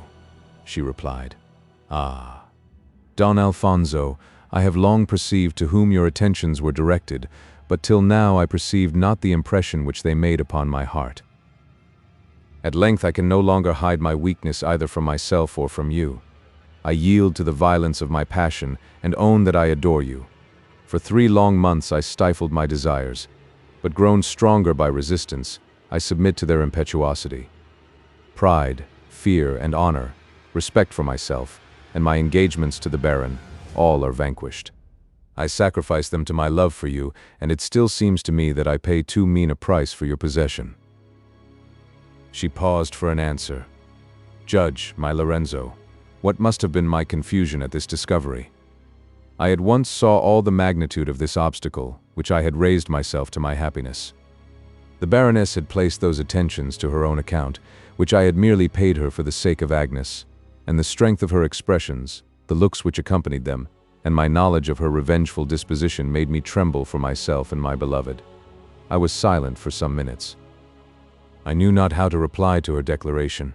I could only resolve to clear up the mistake without delay, and for the present to conceal from her knowledge the name of my mistress. No sooner had she avowed her passion than the transports which before were evident in my features gave place to consternation and constraint. I dropped her hand and rose from my knees.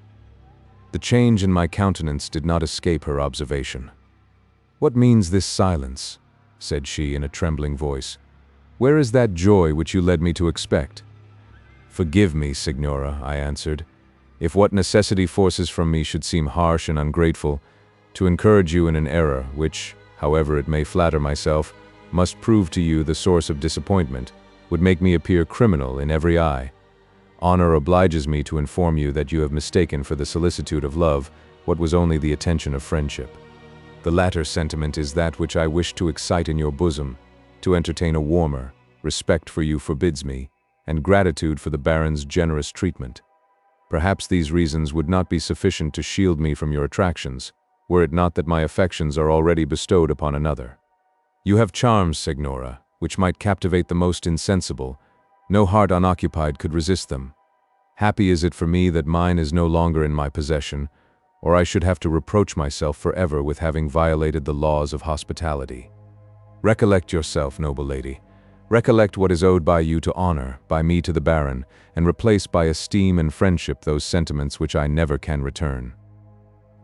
The Baroness turned pale at this unexpected and positive declaration. She doubted whether she slept or woke.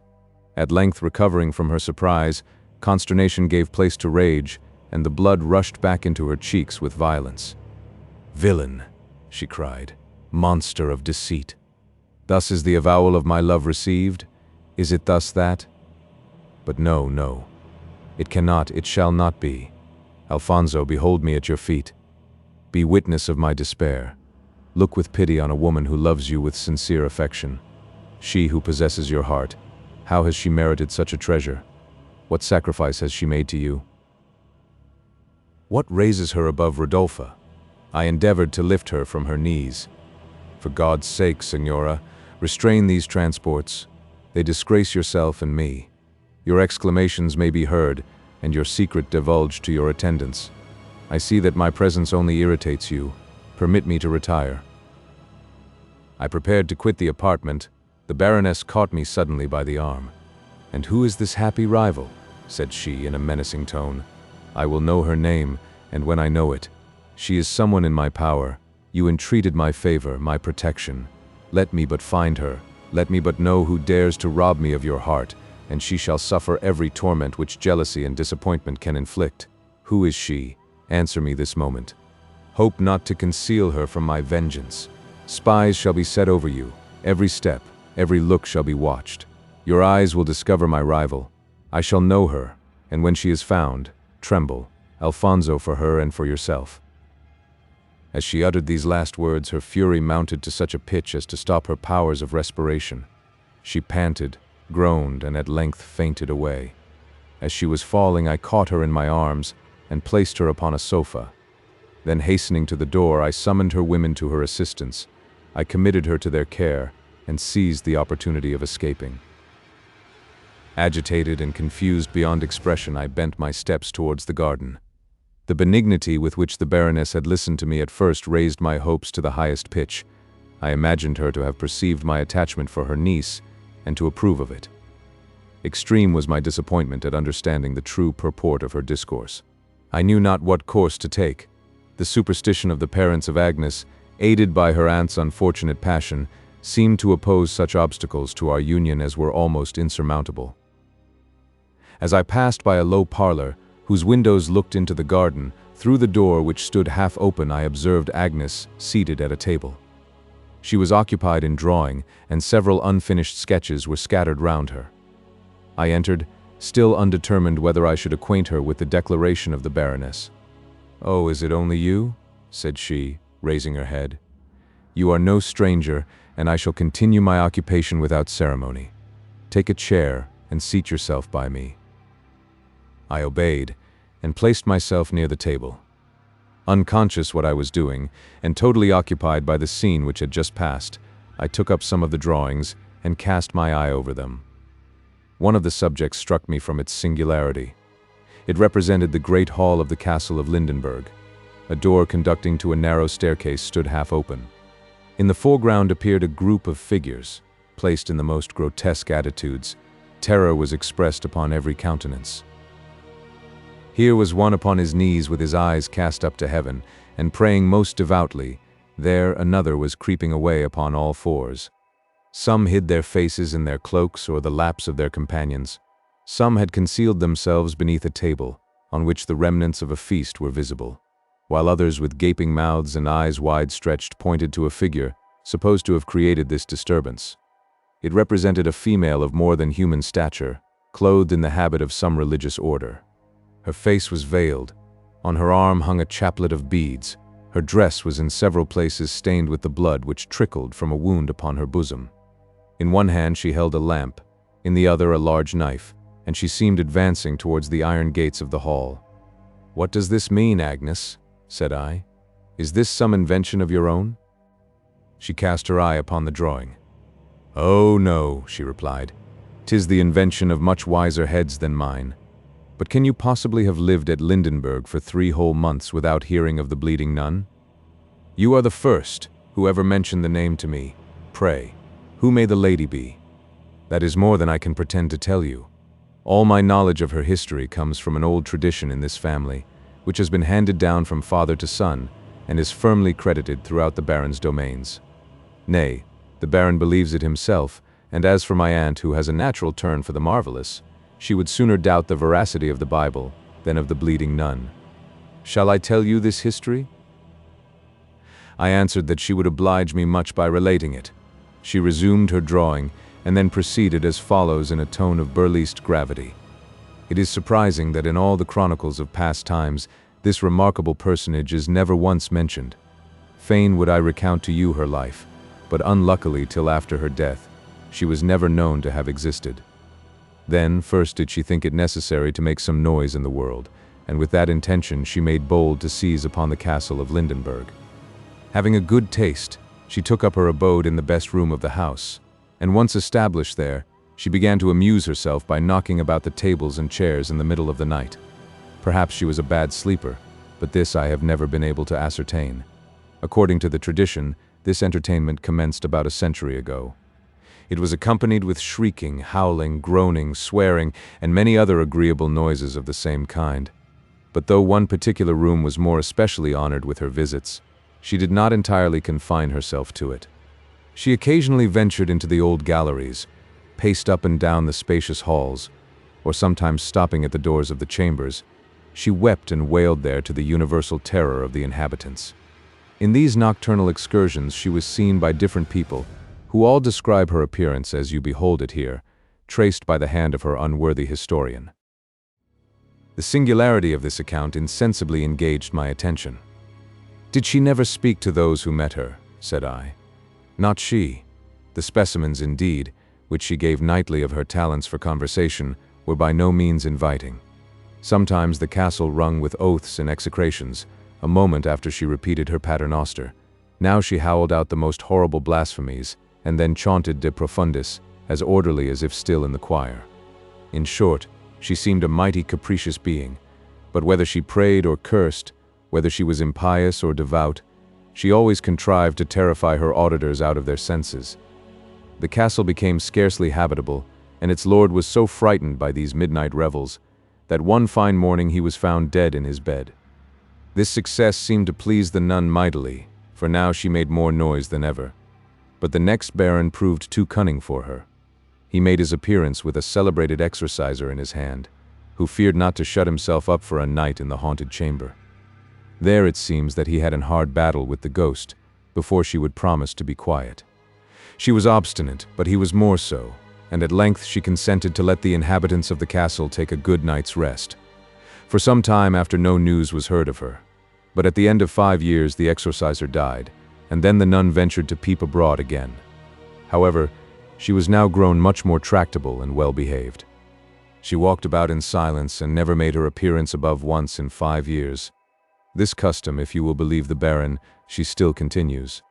He is fully persuaded that on the 5th of May of every 5th year, as soon as the clock strikes 1, the door of the haunted chamber opens. Observe that this room has been shut up for near a century. Then out walks the ghostly nun with her lamp and dagger. She descends the staircase of the eastern tower and crosses the great hall. On that night the porter always leaves the gates of the castle open, out of respect to the apparition. Not that this is thought by any means necessary, since she could easily whip through the keyhole if she chose it, but merely out of politeness, and to prevent her from making her exit in a way so derogatory to the dignity of her ghostship. And whither does she go on quitting the castle? To heaven, I hope. But if she does, the place certainly is not to her taste, for she always returns after an hour's absence. The lady then retires to her chamber and is quiet for another 5 years. And you believe this, Agnes? How can you ask such a question? No, Alfonso. I have too much reason to lament superstition's influence to be its victim myself. However, I must not avow my incredulity to the Baroness. She entertains not a doubt of the truth of this history. As to Dame Cunegonde, my governess, she protests that 15 years ago she saw the specter with her own eyes. She related to me one evening how she and several other domestics had been terrified while at supper by the appearance of the bleeding nun, as the ghost is called in the castle.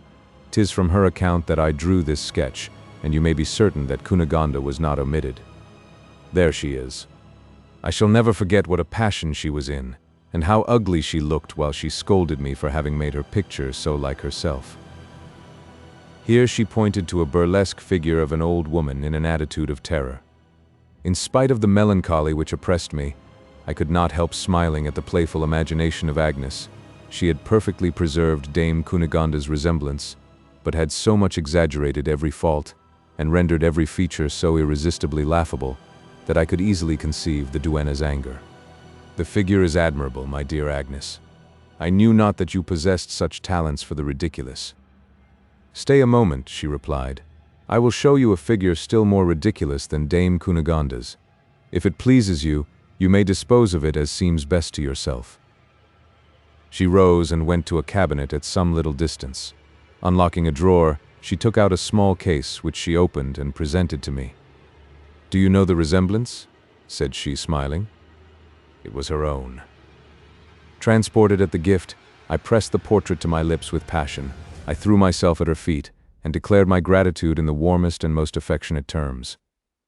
She listened to me with complacence and assured me that she shared my sentiments, when suddenly she uttered a loud shriek, disengaged the hand which I held, and flew from the room by a door which opened to the garden. Amazed at this abrupt departure, I rose hastily from my knees. I beheld with confusion the Baroness standing near me, glowing with jealousy, and almost choked with rage. On recovering from her swoon, she had tortured her imagination to discover her concealed rival. No one appeared to deserve her suspicions more than Agnes. She immediately hastened to find her niece, tax her with encouraging my addresses, and assure herself whether her conjectures were well grounded. Unfortunately, she had already seen enough to need no other confirmation. She arrived at the door of the room at the precise moment when Agnes gave me her portrait. She heard me profess an everlasting attachment to her rival, and saw me kneeling at her feet. She advanced to separate us. We were too much occupied by each other to perceive her approach, and were not aware of it, till Agnes beheld her standing by my side. Rage on the part of Donna Rodolpha, embarrassment on mine, for some time kept us both silent. The lady recovered herself first. My suspicions then were just, said she. The coquetry of my niece has triumphed, and 'tis to her that I am sacrificed. In one respect, however, I am fortunate. I shall not be the only one who laments a disappointed passion. You too shall know what it is to love without hope. I daily expect orders for restoring Agnes to her parents. Immediately upon her arrival in Spain, she will take the veil and place an insuperable barrier to your union. You may spare your supplications, she continued, perceiving me on the point of speaking. My resolution is fixed and immovable. Your mistress shall remain a close prisoner in her chamber till she exchanges this castle for the cloister. Solitude will perhaps recall her to a sense of her duty, but to prevent your opposing that wished event, I must inform you, Don Alfonso, that your presence here is no longer agreeable either to the Baron or myself. It was not to talk nonsense to my niece that your relations sent you to Germany. Your business was to travel, and I should be sorry to impede any longer so excellent a design. Farewell, Señor. Remember that tomorrow morning we meet for the last time. Having said this, she darted upon me a look of pride, contempt, and malice, and quitted the apartment. I also retired to mine, and consumed the night in planning the means of rescuing Agnes from the power of her tyrannical aunt. After the positive declaration of its mistress, it was impossible for me to make a longer stay at the castle of Lindenberg. Accordingly, I the next day announced my immediate departure. The Baron declared that it gave him sincere pain, and he expressed himself in my favor so warmly that I endeavored to win him over to my interest. Scarcely had I mentioned the name of Agnes when he stopped me short, and said that it was totally out of his power to interfere in the business. I saw that it was in vain to argue. The Baroness governed her husband with despotic sway, and I easily perceived that she had prejudiced him against the match. Agnes did not appear. I entreated permission to take leave of her, but my prayer was rejected. I was obliged to depart without seeing her. At quitting him, the Baron shook my hand affectionately, and assured me that as soon as his niece was gone, I might consider his house as my own. "Farewell, Don Alfonso," said the Baroness, and stretched out her hand to me. I took it and offered to carry it to my lips. She prevented me. Her husband was at the other end of the room and out of hearing. "Take care of yourself," she continued. "My love has become hatred, and my wounded pride shall not be unatoned. Go where you will, my vengeance shall follow you." She accompanied these words with a look sufficient to make me tremble. I answered not, but hastened to quit the castle. As my chaise drove out of the court, I looked up to the windows of your sister's chamber. Nobody was to be seen there. I threw myself back despondent in my carriage. I was attended by no other servants than a Frenchman whom I had hired at Strasbourg in Stefano's room, and my little page whom I before mentioned to you. The fidelity, intelligence, and good temper of Theodore had already made him dear to me, but he now prepared to lay an obligation on me, which made me look upon him as a guardian genius. Scarcely had we proceeded half a mile from the castle, when he rode up to the chaise door. "Take courage, Señor," said he in Spanish, which he had already learnt to speak with fluency and correctness. "While you were with the Baron, I watched the moment when Dame Cunegonde was below stairs, and mounted into the chamber over that of Donna Agnes. I sang as loud as I could a little German air well known to her, hoping that she would recollect my voice. I was not disappointed, for I soon heard her window open. I hastened to let down a string with which I had provided myself. Upon hearing the casement closed again, I drew up the string, and fastened to it I found this scrap of paper. He then presented me with a small note addressed to me. I opened it with impatience. It contained the following words written in pencil. "Conceal yourself for the next fortnight in some neighboring village. My aunt will believe you to have quitted Lindenberg, and I shall be restored to liberty. I will be in the West Pavilion at 12 on the night of the 30th. Fail not to be there, and we shall have an opportunity of concerting our future plans. Adieu. Agnes." At perusing these lines, my transports exceeded all bounds. Neither did I set any to the expressions of gratitude which I heaped upon Theodore. In fact, his address and attention merited my warmest praise. You will readily believe that I had not entrusted him with my passion for Agnes.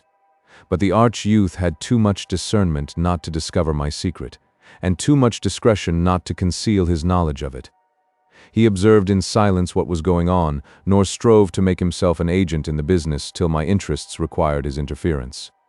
I equally admired his judgment, his penetration, his address, and his fidelity.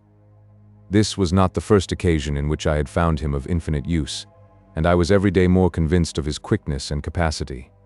During my short stay at Strasbourg, he had applied himself diligently to learning the rudiments of Spanish. He continued to study it, and with so much success that he spoke it with the same facility as his native language. He passed the greatest part of his time in reading. He had acquired much information for his age, and united the advantages of a lively countenance and prepossessing figure to an excellent understanding and the very best of hearts. He is now 15. He is still in my service, and when you see him, I am sure that he will please you. But excuse this digression. I return to the subject which I quitted. I obeyed the instructions of Agnes. I proceeded to Munich. There I left my chaise under the care of Lucas, my French servant, and then returned on horseback to a small village about 4 miles distant from the castle of Lindenberg. Upon arriving there, a story was related to the host at whose inn I descended, which prevented his wondering at my making so long a stay in his house. The old man fortunately was credulous and incurious. He believed all I said, and sought to know no more than what I thought proper to tell him. Nobody was with me but Theodore. Both were disguised, and as we kept ourselves close, we were not suspected to be other than what we seemed. In this manner the fortnight passed away. During that time I had the pleasing conviction that Agnes was once more at liberty. She passed through the village with Dame Cunegonde. She seemed in health and spirits, and talked to her companion without any appearance of constraint. "Who are those ladies?" said I to my host as the carriage passed. "Baron Lindenberg's niece with her governess," he replied. "She goes regularly every Friday to the convent of St. Catherine, in which she was brought up, and which is situated about a mile from hence." You may be certain that I waited with impatience for the ensuing Friday. I again beheld my lovely mistress. She cast her eyes upon me as she passed the inn door. A blush which overspread her cheek told me that in spite of my disguise I had been recognized. I bowed profoundly. She returned the compliment by a slight inclination of the head as if made to one inferior, and looked another way till the carriage was out of sight. The long-expected, long-wished-for night arrived. It was calm, and the moon was at the full. As soon as the clock struck 11, I hastened to my appointment, determined not to be too late. Theodore had provided a ladder. I ascended the garden wall without difficulty. The page followed me and drew the ladder after us. I posted myself in the west pavilion and waited impatiently for the approach of Agnes. Every breeze that whispered, every leaf that fell, I believed to be her footstep, and hastened to meet her. Thus was I obliged to pass a full hour, every minute of which appeared to me an age. The castle bell at length tolled 12, and scarcely could I believe the night to be no further advanced. Another quarter of an hour elapsed, and I heard the light foot of my mistress approaching the pavilion with precaution. I flew to receive her, and conducted her to a seat. I threw myself at her feet, and was expressing my joy at seeing her, when she thus interrupted me. "We have no time to lose, Alfonso. The moments are precious, for though no more a prisoner, Cunegonde watches my every step. An express is arrived from my father. I must depart immediately from Madrid, and 'tis with difficulty that I have obtained a week's delay. The superstition of my parents, supported by the representations of my cruel aunt, leaves me no hope of softening them to compassion. In this dilemma I have resolved to commit myself to your honor. God grant that you may never give me cause to repent my resolution. Flight is my only resource from the horrors of a convent, and my imprudence must be excused by the urgency of the danger. Now listen to the plan by which I hope to effect my escape. We are now at the 30th of April. On the 5th day from this the visionary nun is expected to appear. In my last visit to the convent I provided myself with a dress proper for the character. A friend, whom I have left there and to whom I made no scruple to confide my secret, readily consented to supply me with a religious habit. Provide a carriage, and be with it at a little distance from the great gate of the castle. As soon as the clock strikes 1, I shall quit my chamber, dressed in the same apparel as the ghost is supposed to wear. Whoever meets me will be too much terrified to oppose my escape. I shall easily reach the door, and throw myself under your protection. Thus far success is certain, but oh, Alfonso, should you deceive me, should you despise my imprudence and reward it with ingratitude, the world will not hold a being more wretched than myself. I feel all the dangers to which I shall be exposed. I feel that I am giving you a right to treat me with levity, but I rely upon your love, upon your honor. The step which I am on the point of taking will incense my relations against me. Should you desert me, should you betray the trust reposed in you, I shall have no friend to punish your insult or support my cause. On yourself alone rests all my hope, and if your own heart does not plead in my behalf, I am undone forever." The tone in which she pronounced these words was so touching that in spite of my joy at receiving her promise to follow me, I could not help being affected. I also repined in secret at not having taken the precaution to provide a carriage at the village, in which case I might have carried off Agnes that very night. Such an attempt was now impracticable. Neither carriage or horses were to be procured nearer than Munich, which was distant from Lindenberg 2 good days' journey. I was therefore obliged to chime in with her plan, which in truth seemed well arranged. Her disguise would secure her from being stopped in quitting the castle, and would enable her to step into the carriage at the very gate without difficulty or losing time. Agnes reclined her head mournfully upon my shoulder, and by the light of the moon I saw tears flowing down her cheek. I strove to dissipate her melancholy, and encouraged her to look forward to the prospect of happiness. I protested in the most solemn terms that her virtue and innocence would be safe in my keeping, and that till the Church had made her my lawful wife, Her honor should be held by me as sacred as a sister's. I told her that my first care should be to find you out, Lorenzo, and reconcile you to our union, and I was continuing to speak in the same strain, when a noise without alarmed me. Suddenly the door of the pavilion was thrown open, and Cunegonde stood before us. She had heard Agnes steal out of her chamber, followed her into the garden, and perceived her entering the pavilion. Favored by the trees which shaded it, and unperceived by Theodore who waited at a little distance, she had approached in silence, and overheard our whole conversation. "Admirable," cried Cunegonde in a voice shrill with passion, while Agnes uttered a loud shriek. "By Saint Barbara, young lady, you have an excellent invention. You must personate the bleeding nun, truly. What impiety, what incredulity! Marry, I have a good mind to let you pursue your plan. When the real ghost met you, I warrant you would be in a pretty condition. Don Alfonso, you ought to be ashamed of yourself for seducing a young, ignorant creature to leave her family and friends. However, for this time at least I shall mar your wicked designs. The noble lady shall be informed of the whole affair, and Agnes must defer playing the spectre till a better opportunity. Farewell, Señor. Donna Agnes, let me have the honor of conducting your ghost ship back to your apartment." She approached the sofa on which her trembling pupil was seated, took her by the hand, and prepared to lead her from the pavilion.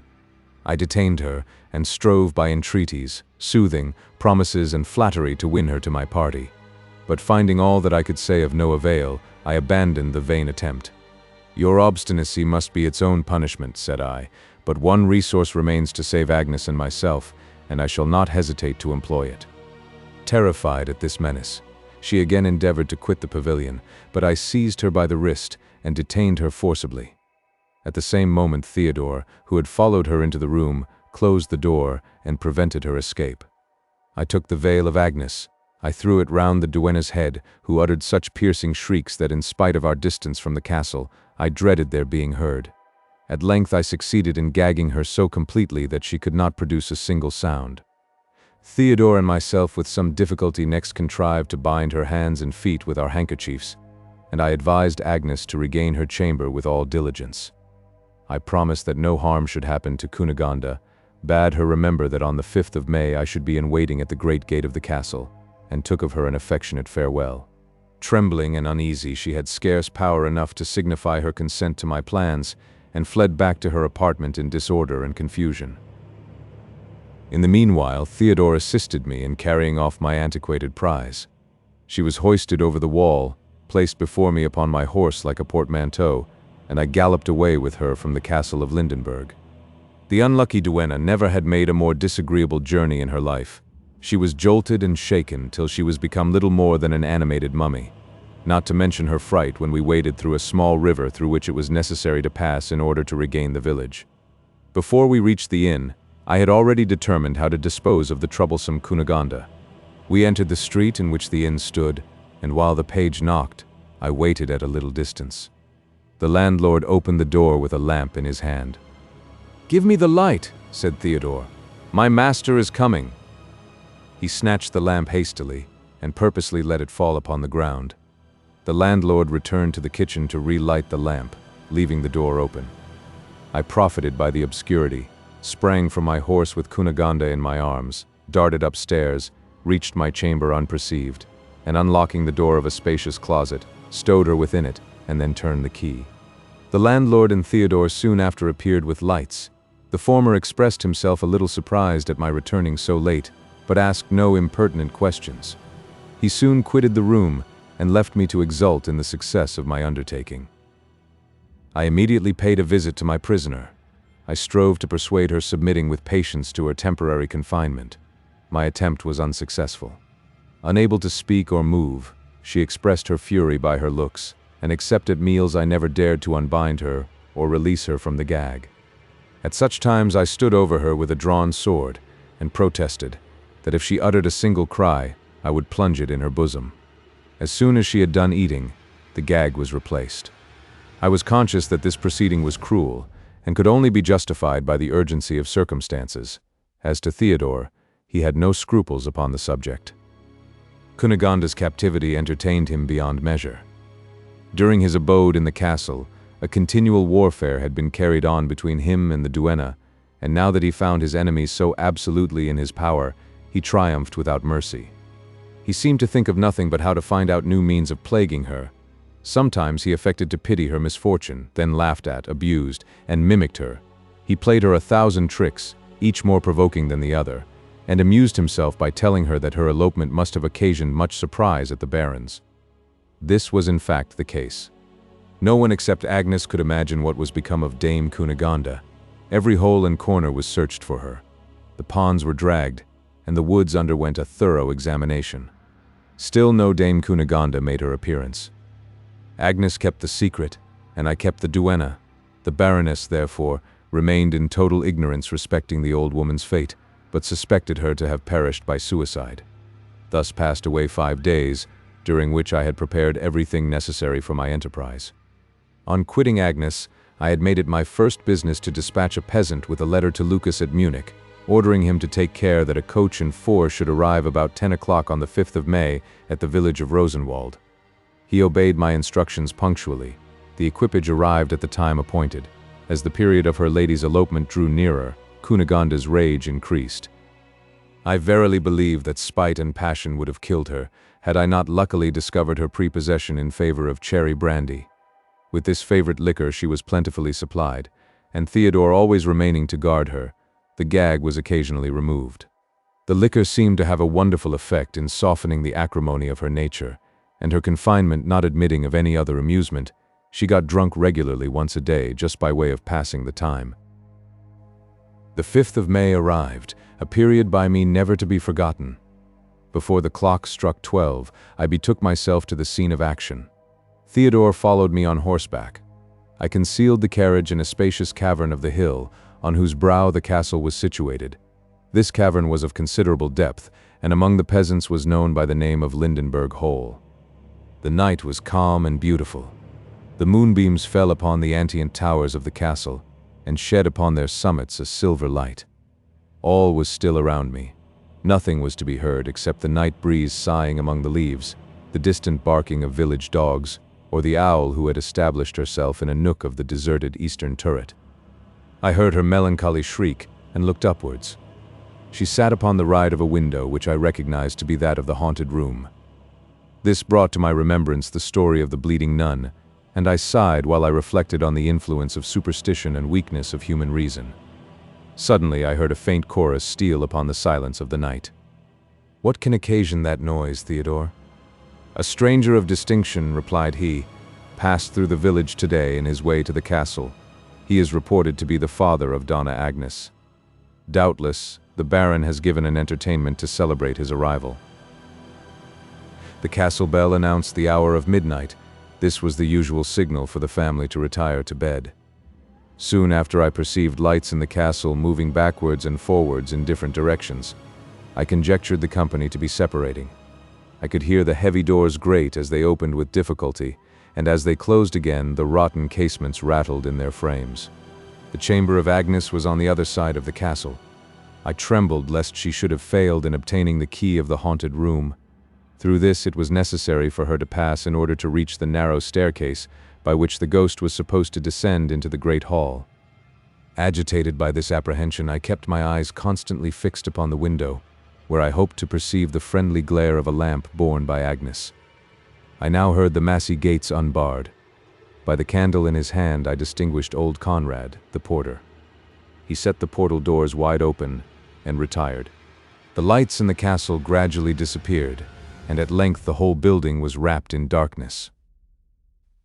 While I sat upon a broken ridge of the hill, the stillness of the scene inspired me with melancholy ideas not altogether unpleasing. The castle, which stood full in my sight, formed an object equally awful and picturesque. Its ponderous walls tinged by the moon with solemn brightness, its old and partly ruined towers lifting themselves into the clouds and seeming to frown on the plains around them, its lofty battlements overgrown with ivy, and folding gates expanding in honor of the visionary inhabitant, made me sensible of a sad and reverential horror. Yet did not these sensations occupy me so fully as to prevent me from witnessing with impatience the slow progress of time. I approached the castle and ventured to walk round it. A few rays of light still glimmered in the chamber of Agnes. I observed them with joy. I was still gazing upon them, when I perceived a figure draw near the window, and the curtain was carefully closed to conceal the lamp which burned there. Convinced by this observation that Agnes had not abandoned our plan, I returned with a light heart to my former station. The half-hour struck. The 3/4 struck. My bosom beat high with hope and expectation. At length the wished-for sound was heard. The bell tolled 1, and the mansion echoed with the noise loud and solemn. I looked up to the casement of the haunted chamber. Scarcely had 5 minutes elapsed, when the expected light appeared. I was now close to the tower. The window was not so far from the ground, but that I fancied I perceived a female figure with a lamp in her hand moving slowly along the apartment. The light soon faded away, and all was again dark and gloomy. Occasional gleams of brightness darted from the staircase windows as the lovely ghost passed by them. I traced the light through the hall, it reached the portal, and at length I beheld Agnes pass through the folding gates. She was habited exactly as she had described the spectre. A chaplet of beads hung upon her arm, her head was enveloped in a long white veil, her nun's dress was stained with blood, and she had taken care to provide herself with a lamp and dagger. She advanced towards the spot where I stood. I flew to meet her, and clasped her in my arms. "Agnes," said I, while I pressed her to my bosom. "Agnes! Agnes! Thou art mine, Agnes! Agnes! I am thine, in my veins while blood shall roll, thou art mine, I am thine, thine my body, thine my soul." Terrified and breathless, she was unable to speak. She dropped her lamp and dagger, and sank upon my bosom in silence. I raised her in my arms, and conveyed her to the carriage. Theodore remained behind in order to release Dame Cunegonde. I also charged him with a letter to the Baroness explaining the whole affair, and entreating her good offices in reconciling Don Gaston to my union with his daughter. I discovered to her my real name. I proved to her that my birth and expectations justified my pretending to her niece, and assured her, though it was out of my power to return her love, that I would strive unceasingly to obtain her esteem and friendship. I stepped into the carriage, where Agnes was already seated. Theodore closed the door, and the postilions drove away. At first I was delighted with the rapidity of our progress, but as soon as we were in no danger of pursuit, I called to the drivers and bade them moderate their pace. They strove in vain to obey me. The horses refused to answer the rein and continued to rush on with astonishing swiftness. The postilions redoubled their efforts to stop them, but by kicking and plunging the beasts soon released themselves from this restraint. Uttering a loud shriek, the drivers were hurled upon the ground. Immediately thick clouds obscured the sky. The winds howled around us, the lightning flashed, and the thunder roared tremendously. Never did I behold so frightful a tempest. Terrified by the jar of contending elements, the horses seemed every moment to increase their speed. Nothing could interrupt their career. They dragged the carriage through hedges and ditches, dashed down the most dangerous precipices, and seemed to vie in swiftness with the rapidity of the winds.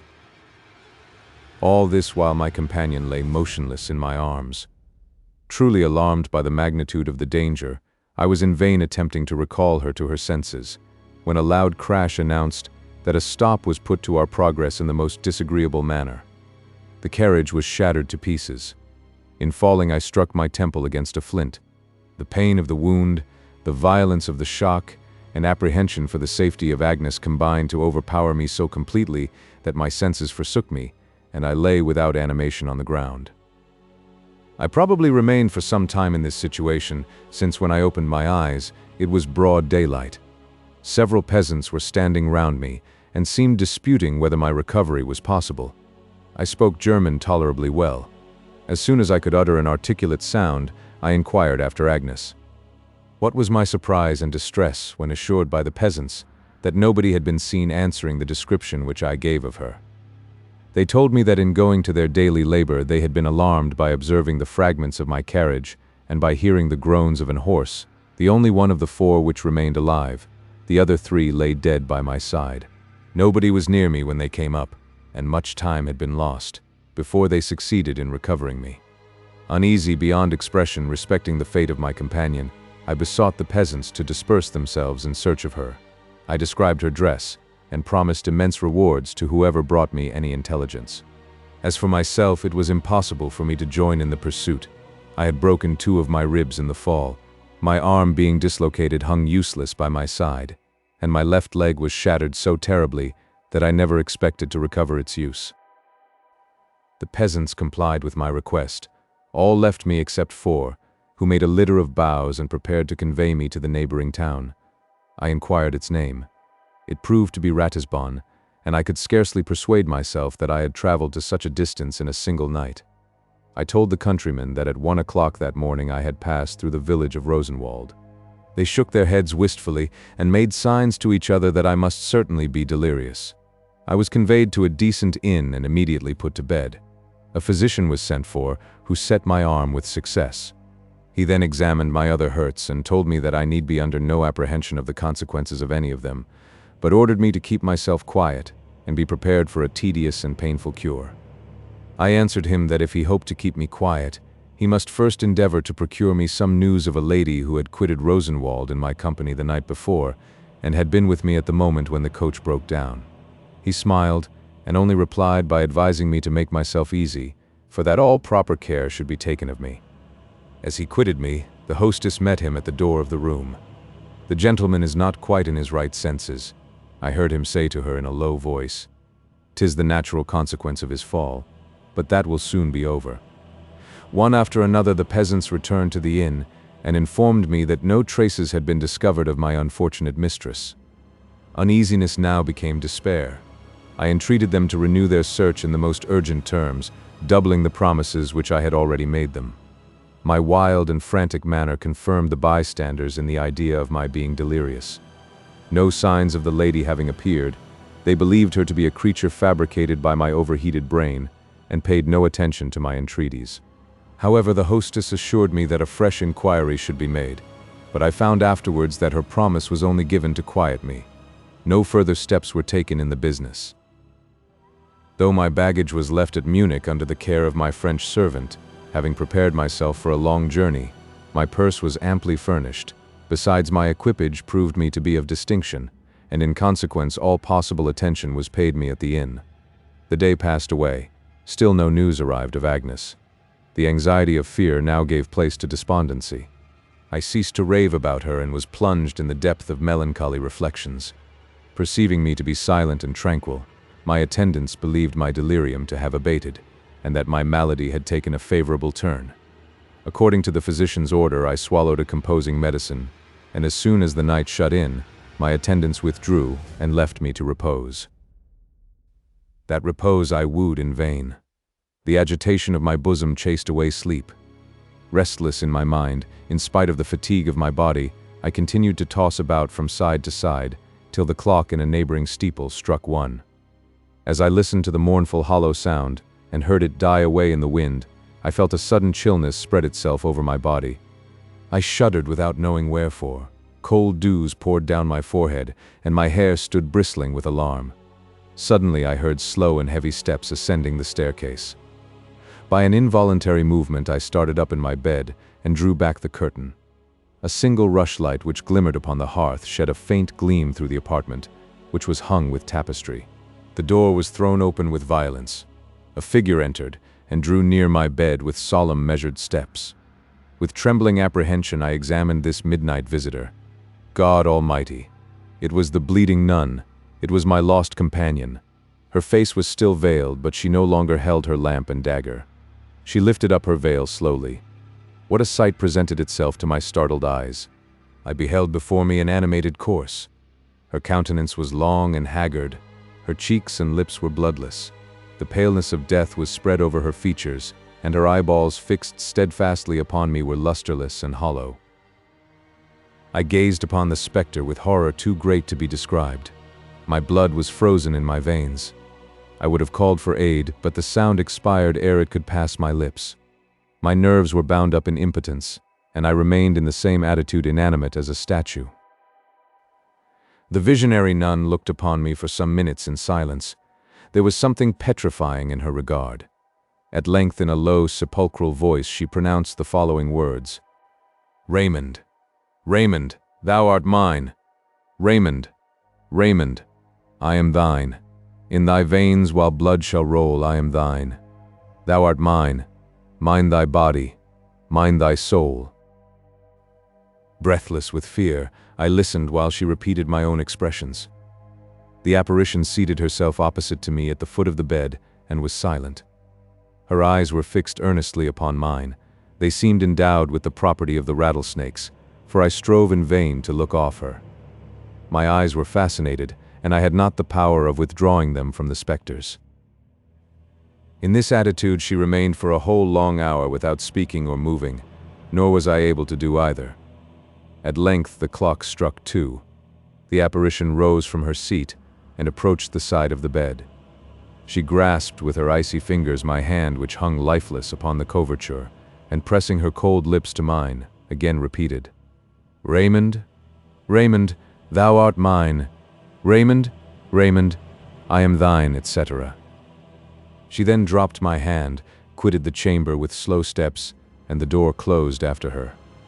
Till that moment the faculties of my body had been all suspended. Those of my mind had alone been waking. The charm now ceased to operate. The blood which had been frozen in my veins rushed back to my heart with violence. I uttered a deep groan and sank lifeless upon my pillow. The adjoining room was only separated from mine by a thin partition. It was occupied by the host and his wife. The former was roused by my groan and immediately hastened to my chamber. The hostess soon followed him. With some difficulty they succeeded in restoring me to my senses, and immediately sent for the physician, who arrived in all diligence. He declared my fever to be very much increased, and that if I continued to suffer such violent agitation, he would not take upon him to ensure my life. Some medicines which he gave me in some degree tranquilized my spirits. I fell into a sort of slumber towards daybreak, but fearful dreams prevented me from deriving any benefit from my repose. Agnes and the bleeding nun presented themselves by turns to my fancy, and combined to harass and torment me. I awoke fatigued and unrefreshed. My fever seemed rather augmented than diminished. The agitation of my mind impeded my fractured bones from knitting. I had frequent fainting fits, and during the whole day the physician judged it expedient not to quit me for 2 hours together. The singularity of my adventure made me determined to conceal it from everyone, since I could not expect that a circumstance so strange should gain credit. I was very uneasy about Agnes. I knew not what she would think at not finding me at the rendezvous, and dreaded her entertaining suspicions of my fidelity. However, I depended upon Theodore's discretion, and trusted that my letter to the Baroness would convince her of the rectitude of my intentions. These considerations somewhat lightened my inquietude upon her account, but the impression left upon my mind by my nocturnal visitor grew stronger with every succeeding moment. The night drew near. I dreaded its arrival. Yet I strove to persuade myself that the ghost would appear no more, and at all events I desired that a servant might sit up in my chamber. The fatigue of my body from not having slept on the former night, cooperating with the strong opiates administered to me in profusion, at length procured me that repose of which I was so much in need. I sank into a profound and tranquil slumber, and had already slept for some hours, when the neighboring clock roused me by striking 1. Its sound brought with it to my memory all the horrors of the night before. The same cold shivering seized me. I started up in my bed and perceived the servant fast asleep in an armed chair near me. I called him by his name. He made no answer. I shook him forcibly by the arm, and strove in vain to wake him. He was perfectly insensible to my efforts. I now heard the heavy steps ascending the staircase. The door was thrown open, and again the bleeding nun stood before me. Once more my limbs were chained in second infancy. Once more I heard those fatal words repeated. "Raymond, Raymond, thou art mine. Raymond, Raymond, I am thine," etc. The scene which had shocked me so sensibly on the former night was again presented. The spectre again pressed her lips to mine, again touched me with her rotting fingers, and as on her first appearance, quitted the chamber as soon as the clock tolled 2. Even night was this repeated. Far from growing accustomed to the ghost, every succeeding visit inspired me with greater horror. Her idea pursued me continually, and I became the prey of habitual melancholy. The constant agitation of my mind naturally retarded the re-establishment of my health. Several months elapsed before I was able to quit my bed, and when at length I was moved to a sofa, I was so faint, spiritless, and emaciated that I could not cross the room without assistance. The looks of my attendants sufficiently denoted the little hope which they entertained of my recovery.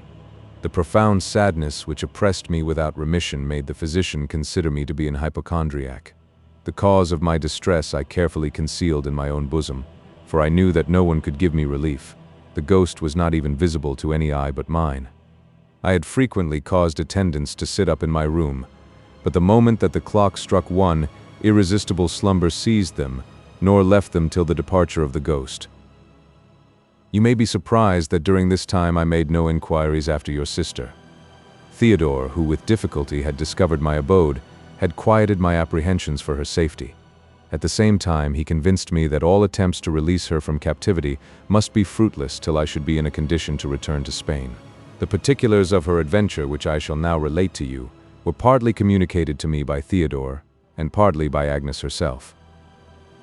On the fatal night when her elopement was to have taken place, accident had not permitted her to quit her chamber at the appointed time.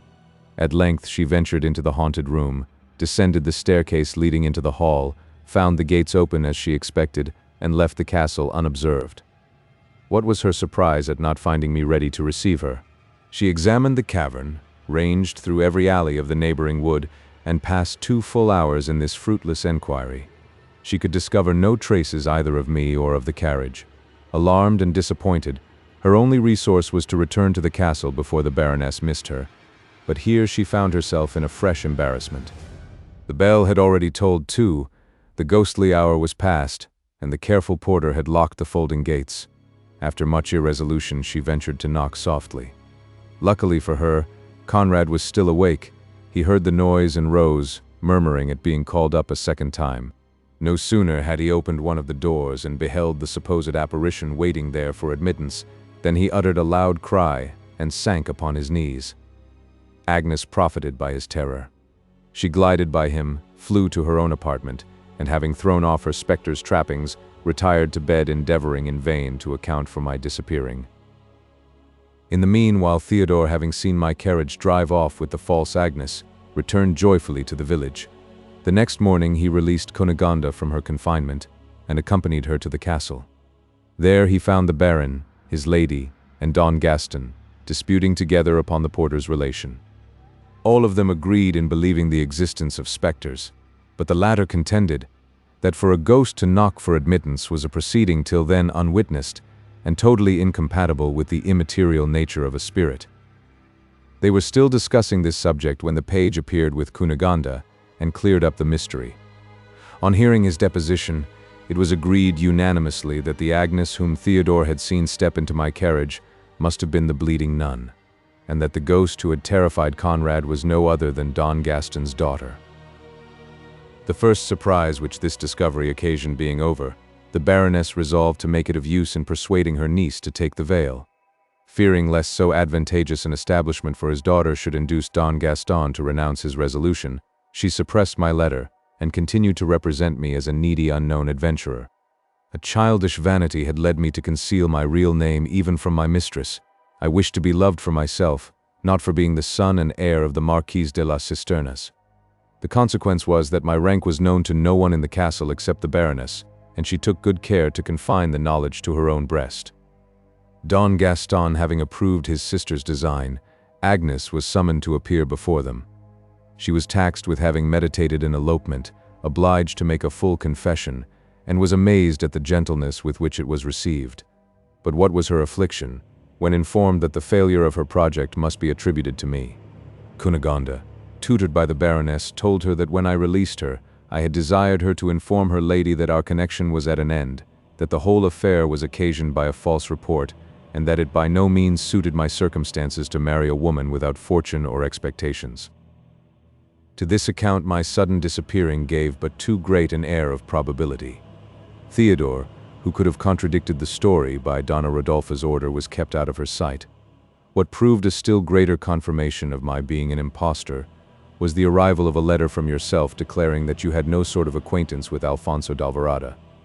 These seeming proofs of my perfidy, aided by the artful insinuations of her aunt, by Cunegonde's flattery, and her father's threats and anger, entirely conquered your sister's repugnance to a convent.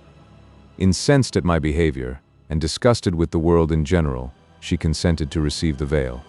She passed another month at the castle of Lindenberg, during which my non-appearance confirmed her in her resolution, and then accompanied Don Gaston into Spain. Theodore was now set at liberty. He hastened to Munich, where I had promised to let him hear from me. But finding from Lucas that I had never arrived there, he pursued his search with indefatigable perseverance, and at length succeeded in rejoining me at Ratisbon. So much was I altered that scarcely could he recollect my features. The distress visible upon his sufficiently testified how lively was the interest which he felt for me. The society of this amiable boy, whom I had always considered rather as a companion than a servant, was now my only comfort.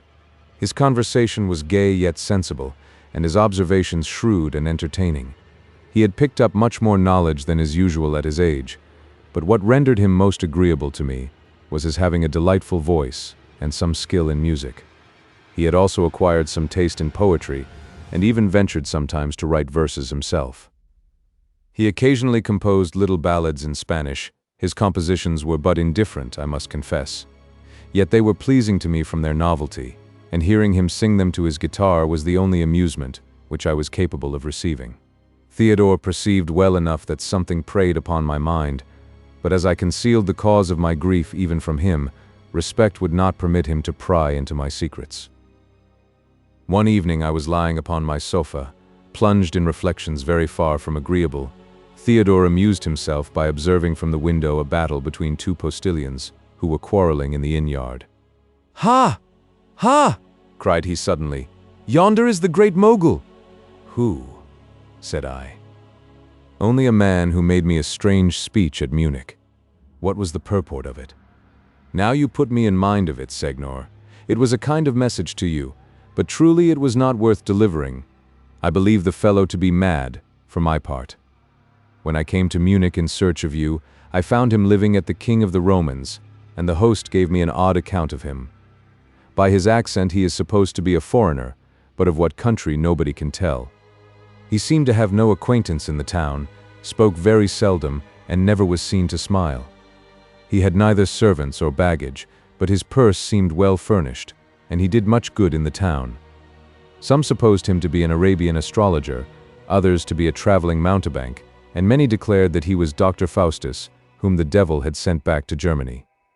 The landlord, however, told me that he had the best reasons to believe him to be the great mogul incognito. But the strange speech, Theodore. True, I had almost forgotten the speech. Indeed, for that matter, it would not have been a great loss if I had forgotten it altogether. You are to know, Segnor, that while I was inquiring about you of the landlord, this stranger passed by. He stopped and looked at me earnestly. "Youth," said he in a solemn voice, "he whom you seek has found that which he would fain lose. My hand alone can dry up the blood. Bid your master wish for me when the clock strikes 1. "How?" cried I, starting from my sofa. The words which Theodore had repeated seemed to imply the stranger's knowledge of my secret. "Fly to him, my boy. Entreat him to grant me one moment's conversation." Theodore was surprised at the vivacity of my manner. However, he asked no questions but hastened to obey me. I waited his return impatiently, but a short space of time had elapsed when he again appeared and ushered the expected guest into my chamber. He was a man of majestic presence, his countenance was strongly marked, and his eyes were large, black, and sparkling. Yet there was a something in his look which, the moment that I saw him, inspired me with a secret awe, not to say horror. He was dressed plainly, his hair was unpowdered, and a band of black velvet which encircled his forehead spread over his features an additional gloom. His countenance wore the marks of profound melancholy. His step was slow, and his manner grave, stately, and solemn. He saluted me with politeness, and having replied to the usual compliments of introduction, he motioned to Theodore to quit the chamber. The page instantly withdrew. "I know your business," said he, without giving me time to speak. "I have the power of releasing you from your nightly visitor, but this cannot be done before Sunday. On the hour when the Sabbath morning breaks, spirits of darkness have least influence over mortals. After Saturday the nun shall visit you no more." "May I not inquire," said I, "by what means you are in possession of a secret which I have carefully concealed from the knowledge of everyone? How can I be ignorant of your distress, when their cause at this moment stands beside you?" I started. The stranger continued, "Though to you only visible for 1 hour in the 24, neither day or night does she ever quit you, nor will she ever quit you till you have granted her request." "And what is that request?" "That she must herself explain. It lies not in my knowledge. Wait with patience for the night of Saturday. All shall be then cleared up." I dared not press him further. He soon after changed the conversation and talked of various matters. He named people who had ceased to exist for many centuries, and yet with whom he appeared to have been personally acquainted. I could not mention a country, however distant, which he had not visited, nor could I sufficiently admire the extent and variety of his information. I remarked to him that having traveled, seen, and known so much must have given him infinite pleasure. He shook his head mournfully. "No one," he replied, "is adequate to comprehending the misery of my lot. Fate obliges me to be constantly in movement. I am not permitted to pass more than a fortnight in the same place.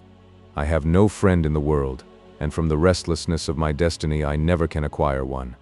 Fain would I lay down my miserable life, for I envy those who enjoy the quiet of the grave, but death eludes me and flies from my embrace. In vain do I throw myself in the way of danger. I plunge into the ocean. The waves throw me back with abhorrence upon the shore. I rush into fire.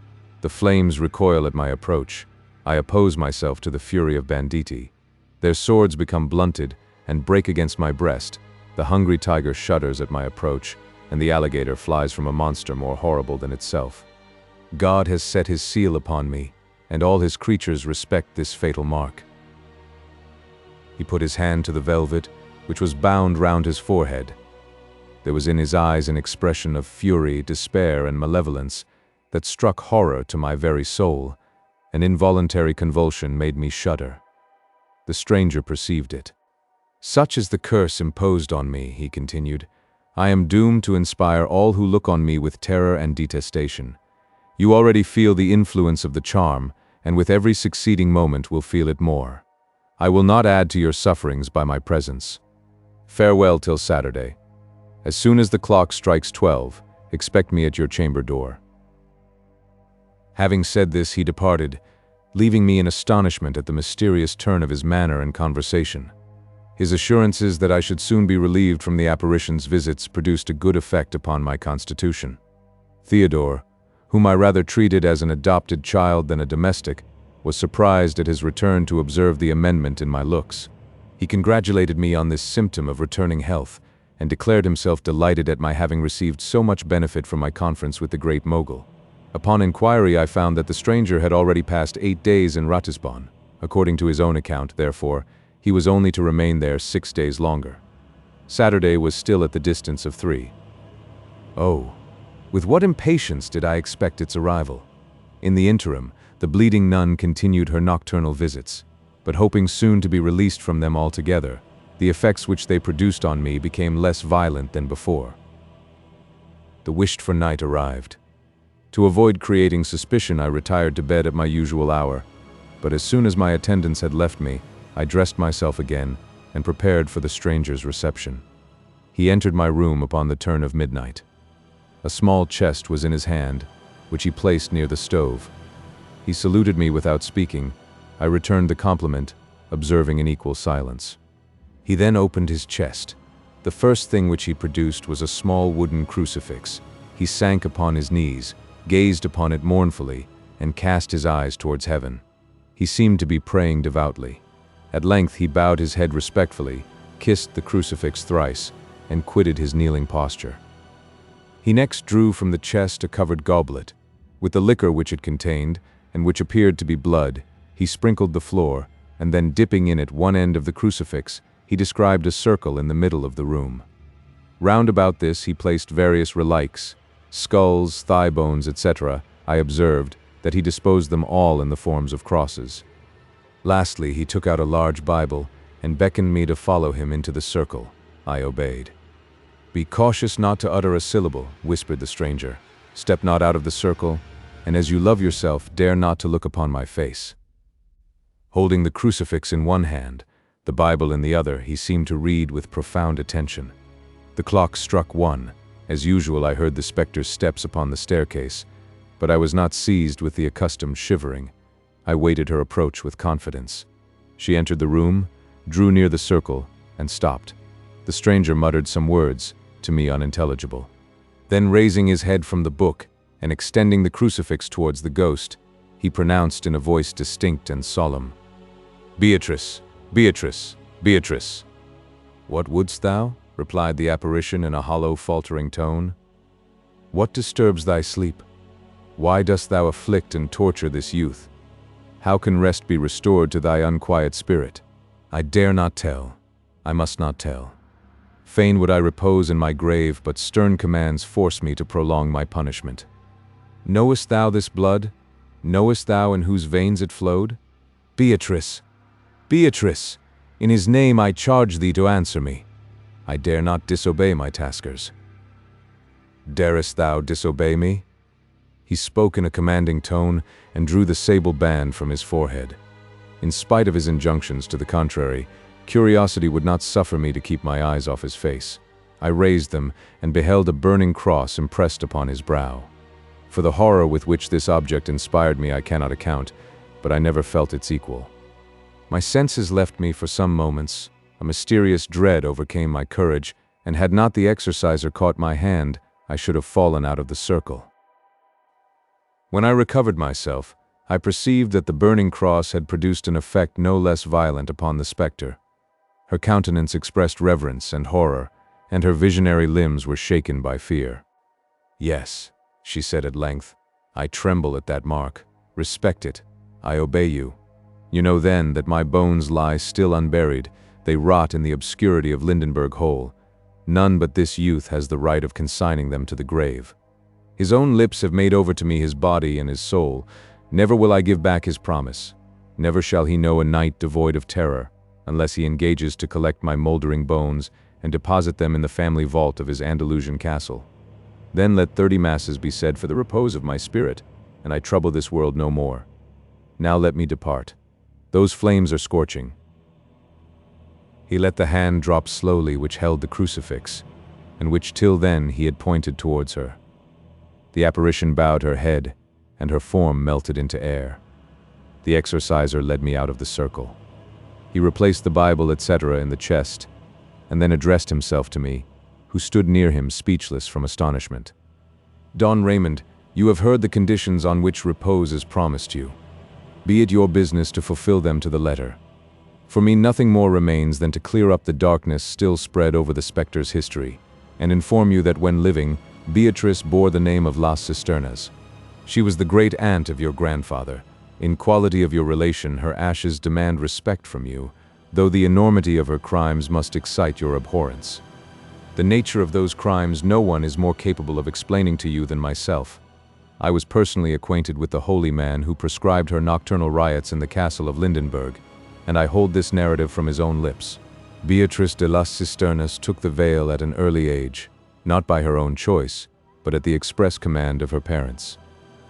She was then too young to regret the pleasures of which her profession deprived her, but no sooner did her warm and voluptuous character begin to be developed than she abandoned herself freely to the impulse of her passions and seized the first opportunity to procure their gratification. This opportunity was at length presented, after many obstacles which only added new force to her desires.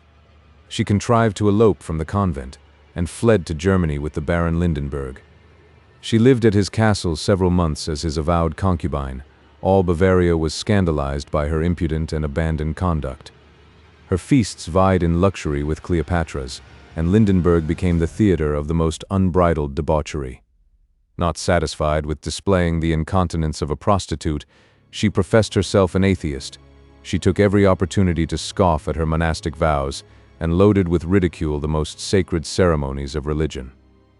Possessed of a character so depraved, she did not long confine her affections to one object. Soon after her arrival at the castle, the Baron's younger brother attracted her notice by his strong-marked features, gigantic stature, and Herculean limbs.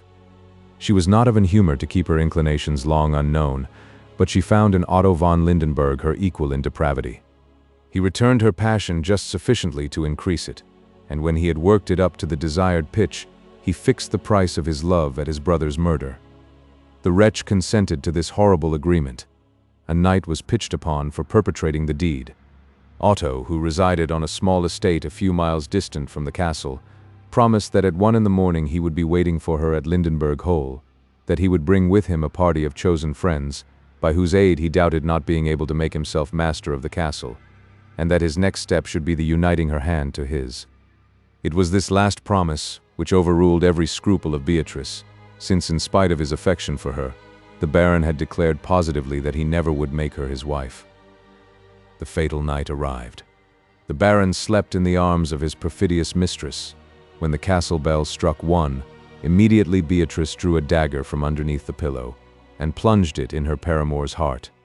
The Baron uttered a single dreadful groan and expired. The murderess quitted her bed hastily, took a lamp in one hand, in the other the bloody dagger, and bent her course towards the cavern. The porter dared not to refuse opening the gates to one more dreaded in the castle than its master. Beatrice reached Lindenberg Hole unopposed, where according to promise she found Otto waiting for her. He received and listened to her narrative with transport, but ere she had time to ask why he came unaccompanied, he convinced her that he wished for no witnesses to their interview. Anxious to conceal his share in the murder and to free himself from a woman whose violent and atrocious character made him tremble with reason for his own safety, he had resolved on the destruction of his wretched agent. Rushing upon her suddenly, he wrested the dagger from her hand. He plunged it still reeking with his brother's blood in her bosom, and put an end to her existence by repeated blows. Otto now succeeded to the barony of Lindenberg. The murder was attributed solely to the fugitive nun, and no one suspected him to have persuaded her to the action. But though his crime was unpunished by man, God's justice permitted him not to enjoy in peace his blood-stained honors. Her bones lying still unburied in the cave, the restless soul of Beatrice continued to inhabit the castle. Dressed in her religious habit in memory of her vows broken to heaven, furnished with the dagger which had drank the blood of her paramour, and holding the lamp which had guided her flying steps, every night did she stand before the bed of Otto. The most dreadful confusion reigned through the castle. The vaulted chambers resounded with shrieks and groans, and the spectre, as she ranged along the antique galleries, uttered an incoherent mixture of prayers and blasphemies. Otto was unable to withstand the shock which he felt at this fearful vision. Its horror increased with every succeeding appearance. His alarm at length became so insupportable that his heart burst, and one morning he was found in his bed totally deprived of warmth and animation. His death did not put an end to the nocturnal riots. The bones of Beatrice continued to lie unburied, and her ghost continued to haunt the castle. The domains of Lindenberg now fell to a distant relation, but terrified by the accounts given him of the bleeding nun, so was the spectre called by the multitude. The new baron called to his assistance a celebrated exorciser. This holy man succeeded in obliging her to temporary repose, but though she discovered to him her history, he was not permitted to reveal it to others or cause her skeleton to be removed to hallowed ground. That office was reserved for you. Until your coming, her ghost was doomed to wander about the castle and lament the crime which she had there committed. However, the exorciser obliged her to silence during his lifetime. So long as he existed, the haunted chamber was shut up, and the spectre was invisible. At his death, which happened in 5 years after, she again appeared, but only once on every 5th year, on the same day and at the same hour when she plunged her knife in the heart of her sleeping lover. She then visited the cavern which held her moldering skeleton, returned to the castle as soon as the clock struck 2, and was seen no more till the next 5 years had elapsed. She was doomed to suffer during the space of a century. That period is past. Nothing now remains but to consign to the grave the ashes of Beatrice. I have been the means of releasing you from your visionary tormentor, and amidst all the sorrows which oppress me, to think that I have been of use to you is some consolation. Youth, farewell. May the ghost of your relation enjoy that rest in the tomb which the Almighty's vengeance has denied to me forever. Here the stranger prepared to quit the apartment. "Stay yet one moment," said I. "You have satisfied my curiosity with regard to the spectre, but you leave me in prey to yet greater respecting yourself. Deign to inform me, to whom I am under such real obligations, You mentioned circumstances long past, and persons long dead. You were personally acquainted with the exorciser, who by your own account has been deceased near a century. How am I to account for this? What means that burning cross upon your forehead, and why did the sight of it strike such horror to my soul? On these points he for some time refused to satisfy me. At length, overcome by my entreaties, he consented to clear up the whole, on condition that I would defer his explanation till the next day. With this request I was obliged to comply, and he left me. In the morning my first care was to inquire after the mysterious stranger. Conceive my disappointment when informed that he had already quitted Ratisbon. I dispatched messengers in pursuit of him, but in vain. No traces of the fugitive were discovered. Since that moment I never have heard any more of him, and 'tis most probable that I never shall. Lorenzo here interrupted his friend's narrative. "How," said he, "you have never discovered who he was, or even formed a guess?" "Pardon me," replied the Marquise. "When I related this adventure to my uncle, the Cardinal Duke, he told me that he had no doubt of this singular man's being the celebrated character known universally by the name of the Wandering Jew. His not being permitted to pass more than 14 days on the same spot, the burning cross impressed upon his forehead. The effect which it produced upon the beholders, and many other circumstances, give this supposition the color of truth. The Cardinal is fully persuaded of it, and for my own part I am inclined to adopt the only solution which offers itself to this riddle. I return to the narrative from which I have digressed. From this period I recovered my health so rapidly as to astonish my physicians. The bleeding nun appeared no more, and I was soon able to set out for Lindenberg. The Baron received me with open arms. I confided to him the sequel of my adventure, and he was not a little pleased to find that his mansion would be no longer troubled with the phantom's quinennial visits. I was sorry to perceive that absence had not weakened Donna Rodolfa's imprudent passion. In a private conversation which I had with her during my short stay at the castle, she renewed her attempts to persuade me to return her affection. Regarding her as the primary cause of all my sufferings, I entertained for her no other sentiment than disgust. The skeleton of Beatrice was found in the place which she had mentioned. This being all that I sought at Lindenberg, I hastened to quit the Baron's domains, equally anxious to perform the obsequies of the murdered nun, and escape the importunity of a woman whom I detested. I departed, followed by Donna Rodolfa's menaces that my contempt should not be long unpunished. I now bent my course towards Spain with all diligence. Lucas with my baggage had joined me during my abode at Lindenberg. I arrived in my native country without any accident, and immediately proceeded to my father's castle in Andalusia. The remains of Beatrice were deposited in the family vault, all due ceremonies performed, and the number of masses said which she had required. Nothing now hindered me from employing all my endeavors to discover the retreat of Agnes. The Baroness had assured me that her niece had already taken the veil.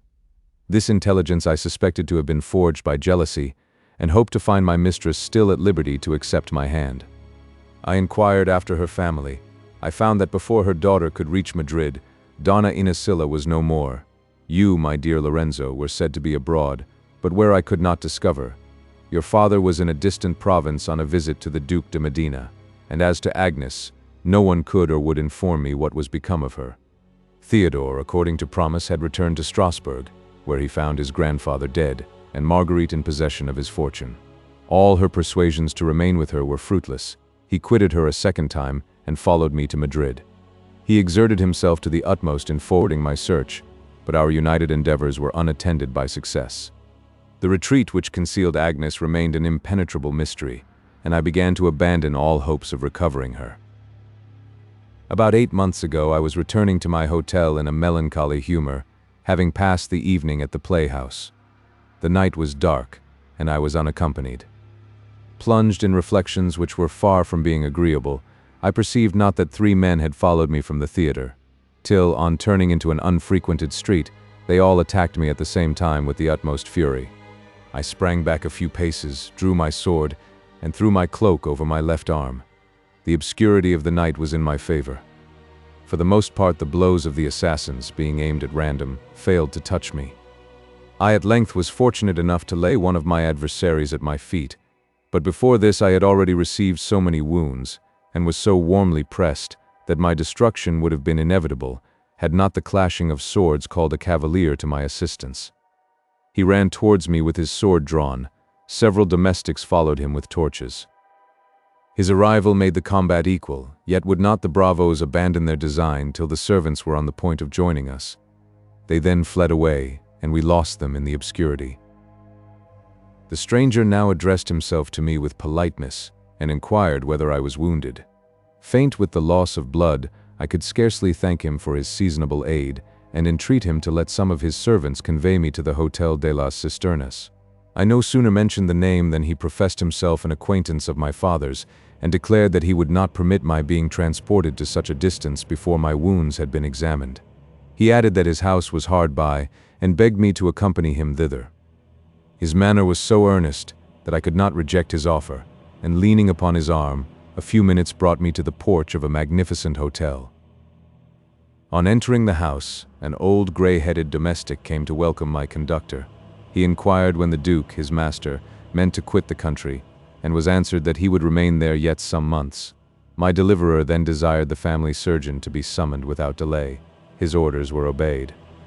I was seated upon a sofa in a noble apartment, and my wounds being examined, they were declared to be very slight. The surgeon, however, advised me not to expose myself to the night air, and the stranger pressed me so earnestly to take a bed in his house that I consented to remain where I was for the present. Being now left alone with my deliverer, I took the opportunity of thanking him in more express terms than I had done hitherto, but he begged me to be silent upon the subject. "I esteem myself happy," said he, "in having had it in my power to render you this little service, and I shall think myself eternally obliged to my daughter for detaining me so late at the convent of St. Clare. The high esteem in which I have ever held the Marquise de las Cisternas, though accident has not permitted our being so intimate as I could wish, makes me rejoice in the opportunity of making his son's acquaintance. I am certain that my brother, in whose house you now are, will lament his not being at Madrid to receive you himself, but in the Duke's absence I am master of the family, and may assure you in his name that everything in the Hotel de Medina is perfectly at your disposal." Conceive my surprise, Lorenzo, at discovering in the person of my preserver Don Gaston de Medina. It was only to be equaled by my secret satisfaction at the assurance that Agnes inhabited the convent of St. Clare. This latter sensation was not a little weakened, when in answer to my seemingly indifferent questions he told me that his daughter had really taken the veil. I suffered not my grief at this circumstance to take root in my mind. I flattered myself with the idea that my uncle's credit at the court of Rome would remove this obstacle, and that without difficulty I should obtain for my mistress a dispensation from her vows. Buoyed up with this hope, I calmed the uneasiness of my bosom, and I redoubled my endeavors to appear grateful for the attention and pleased with the society of Don Gaston. A domestic now entered the room, and informed me that the bravo whom I had wounded discovered some signs of life. I desired that he might be carried to my father's hotel, and that as soon as he recovered his voice, I would examine him respecting his reasons for attempting my life. I was answered that he was already able to speak, though with difficulty. Don Gaston's curiosity made him press me to interrogate the assassin in his presence, but this curiosity I was by no means inclined to gratify. One reason was that, doubting from whence the blow came, I was unwilling to place before Don Gaston's eyes the guilt of a sister. Another was that I feared to be recognized for Alfonso d'Alvarado, and precautions taken in consequence to keep me from the sight of Agnes. To avow my passion for his daughter, and endeavor to make him enter into my schemes, what I knew of Don Gaston's character convinced me would be an imprudent step, and considering it to be essential that he should know me for no other than the Conde de las Cisternas, I was determined not to let him hear the bravo's confession. I insinuated to him that as I suspected a lady to be concerned in the business, whose name might accidentally escape from the assassin, it was necessary for me to examine the man in private. Don Gaston's delicacy would not permit his urging the point any longer, and in consequence the bravo was conveyed to my hotel. The next morning I took leave of my host, who was to return to the Duke on the same day. My wounds had been so trifling that, except being obliged to wear my arm in a sling for a short time, I felt no inconvenience from the night's adventure. The surgeon who examined the bravo's wound declared it to be mortal. He had just time to confess that he had been instigated to murder me by the revengeful Donna Rodolfa, and expired in a few minutes after. All my thoughts were now bent upon getting to the speech of my lovely nun. Theodore set himself to work, and for this time with better success. He attacked the gardener of St. Clair so forcibly with bribes and promises that the old man was entirely gained over to my interests, and it was settled that I should be introduced into the convent in the character of his assistant. The plan was put into execution without delay. Disguised in a common habit and a black patch covering one of my eyes, I was presented to the lady prioress, who condescended to approve of the gardener's choice. I immediately entered upon my employment. Botany having been a favorite study with me, I was by no means at a loss in my new station. For some days I continued to work in the convent garden without meeting the object of my disguise. On the fourth morning I was more successful. I heard the voice of Agnes, and was speeding towards the sound when the sight of the domina stopped me. I drew back with caution and concealed myself behind a thick clump of trees. The prioress advanced and seated herself with Agnes on a bench at no great distance. I heard her in an angry tone blame her companion's continual melancholy. She told her that to weep the loss of any lover in her situation was a crime, but that to weep the loss of a faithless one was folly and absurdity in the extreme. Agnes replied in so low a voice that I could not distinguish her words, but I perceived that she used terms of gentleness and submission. The conversation was interrupted by the arrival of a young pensioner who informed the domina that she was waited for in the parlor. The old lady rose, kissed the cheek of Agnes, and retired. The newcomer remained. Agnes spoke much to her in praise of somebody whom I could not make out, but her auditor seemed highly delighted and interested by the conversation. The nun showed her several letters. The other perused them with evident pleasure, obtained permission to copy them, and withdrew for that purpose to my great satisfaction. No sooner was she out of sight than I quitted my concealment. Fearing to alarm my lovely mistress, I drew near her gently, intending to discover myself by degrees. But who for a moment can deceive the eyes of love? She raised her head at my approach, and recognized me in spite of my disguise at a single glance. She rose hastily from her seat with an exclamation of surprise, and attempted to retire, but I followed her, detained her, and entreated to be heard. Persuaded of my falsehood, she refused to listen to me, and ordered me positively to quit the garden. It was now my turn to refuse. I protested that however dangerous might be the consequences, I would not leave her till she had heard my justification. I assured her that she had been deceived by the artifices of her relations, that I could convince her beyond the power of doubt that my passion had been pure and disinterested, and I asked her what should induce me to seek her in the convent. Were I influenced by the selfish motives which my enemies had ascribed to me? My prayers, my arguments, and vows not to quit her, till she had promised to listen to me, united to her fears lest the nuns should see me with her, to her natural curiosity, and to the affection which she still felt for me in spite of my supposed desertion, at length prevailed. She told me that to grant my request at that moment was impossible, but she engaged to be in the same spot at 11 that night, and to converse with me for the last time. Having obtained this promise, I released her hand, and she fled back with rapidity towards the convent. I communicated my success to my ally, the old gardener. He pointed out an hiding place where I might shelter myself till night without fear of a discovery. Thither I betook myself at the hour when I ought to have retired with my supposed master, and waited impatiently for the appointed time. The chillness of the night was in my favor, since it kept the other nuns confined to their cells. Agnes alone was insensible of the inclemency of the air, and before 11 joined me at the spot which had witnessed our former interview. Secure from interruption, I related to her the true cause of my disappearing on the fatal 5th of May. She was evidently much affected by my narrative. When it was concluded, she confessed the injustice of her suspicions, and blamed herself for having taken the veil through despair at my ingratitude. "But now it is too late to repine," she added. "The die is thrown. I have pronounced my vows and dedicated myself to the service of heaven. I am sensible how ill I am calculated for a convent. My disgust at a monastic life increases daily. Ennui and discontent are my constant companions, and I will not conceal from you that the passion which I formerly felt for one so near being my husband is not yet extinguished in my bosom. But we must part. Insuperable barriers divide us from each other, and on this side the grave we must never meet again." I now exerted myself to prove that our union was not so impossible as she seemed to think it. I vaunted to her the Cardinal Duke of Lerma's influence at the court of Rome. I assured her that I should easily obtain a dispensation from her vows, and I doubted not but Don Gaston would coincide with my views when informed of my real name and long attachment. Agnes replied that since I encouraged such an hope, I could know but little of her father. Liberal and kind in every other respect, superstition formed the only stain upon his character. Upon this head he was inflexible. He sacrificed his dearest interests to his scruples, and would consider it an insult to suppose him capable of authorizing his daughter to break her vows to heaven.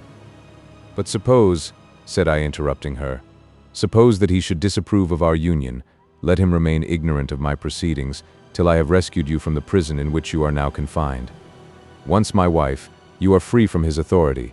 I need from him no pecuniary assistance, and when he sees his resentment to be unavailing, he will doubtless restore you to his favor. But let the worst happen. Should Don Gaston be irreconcilable, my relations will vie with each other in making you forget his loss, and you will find in my father a substitute for the parent of whom I shall deprive you." "Don Raymond," replied Agnes in a firm and resolute voice, "I love my father.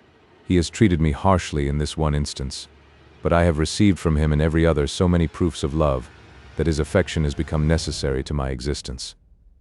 Were I to quit the convent, he never would forgive me, nor can I think that on his deathbed he would leave me his curse, without shuddering at the very idea. Besides, I am conscious myself that my vows are binding. Willfully did I contract my engagement with heaven. I cannot break it without a crime. Then banish from your mind the idea of our being ever united. I am devoted to religion, and however I may grieve at our separation, I would oppose obstacles myself to what I feel would render me guilty." I strove to overrule these ill-grounded scruples. We were still disputing upon the subject when the convent bells summoned the nuns to matins. Agnes was obliged to attend them, but she left me not till I had compelled her to promise that on the following night she would be at the same place at the same hour. These meetings continued for several weeks uninterrupted, and 'tis now, Lorenzo, that I must implore your indulgence. Reflect upon our situation, our youth, our long attachment. Weigh all the circumstances which attended our assignations, and you will confess the temptation to have been irresistible. You will even pardon me when I acknowledge that in an unguarded moment, the honor of Agnes was sacrificed to my passion." Lorenzo's eyes sparkled with fury. A deep crimson spread itself over his face. He started from his seat and attempted to draw his sword.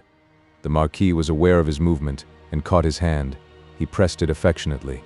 "My friend, my brother, hear me to the conclusion. Till then restrain your passion and be at least convinced that if what I have related is criminal, the blame must fall upon me and not upon your sister." Lorenzo suffered himself to be prevailed upon by Don Raymond's entreaties. He resumed his place and listened to the rest of the narrative with a gloomy and impatient countenance. The Marquise thus continued. "Scarcely was the first burst of passion past when Agnes, recovering herself, started from my arms with horror. She called me infamous seducer, loaded me with the bitterest reproaches, and beat her bosom in all the wildness of delirium. Ashamed of my imprudence, I with difficulty found words to excuse myself. I endeavored to console her. I threw myself at her feet and entreated her forgiveness. She forced her hand from me, which I had taken, and would have pressed to my lips. 'Touch me not,' she cried with a violence which terrified me. 'Monster of perfidy and ingratitude, how have I been deceived in you? I looked upon you as my friend, my protector. I trusted myself in your hands with confidence, and relying upon your honor, thought that mine ran no risque. And 'tis by you, whom I adored, that I am covered with infamy. 'Tis by you that I have been seduced into breaking my vows to God, that I am reduced to a level with the basest of my sex. Shame upon you, villain, you shall never see me more.' She started from the bank on which she was seated. I endeavored to detain her, but she disengaged herself from me with violence and took refuge in the convent. I retired, filled with confusion and inquietude. The next morning I failed not as usual to appear in the garden, but Agnes was nowhere to be seen. At night I waited for her at the place where we generally met. I found no better success. Several days and nights passed away in the same manner. At length I saw my offended mistress cross the walk on whose borders I was working. She was accompanied by the same young pensioner, on whose arm she seemed from weakness obliged to support herself. She looked upon me for a moment, but instantly turned her head away. I waited her return, but she passed on to the convent without paying any attention to me, or the penitent looks with which I implored her forgiveness. As soon as the nuns were retired, the old gardener joined me with a sorrowful air. "Señor," said he, "it grieves me to say that I can be no longer of use to you. The lady whom you used to meet has just assured me that if I admitted you again into the garden, she would discover the whole business to the lady prioress. She bade me tell you also that your presence was an insult, and that if you still possess the least respect for her, you will never attempt to see her more. Excuse me then for informing you that I can favor your disguise no longer. Should the prioress be acquainted with my conduct, she might not be contented with dismissing me her service. Out of revenge she might accuse me of having profaned the convent, and cause me to be thrown into the prisons of the Inquisition." Fruitless were my attempts to conquer his resolution. He denied me all future entrance into the garden, and Agnes persevered in neither letting me see or hear from her. In about a fortnight after, a violent illness which had seized my father obliged me to set out for Andalusia. I hastened thither, and as I imagined, found the Marquis at the point of death. Though on its first appearance his complaint was declared mortal, he lingered out several months, during which my attendance upon him during his malady, and the occupation of settling his affairs after his decease, permitted not my quitting Andalusia. Within these 4 days I returned to Madrid, and on arriving at my hotel, I there found this letter waiting for me. Here the Marquis unlocked the drawer of a cabinet. He took out a folded paper, which he presented to his auditor. Lorenzo opened it and recognized his sister's hand. The contents were as follows: "Into what an abyss of misery have you plunged me. Raymond, you force me to become as criminal as yourself. I had resolved never to see you more, if possible to forget you, if not, only to remember you with hate. A being for whom I already feel a mother's tenderness solicits me to pardon my seducer and apply to his love for the means of preservation. Raymond, your child lives in my bosom. I tremble at the vengeance of the prioress. I tremble much for myself, yet more for the innocent creature whose existence depends upon mine. Both of us are lost, should my situation be discovered. Advise me then what steps to take, but seek not to see me. The gardener who undertakes to deliver this is dismissed, and we have nothing to hope from that quarter. The man engaged in his place is of incorruptible fidelity. The best means of conveying to me your answer is by concealing it under the great statue of St. Francis, which stands in the Capuchin Cathedral. Thither I go every Thursday to confession, and shall easily have an opportunity of securing your letter. I hear that you are now absent from Madrid. Need I entreat you to write the very moment of your return? I will not think it. Ah, Raymond, mine is a cruel situation.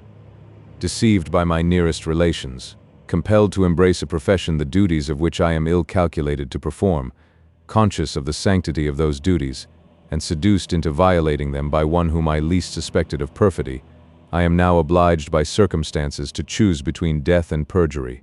Woman's timidity and maternal affection permit me not to balance in the choice. I feel all the guilt into which I plunge myself when I yield to the plan which you before proposed to me.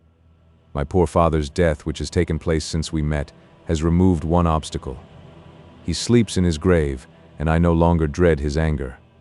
But from the anger of God, O Raymond, who shall shield me? Who can protect me against my conscience, against myself? I dare not dwell upon these thoughts. They will drive me mad. I have taken my resolution, procure a dispensation from my vows. I am ready to fly with you. Write to me, my husband. Tell me that absence has not abated your love.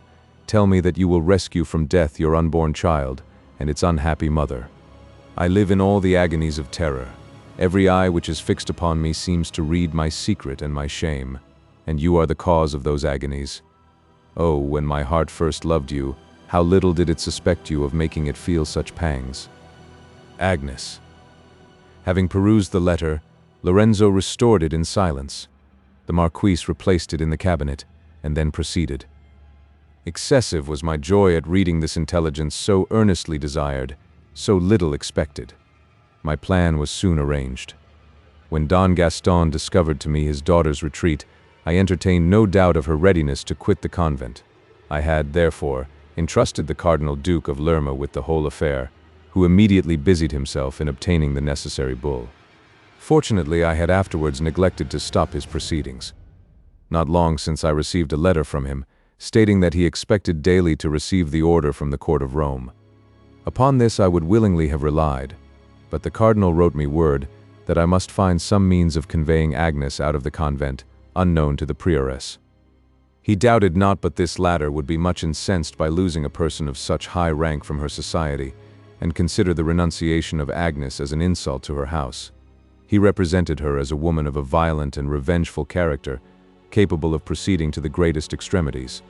It was therefore to be feared, lest by confining Agnes in the convent she should frustrate my hopes, and render the Pope's mandate unavailing.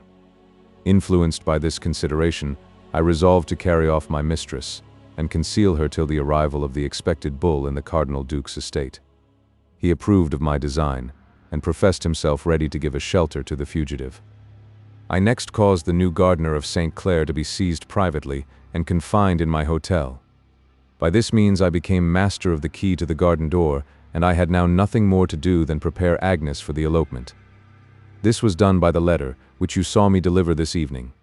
I told her in it that I should be ready to receive her at 12 tomorrow night, that I had secured the key of the garden, and that she might depend upon a speedy release. You have now, Lorenzo, heard the whole of my long narrative.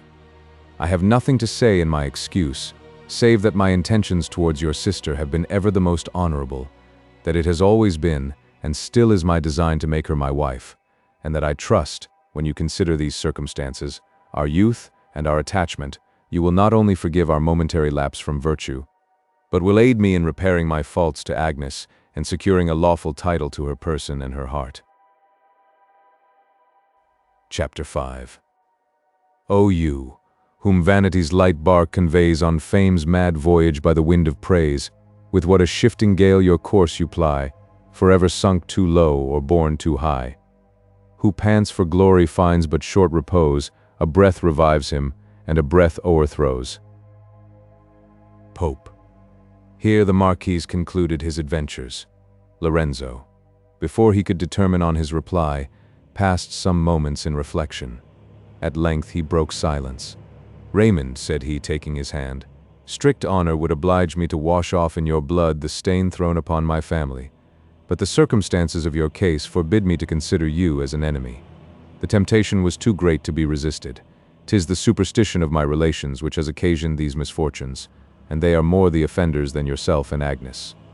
What has passed between you cannot be recalled, but may yet be repaired by uniting you to my sister.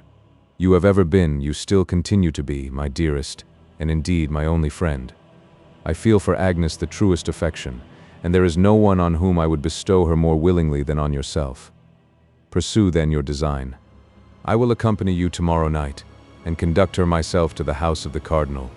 My presence will be a sanction for her conduct, and prevent her incurring blame by her flight from the convent. The Marquis thanked him in terms by no means deficient in gratitude. Lorenzo then informed him that he had nothing more to apprehend from Donna Rodolpha's enmity. 5 months had already elapsed since, in an excess of passion, she broke a blood vessel and expired in the course of a few hours. He then proceeded to mention the interests of Antonia. The Marquis was much surprised at hearing of this new relation. His father had carried his hatred of Elvira to the grave, and had never given the least hint that he knew what was become of his eldest son's widow.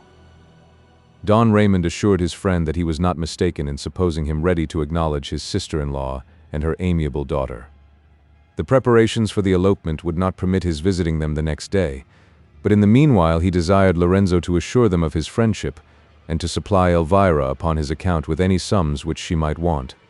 This the youth promised to do, as soon as her abode should be known to him. He then took leave of his future brother, and returned to the Palace de Medina. The day was already on the point of breaking when the Marquis retired to his chamber. Conscious that his narrative would take up some hours, and wishing to secure himself from interruption on returning to the hotel, he ordered his attendants not to sit up for him. Consequently, he was somewhat surprised on entering his anteroom to find Theodore established there. The page sat near a table with a pen in his hand, and was so totally occupied by his employment that he perceived not his lord's approach. The Marquis stopped to observe him. Theodore wrote a few lines, then paused, and scratched out a part of the writing. Then wrote again, smiled, and seemed highly pleased with what he had been about. At last he threw down his pen, sprang from his chair, and clapped his hands together joyfully. "There it is," cried he aloud. "Now they are charming." His transports were interrupted by a laugh from the Marquis, who suspected the nature of his employment. "What is so charming, Theodore?" The youth started and looked round. He blushed, ran to the table, seized the paper on which he had been writing, and concealed it in confusion. "Oh, my lord, I knew not that you were so near me. Can I be of use to you? Lucas is already gone to bed. I shall follow his example when I have given my opinion of your verses." "My verses, my lord?" "Nay, I am sure that you have been writing some, for nothing else could have kept you awake till this time of the morning. Where are they, Theodore? I shall like to see your composition." Theodore's cheeks glowed with still deeper crimson. He longed to show his poetry, but first chose to be pressed for it. "Indeed, my lord, they are not worthy your attention."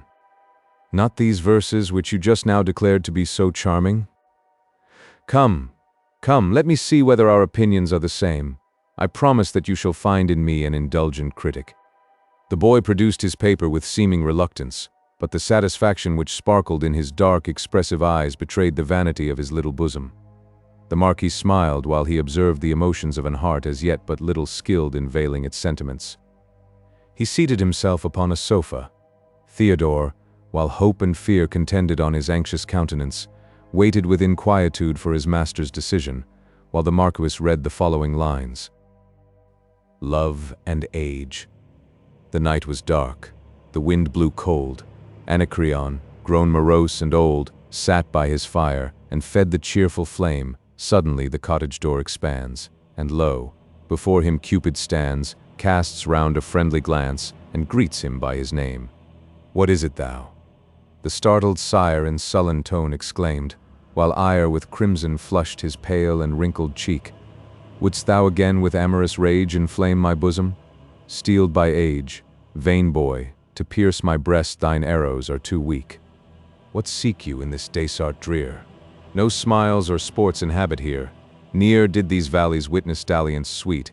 Eternal winter binds the plains. Age in my house despotic reigns. My garden boasts no flower. My bosom boasts no heat. Begone, and seek the blooming bower, where some ripe virgin courts thy power, or bid provoking dreams flit round her bed, on Damon's amorous breast repose, wanton on Chloe's lip of rose, or make her blushing cheek a pillow for thy head. Be such thy haunts, these regions cold avoid, nor think grown wise and old, this hoary head again thy yoke shall bear. Remembering that my fairest years by thee were marked with sighs and tears, I think thy friendship false, and shun the guileful snare. I have not yet forgot the pains I felt, while bound in Julia's chains, the ardent flames with which my bosom burned, the nights I passed deprived of rest, the jealous pangs which racked my breast, my disappointed hopes, and passion unreturned. Then fly and curse mine eyes no more. Fly from my peaceful cottage door. No day, no hour, no moment shalt thou stay. I know thy falsehood, scorn thy arts, distrust thy smiles, and fear thy darts. Traitor, begone, and seek some other to betray." "Does age, old man, your wits confound?" replied the offended god, and frowned. His frown was sweet as is the virgin's smile. "Do you to me these words address? To me, who do not love you less, though you my friendship scorn, and pleasures past revile? If one proud fair you chanced to find, 100 other nymphs were kind, whose smiles might well for Julia's frowns atone. But such is man. His partial hand unnumbered favors writes on sand, but stamps one little fault on solid lasting stone. Ingrate! Who led thee to the wave at noon where Lesbia loved to lave? Who named the bower alone where Daphne lay? And who, when Caelia shrieked for aid, bade you with kisses hush the maid? What other was it than love? O false Anacreon, say. Then you could call me gentle boy, my only bliss, my source of joy. Then you could prize me dearer than your soul, could kiss and dance me on your knees and swear not wine itself would please, had not the lip of love first touched the flowing bowl. Must those sweet days return no more? Must I for aye your loss deplore, banished your heart, and from your favor driven? Ah, no, my fears that smile denies, that heaving breast, those sparkling eyes declare me ever dear and all my faults forgiven. Again, beloved, esteemed, caressed, Cupid shall in thine arms be pressed, sport on thy knees, or on thy bosom sleep. My torch thine age-struck heart shall warm, my hand pale winter's rage disarm, and youth and spring shall here once more their revels keep. A feather now of golden hue he smiling from his pinion drew. This to the poet's hand the boy commits, and straight before Anacreon's eyes the fairest dreams of fancy rise, and round his favored head wild inspiration flits. His bosom glows with amorous fire eager, he grasps the magic lyre. Swift o'er the tuneful chords his fingers move. The feather plucked from Cupid's wing sweeps the too long neglected string, while soft Anacreon sings the power and praise of love. Soon as that name was heard, the woods shook off their snows, the melting floods broke their cold chains, and winter fled away. Once more the earth was decked with flowers, mild zephyrs breathed through blooming bowers, high towered the glorious sun, and poured the blaze of day. Attracted by the harmonious sound, sylvans and fauns the cot surround, and curious crowd the minstrel to behold. The wood nymphs haste the spell to prove, eager they run, they list, they love, and while they hear the strain, forget the man is old. Cupid, to nothing constant long, perched on the harp attends the song, or stifles with a kiss the dulcet notes. Now on the poet's breast reposes, now twines his hoary locks with roses, or borne on wings of gold in wanton circle floats.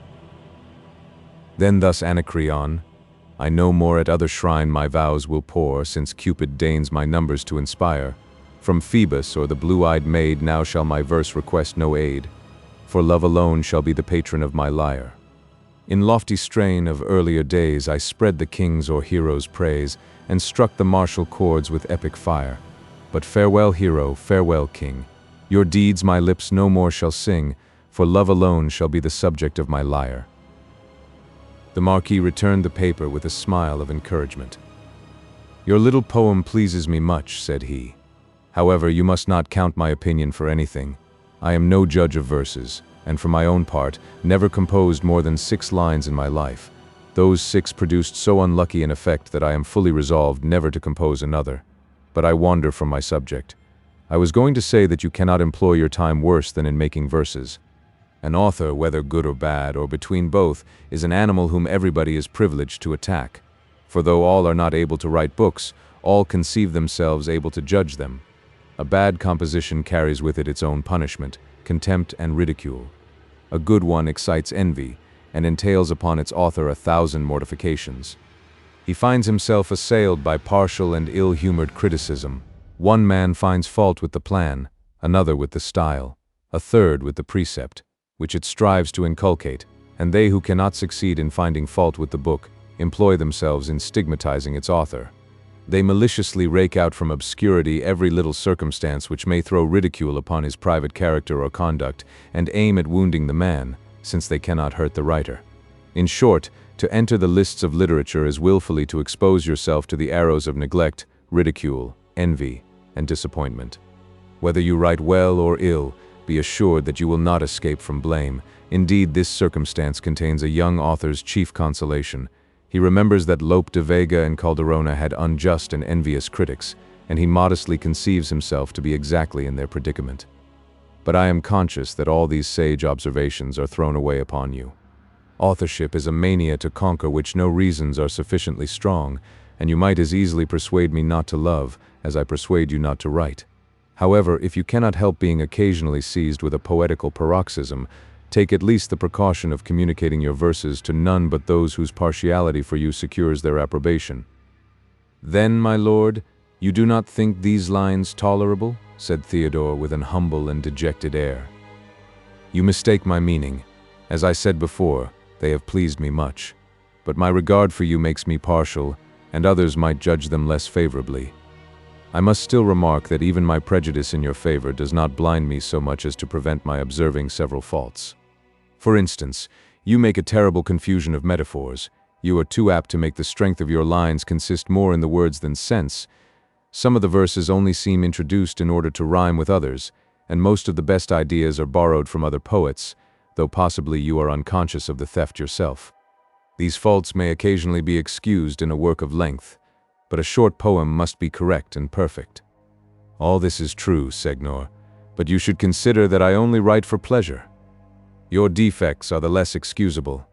Their incorrectness may be forgiven in those who work for money, who are obliged to complete a given task in a given time, and are paid according to the bulk, not value of their productions.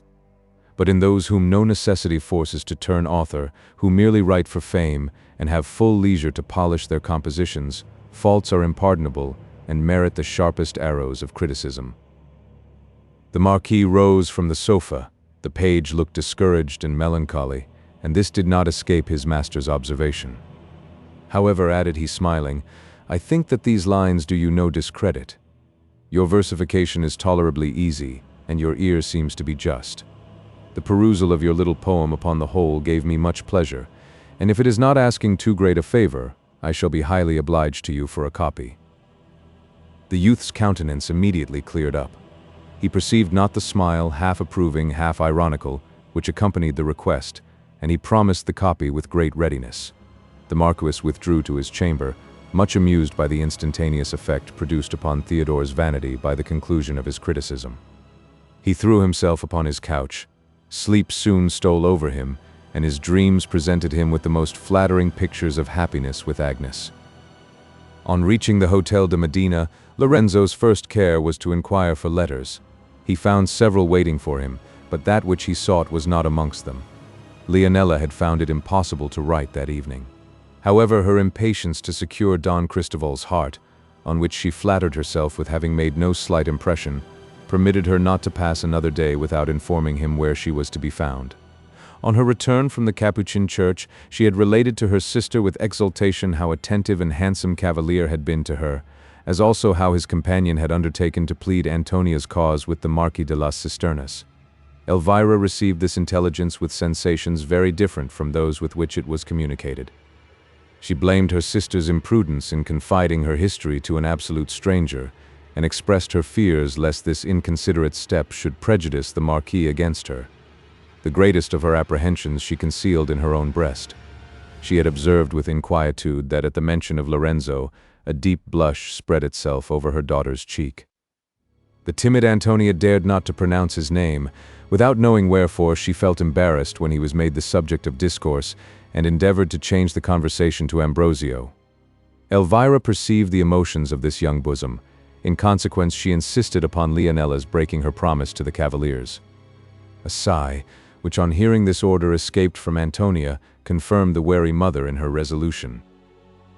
Through this resolution, Leonela was determined to break. She conceived it to be inspired by envy, and that her sister dreaded her being elevated above her. Without imparting her design to anyone, she took an opportunity of dispatching the following note to Lorenzo. It was delivered to him as soon as he woke. Doubtless, Segnor Don Lorenzo, you have frequently accused me of ingratitude and forgetfulness. But on the word of a virgin, it was out of my power to perform my promise yesterday. I know not in what words to inform you how strange a reception my sister gave your kind wish to visit her. She is an odd woman, with many good points about her, but her jealousy of me frequently makes her conceive notions quite unaccountable. On hearing that your friend had paid some little attention to me, she immediately took the alarm. She blamed my conduct, and has absolutely forbidden me to let you know our abode. My strong sense of gratitude for your kind offers of service, and, shall I confess it? My desire to behold once more the too amiable Don Cristoval will not permit my obeying her injunctions. I have therefore stolen a moment to inform you that we lodge in the Strada di San Iago, 4 doors from the Palace d'Albornoz, and nearly opposite to the barber's Miguel Coelho. Inquire for Donna Elvira d'Alfa, since in compliance with her father-in-law's order, my sister continues to be called by her maiden name. At 8 this evening you will be sure of finding us, but let not a word drop which may raise a suspicion of my having written this letter. Should you see the Conde d'Osorio, tell him, I blush while I declare it, Tell him that his presence will be but too acceptable to the sympathetic. Leonela. The latter sentences were written in red ink to express the blushes of her cheek, while she committed an outrage upon her virgin modesty. Lorenzo had no sooner perused this note than he set out in search of Don Cristobal. Not being able to find him in the course of the day, he proceeded to Donna Elvira's alone, to Leonela's infinite disappointment. The domestic by whom he sent up his name, having already declared his lady to be at home, she had no excuse for refusing his visit. Yet she consented to receive it with much reluctance. That reluctance was increased by the changes which his approach produced in Antonia's countenance, nor was it by any means abated when the youth himself appeared. The symmetry of his person, animation of his features, and natural elegance of his manners and address convinced Elvira that such a guest must be dangerous for her daughter.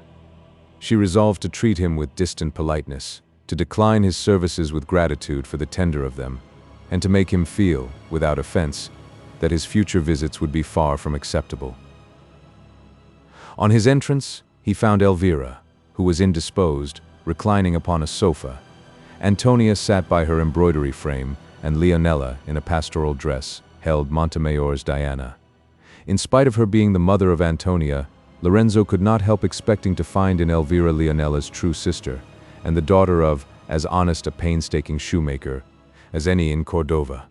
A single glance was sufficient to undeceive him. He beheld a woman whose features, though impaired by time and sorrow, still bore the marks of distinguished beauty. A serious dignity reigned upon her countenance, but was tempered by a grace and sweetness which rendered her truly enchanting. Lorenzo fancied that she must have resembled her daughter in her youth, and readily excused the imprudence of the late Conde de las Cisternas. She desired him to be seated, and immediately resumed her place upon the sofa. Antonia received him with a simple reverence, and continued her work. Her cheeks were suffused with crimson, and she strove to conceal her emotion by leaning over her embroidery frame. Her aunt also chose to play off her airs of modesty. She affected to blush and tremble, and waited with her eyes cast down to receive, as she expected, the compliments of Don Cristobal. Finding after some time that no sign of his approach was given, she ventured to look round the room, and perceived with vexation that Medina was unaccompanied. Impatience would not permit her waiting for an explanation. Interrupting Lorenzo, who was delivering Raymond's message, she desired to know what was become of his friend. He, who thought it necessary to maintain himself in her good graces, strove to console her under her disappointment by committing a little violence upon truth. "Ah, Signora," he replied in a melancholy voice, "how grieved will he be at losing this opportunity of paying you his respects. A relation's illness has obliged him to quit Madrid in haste, but on his return he will doubtless seize the first moment with transport to throw himself at your feet." As he said this, his eyes met those of Elvira. She punished his falsehood sufficiently by darting at him a look expressive of displeasure and reproach. Neither did the deceit answer his intention. Vexed and disappointed, Leonela rose from her seat and retired in dudgeon to her own apartment. Lorenzo hastened to repair the fault, which had injured him in Elvira's opinion. He related his conversation with the Marquise respecting her. He assured her that Raymond was prepared to acknowledge her for his brother's widow, and that till it was in his power to pay his compliments to her in person, Lorenzo was commissioned to supply his place. This intelligence relieved Elvira from a heavy weight of uneasiness. She had now found a protector for the fatherless Antonia, for whose future fortunes she had suffered the greatest apprehensions. She was not sparing of her thanks to him who had interfered so generously in her behalf, but still she gave him no invitation to repeat his visit. However, when upon rising to depart he requested permission to inquire after her health occasionally, the polite earnestness of his manner, gratitude for his services, and respect for his friend the Marquis would not admit of a refusal. She consented reluctantly to receive him. He promised not to abuse her goodness, and quitted the house. Antonia was now left alone with her mother. A temporary silence ensued. Both wished to speak upon the same subject, but neither knew how to introduce it. The one felt a bashfulness which sealed up her lips, and for which she could not account. The other feared to find her apprehensions true, or to inspire her daughter with notions to which she might be still a stranger. At length Elvira began the conversation. "That is a charming young man, Antonia. I am much pleased with him. Was he long near you yesterday in the cathedral?" He quitted me not for a moment while I stayed in the church. He gave me his seat, and was very obliging and attentive. Indeed? Why then have you never mentioned his name to me? Your aunt lanched out in praise of his friend, and you vaunted Ambrosio's eloquence, but neither said a word of Don Lorenzo's person and accomplishments. Had not Leonela spoken of his readiness to undertake our cause, I should not have known him to be in existence. She paused. Antonia colored, but was silent. Perhaps you judge him less favorably than I do. In my opinion, his figure is pleasing, his conversation sensible, and manners engaging.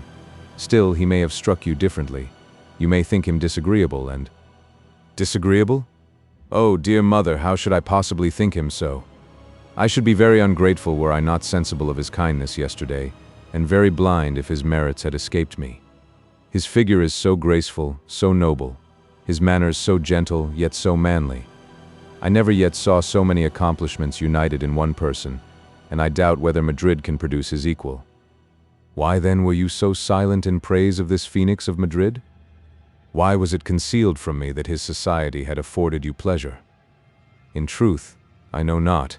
You ask me a question which I cannot resolve myself. I was on the point of mentioning him 1,000 times. His name was constantly upon my lips, but when I would have pronounced it, I wanted courage to execute my design. However, if I did not speak of him, it was not that I thought of him the less. That I believe. But shall I tell you why you wanted courage? It was because, accustomed to confide to me your most secret thoughts, you knew not how to conceal, yet feared to acknowledge that your heart nourished a sentiment which you were conscious I should disapprove. Come hither to me, my child. Antonia quitted her embroidery frame, threw herself upon her knees by the sofa, and hid her face in her mother's lap. Fear not, my sweet girl. Consider me equally as your friend and parent, and apprehend no reproof from me. I have read the emotions of your bosom. You are yet ill-skilled in concealing them, and they could not escape my attentive eye. This Lorenzo is dangerous to your repose. He has already made an impression upon your heart. 'Tis true that I perceive easily that your affection is returned, but what can be the consequences of this attachment? You are poor and friendless, my Antonia. Lorenzo is the heir of the Duke of Medinaceli. Even should himself mean honorably, his uncle never will consent to your union, nor without that uncle's consent will I. By sad experience I know what sorrows she must endure, who marries into a family unwilling to receive her. Then struggle with your affection. Whatever pains it may cost you, strive to conquer it. Your heart is tender and susceptible. It has already received a strong impression. But when once convinced that you should not encourage such sentiments, I trust that you have sufficient fortitude to drive them from your bosom. Antonia kissed her hand and promised implicit obedience. Elvira then continued, "To prevent your passion from growing stronger, it will be needful to prohibit Lorenzo's visits.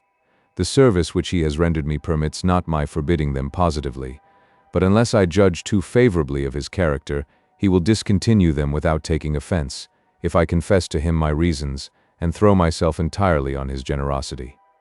The next time that I see him, I will honestly avow to him the embarrassment which his presence occasions. How say you, my child? Is not this measure necessary?" Antonia subscribed to everything without hesitation, though not without regret. Her mother kissed her affectionately and retired to bed. Antonia followed her example and vowed so frequently never more to think of Lorenzo that till sleep closed her eyes, she thought of nothing else. While this was passing at Elvira's, Lorenzo hastened to rejoin the Marquis. Everything was ready for the second elopement of Agnes, and at 12 the two friends with a coach and 4 were at the garden wall of the convent. Don Raymond drew out his key and unlocked the door. They entered and waited for some time in expectation of being joined by Agnes. At length the Marquis grew impatient. Beginning to fear that his second attempt would succeed no better than the first, he proposed to reconnoiter the convent. The friends advanced towards it. Everything was still and dark. The prioress was anxious to keep the story a secret, fearing lest the crime of one of its members should bring disgrace upon the whole community, or that the interposition of powerful relations should deprive her vengeance of its intended victim. She took care, therefore, to give the lover of Agnes no cause to suppose that his design was discovered and his mistress on the point of suffering the punishment of her fault. The same reason made her reject the idea of arresting the unknown seducer in the garden. Such a proceeding would have created much disturbance, and the disgrace of her convent would have been noised about Madrid. She contented herself with confining Agnes closely. As to the lover, she left him at liberty to pursue his designs. What she had expected was the result. The Marquis and Lorenzo waited in vain till the break of day. They then retired without noise, alarmed at the failure of their plan, and ignorant of the cause of its ill success. The next morning Lorenzo went to the convent and requested to see his sister. The prioress appeared at the grate with a melancholy countenance. She informed him that for several days Agnes had appeared much agitated, that she had been pressed by the nuns in vain to reveal the cause and apply to their tenderness for advice and consolation, that she had obstinately persisted in concealing the cause of her distress, but that on Thursday evening it had produced so violent an effect upon her constitution that she had fallen ill and was actually confined to her bed. Lorenzo did not credit a syllable of this account. He insisted upon seeing his sister. If she was unable to come to the grate, he desired to be admitted to her cell. The prioress crossed herself. She was shocked at the very idea of a man's profane eye pervading the interior of her holy mansion, and professed herself astonished that Lorenzo could think of such a thing. She told him that his request could not be granted, but that if he returned the next day, she hoped that her beloved daughter would then be sufficiently recovered to join him at the parlor grate. With this answer, Lorenzo was obliged to retire, unsatisfied and trembling for his sister's safety. He returned the next morning at an early hour. Agnes was worse. The physician had pronounced her to be in imminent danger. She was ordered to remain quiet, and it was utterly impossible for her to receive her brother's visit. Lorenzo stormed at this answer, but there was no resource. He raved, he entreated, he threatened. No means were left untried to obtain a sight of Agnes. His endeavors were as fruitless as those of the day before, and he returned in despair to the Marquis. On his side, the latter had spared no pains to discover what had occasioned his plot to fail. Don Cristobal, to whom the affair was now entrusted, endeavored to worm out the secret from the old porteress of St. Clair, with whom he had formed an acquaintance. But she was too much upon her guard, and he gained from her no intelligence. The Marquis was almost distracted, and Lorenzo felt scarcely less inquietude. Both were convinced that the purposed elopement must have been discovered. They doubted not but the malady of Agnes was a pretense, but they knew not by what means to rescue her from the hands of the prioress. Regularly every day did Lorenzo visit the convent. As regularly was he informed that his sister rather grew worse than better. Certain that her indisposition was feigned, these accounts did not alarm him, but his ignorance of her fate, and of the motives which induced the prioress to keep her from him, excited the most serious uneasiness. He was still uncertain what steps he ought to take, when the Marquis received a letter from the Cardinal Duke of Lerma. It enclosed the Pope's expected bull, ordering that Agnes should be released from her vows and restored to her relations. This essential paper decided at once the proceedings of her friends. They resolved that Lorenzo should carry it to the Domina without delay, and demand that his sister should be instantly given up to him. Against this mandate illness could not be pleaded. It gave her brother the power of removing her instantly to the Palace de Medina, and he determined to use that power on the following day. His mind relieved from inquietude respecting his sister, and his spirits raised by the hope of soon restoring her to freedom, he now had time to give a few moments to love and to Antonia. At the same hour as on his former visit, he repaired to Donna Elvira's. She had given orders for his admission.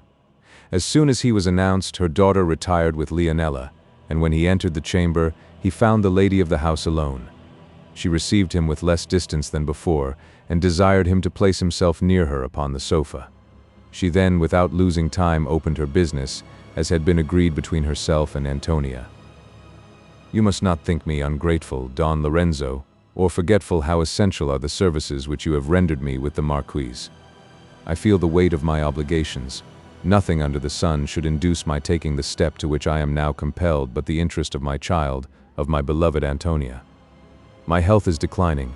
God only knows how soon I may be summoned before his throne. My daughter will be left without parents, and should she lose the protection of the Cisterna's family, without friends. She is young and artless, uninstructed in the world's perfidy, and with charms sufficient to render her an object of seduction. Judge, then, how I must tremble at the prospect before her. Judge how anxious I must be to keep her from their society, who may excite the yet dormant passions of her bosom. You are amiable, Don Lorenzo. Antonia has a susceptible, a loving heart, and is grateful for the favors conferred upon us by your interference with the Marquis. Your presence makes me tremble. I fear lest it should inspire her with sentiments which may embitter the remainder of her life, or encourage her to cherish hopes in her situation unjustifiable and futile. Pardon me when I avow my terrors, and let my frankness plead in my excuse. I cannot forbid you my house, for gratitude restrains me. I can only throw myself upon your generosity and entreat you to spare the feelings of an anxious, of a doting mother. Believe me when I assure you that I lament the necessity of rejecting your acquaintance, but there is no remedy, and Antonia's interest obliges me to beg you to forbear your visits.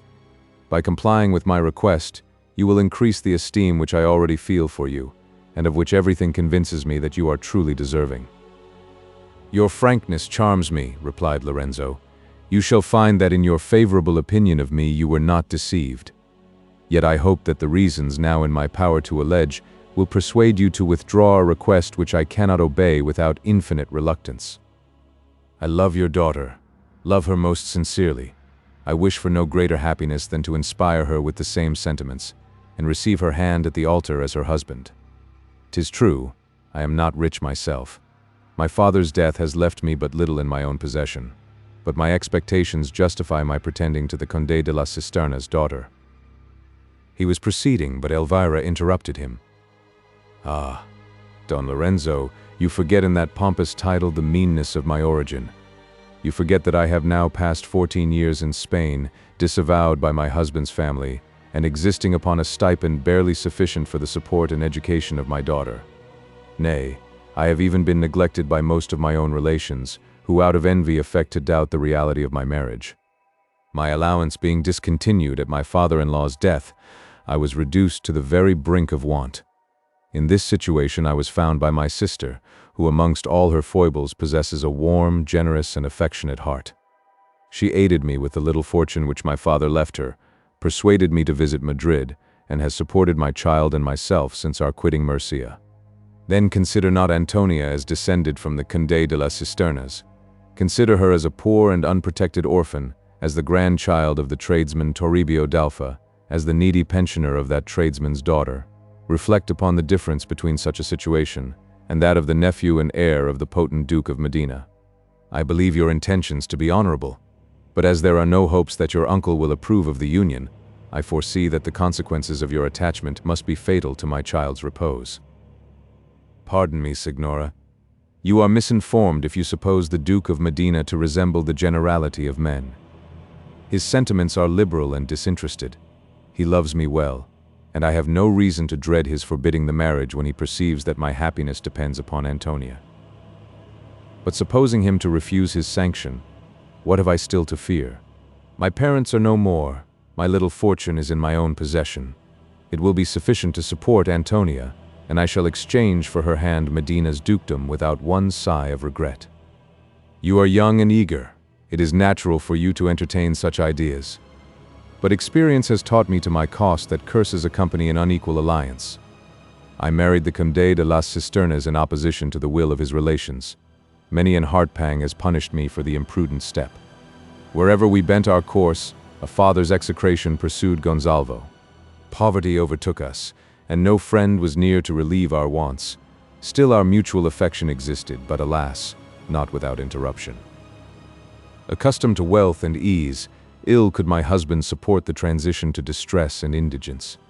He looked back with repining to the comforts which he once enjoyed. He regretted the situation which for my sake he had quitted, and in moments when despair possessed his mind, has reproached me with having made him the companion of want and wretchedness. He has called me his bane, the source of his sorrows, the cause of his destruction. Ah God, he little knew how much keener were my own heart's reproaches. He was ignorant that I suffered trebly, for myself, for my children, and for him. 'Tis true that his anger seldom lasted long. His sincere affection for me soon revived in his heart, and then his repentance for the tears which he had made me shed tortured me even more than his reproaches. He would throw himself on the ground, implore my forgiveness in the most frantic terms, and load himself with curses for being the murderer of my repose.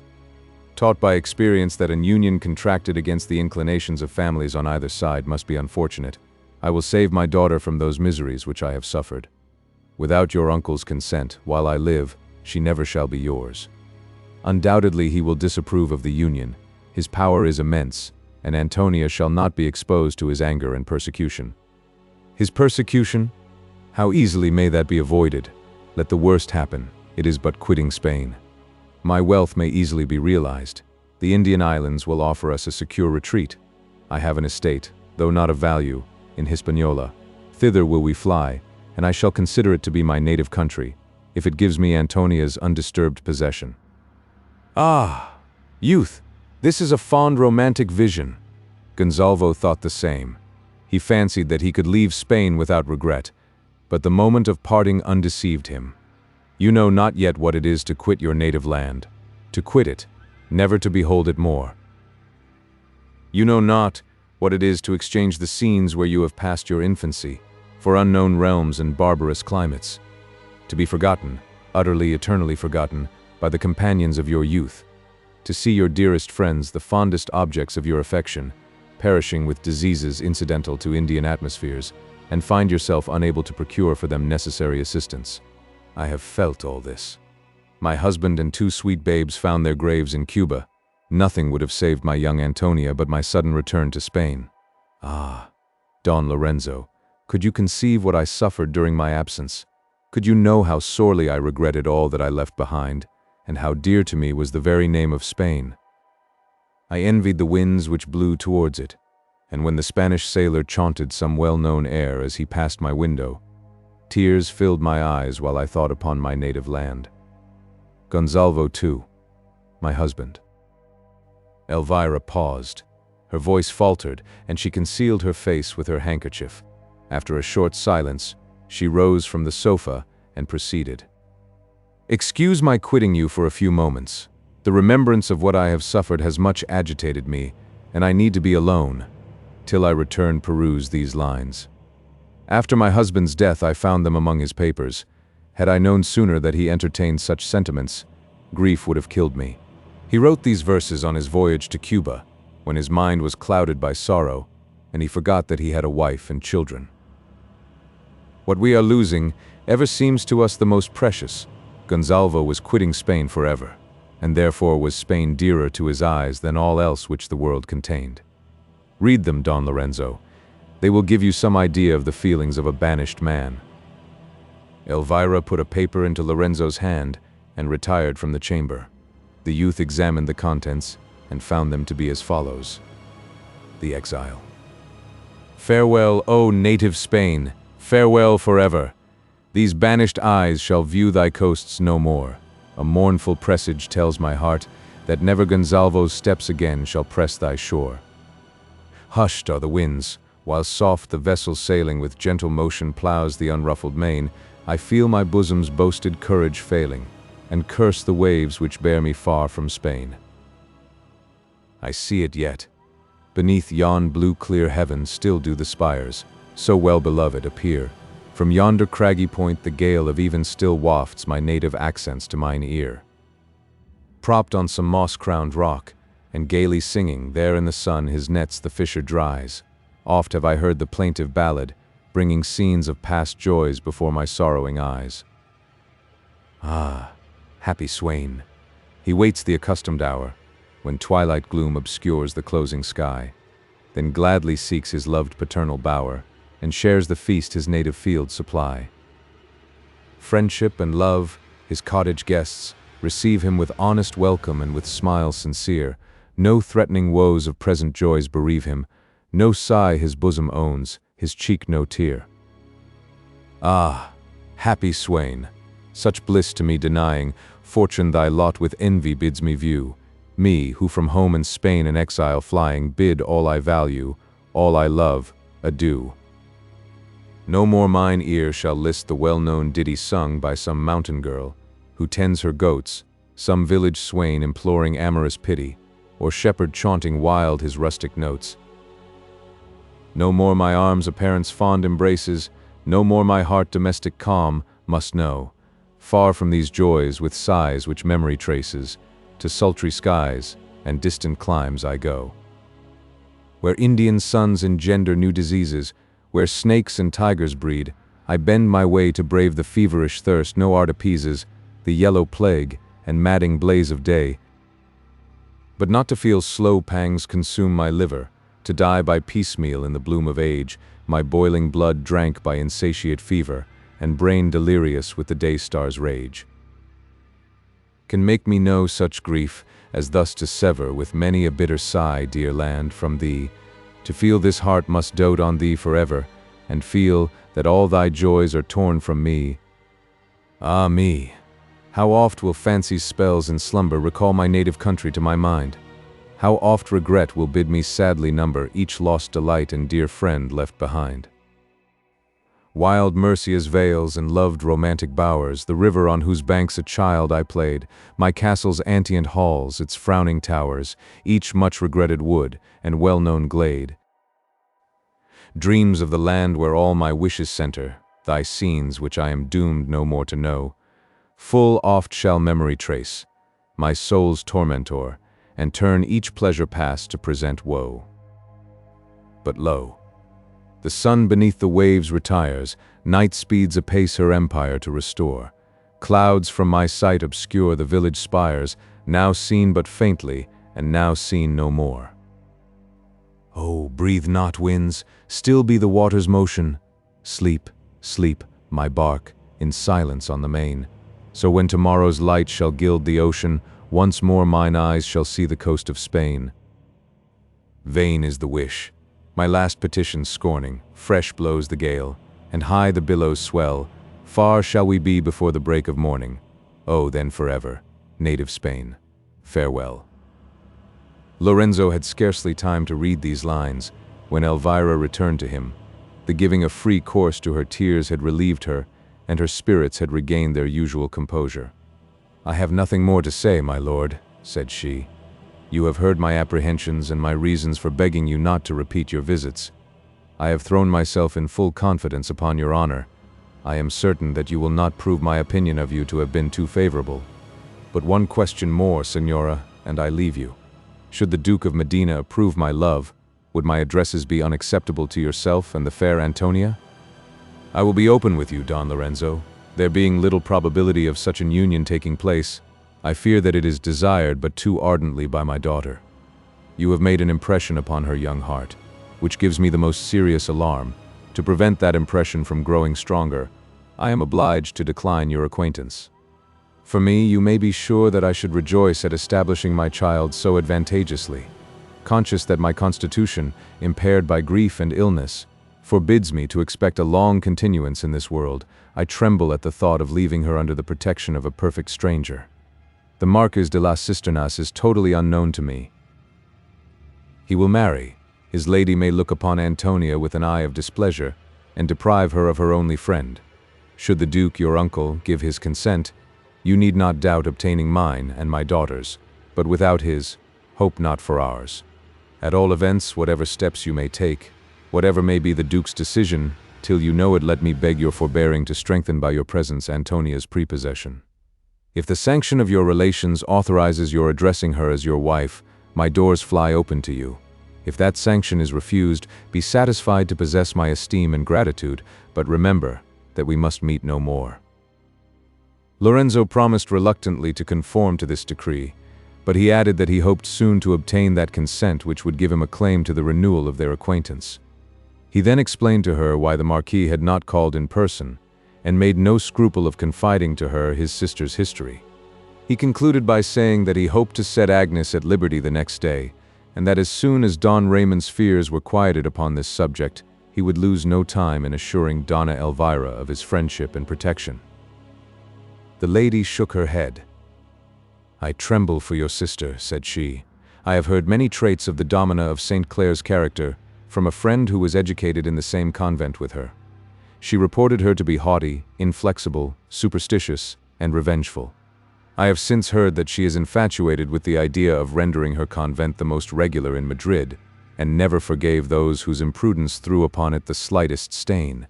Though naturally violent and severe when her interests require it, she well knows how to assume an appearance of benignity. She leaves no means untried to persuade young women of rank to become members of her community. She is implacable when once incensed, and has too much intrepidity to shrink at taking the most rigorous measures for punishing the offender. Doubtless, she will consider your sister's quitting the convent as a disgrace thrown upon it. She will use every artifice to avoid obeying the mandate of His Holiness, and I shudder to think that Donna Agnes is in the hands of this dangerous woman." Lorenzo now rose to take leave. Elvira gave him her hand at parting, which he kissed respectfully, and telling her that he soon hoped for the permission to salute that of Antonia, he returned to his hotel. The lady was perfectly satisfied with the conversation which had passed between them. She looked forward with satisfaction to the prospect of his becoming her son-in-law, but prudence bade her conceal from her daughter's knowledge the flattering hopes which herself now ventured to entertain. Scarcely was it day, and already Lorenzo was at the convent of St. Clare, furnished with the necessary mandate. The nuns were at matins. He waited impatiently for the conclusion of the service, and at length the prioress appeared at the parlor grate. Agnes was demanded. The old lady replied with a melancholy air that the dear child's situation grew hourly more dangerous, that the physicians despaired of her life, but that they had declared the only chance for her recovery to consist in keeping her quiet, and not to permit those to approach her whose presence was likely to agitate her. Not a word of all this was believed by Lorenzo, any more than he credited the expressions of grief and affection for Agnes, with which this account was interlarded. To end the business, he put the Pope's bull into the hands of the domina, and insisted that, ill or in health, his sister should be delivered to him without delay. The prioress received the paper with an air of humility, but no sooner had her eye glanced over the contents than her resentment baffled all the efforts of hypocrisy. A deep crimson spread itself over her face, and she darted upon Lorenzo looks of rage and menace. "This order is positive," said she, in a voice of anger, which she in vain strove to disguise. "Willingly would I obey it, but unfortunately it is out of my power." Lorenzo interrupted her by an exclamation of surprise. "I repeat it, Señor. To obey this order is totally out of my power.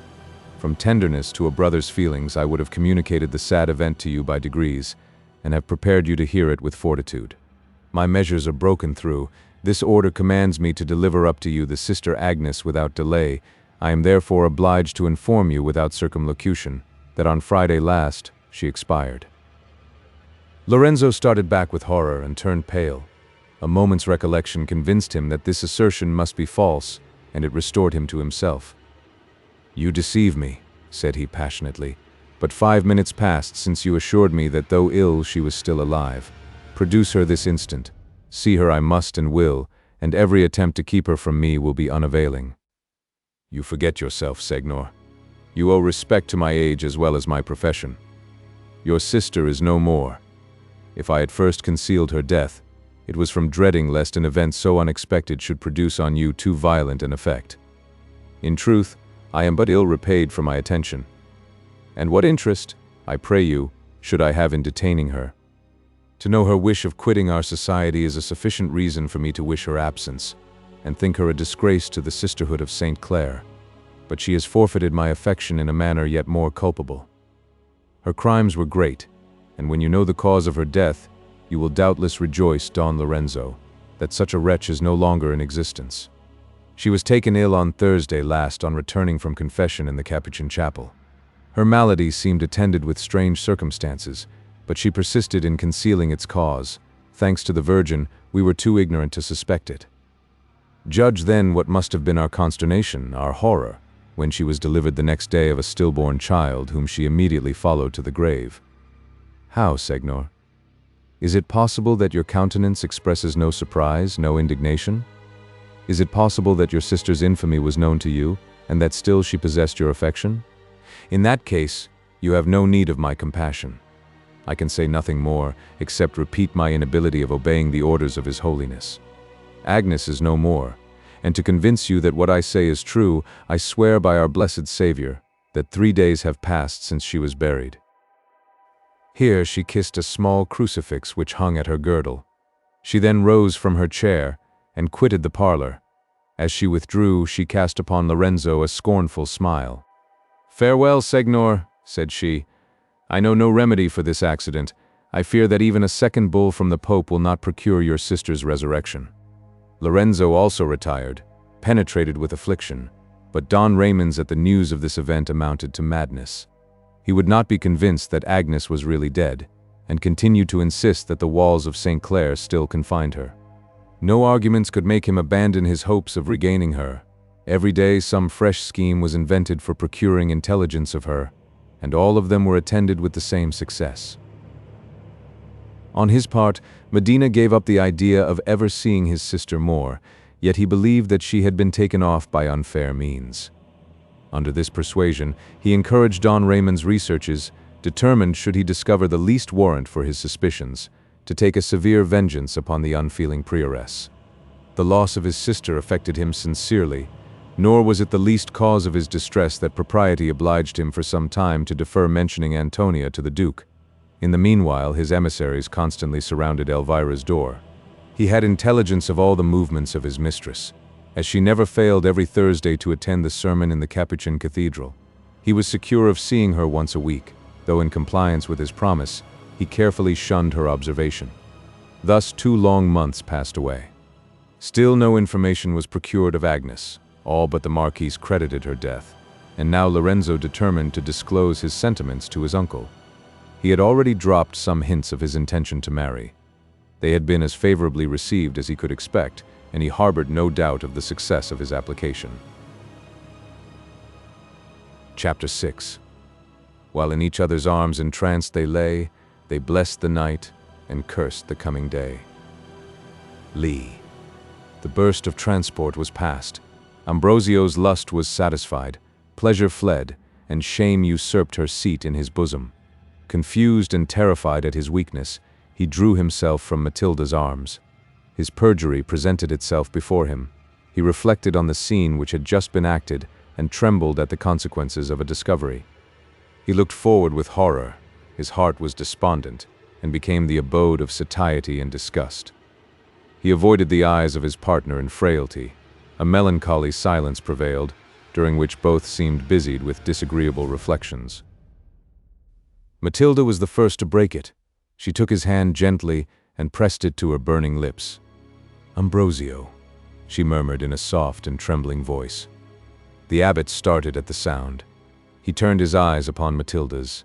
They were filled with tears. Her cheeks were covered with blushes, and her supplicating looks seemed to solicit his compassion. "Dangerous woman," said he, "into what an abyss of misery have you plunged me? Should your sex be discovered, my honor, nay my life, must pay for the pleasure of a few moments. Fool that I was to trust myself to your seductions. What can now be done? How can my offense be expiated? What atonement can purchase the pardon of my crime? Wretched Matilda, you have destroyed my quiet forever. To me these reproaches, Ambrosio, to me who have sacrificed for you the world's pleasures, the luxury of wealth, the delicacy of sex, my friends, my fortune, and my fame. What have you lost which I preserved? Have I not shared in your guilt? Have you not shared in my pleasure? Guilt, did I say? In what consists ours, unless in the opinion of an ill-judging world? Let that world be ignorant of them, and our joys become divine and blameless.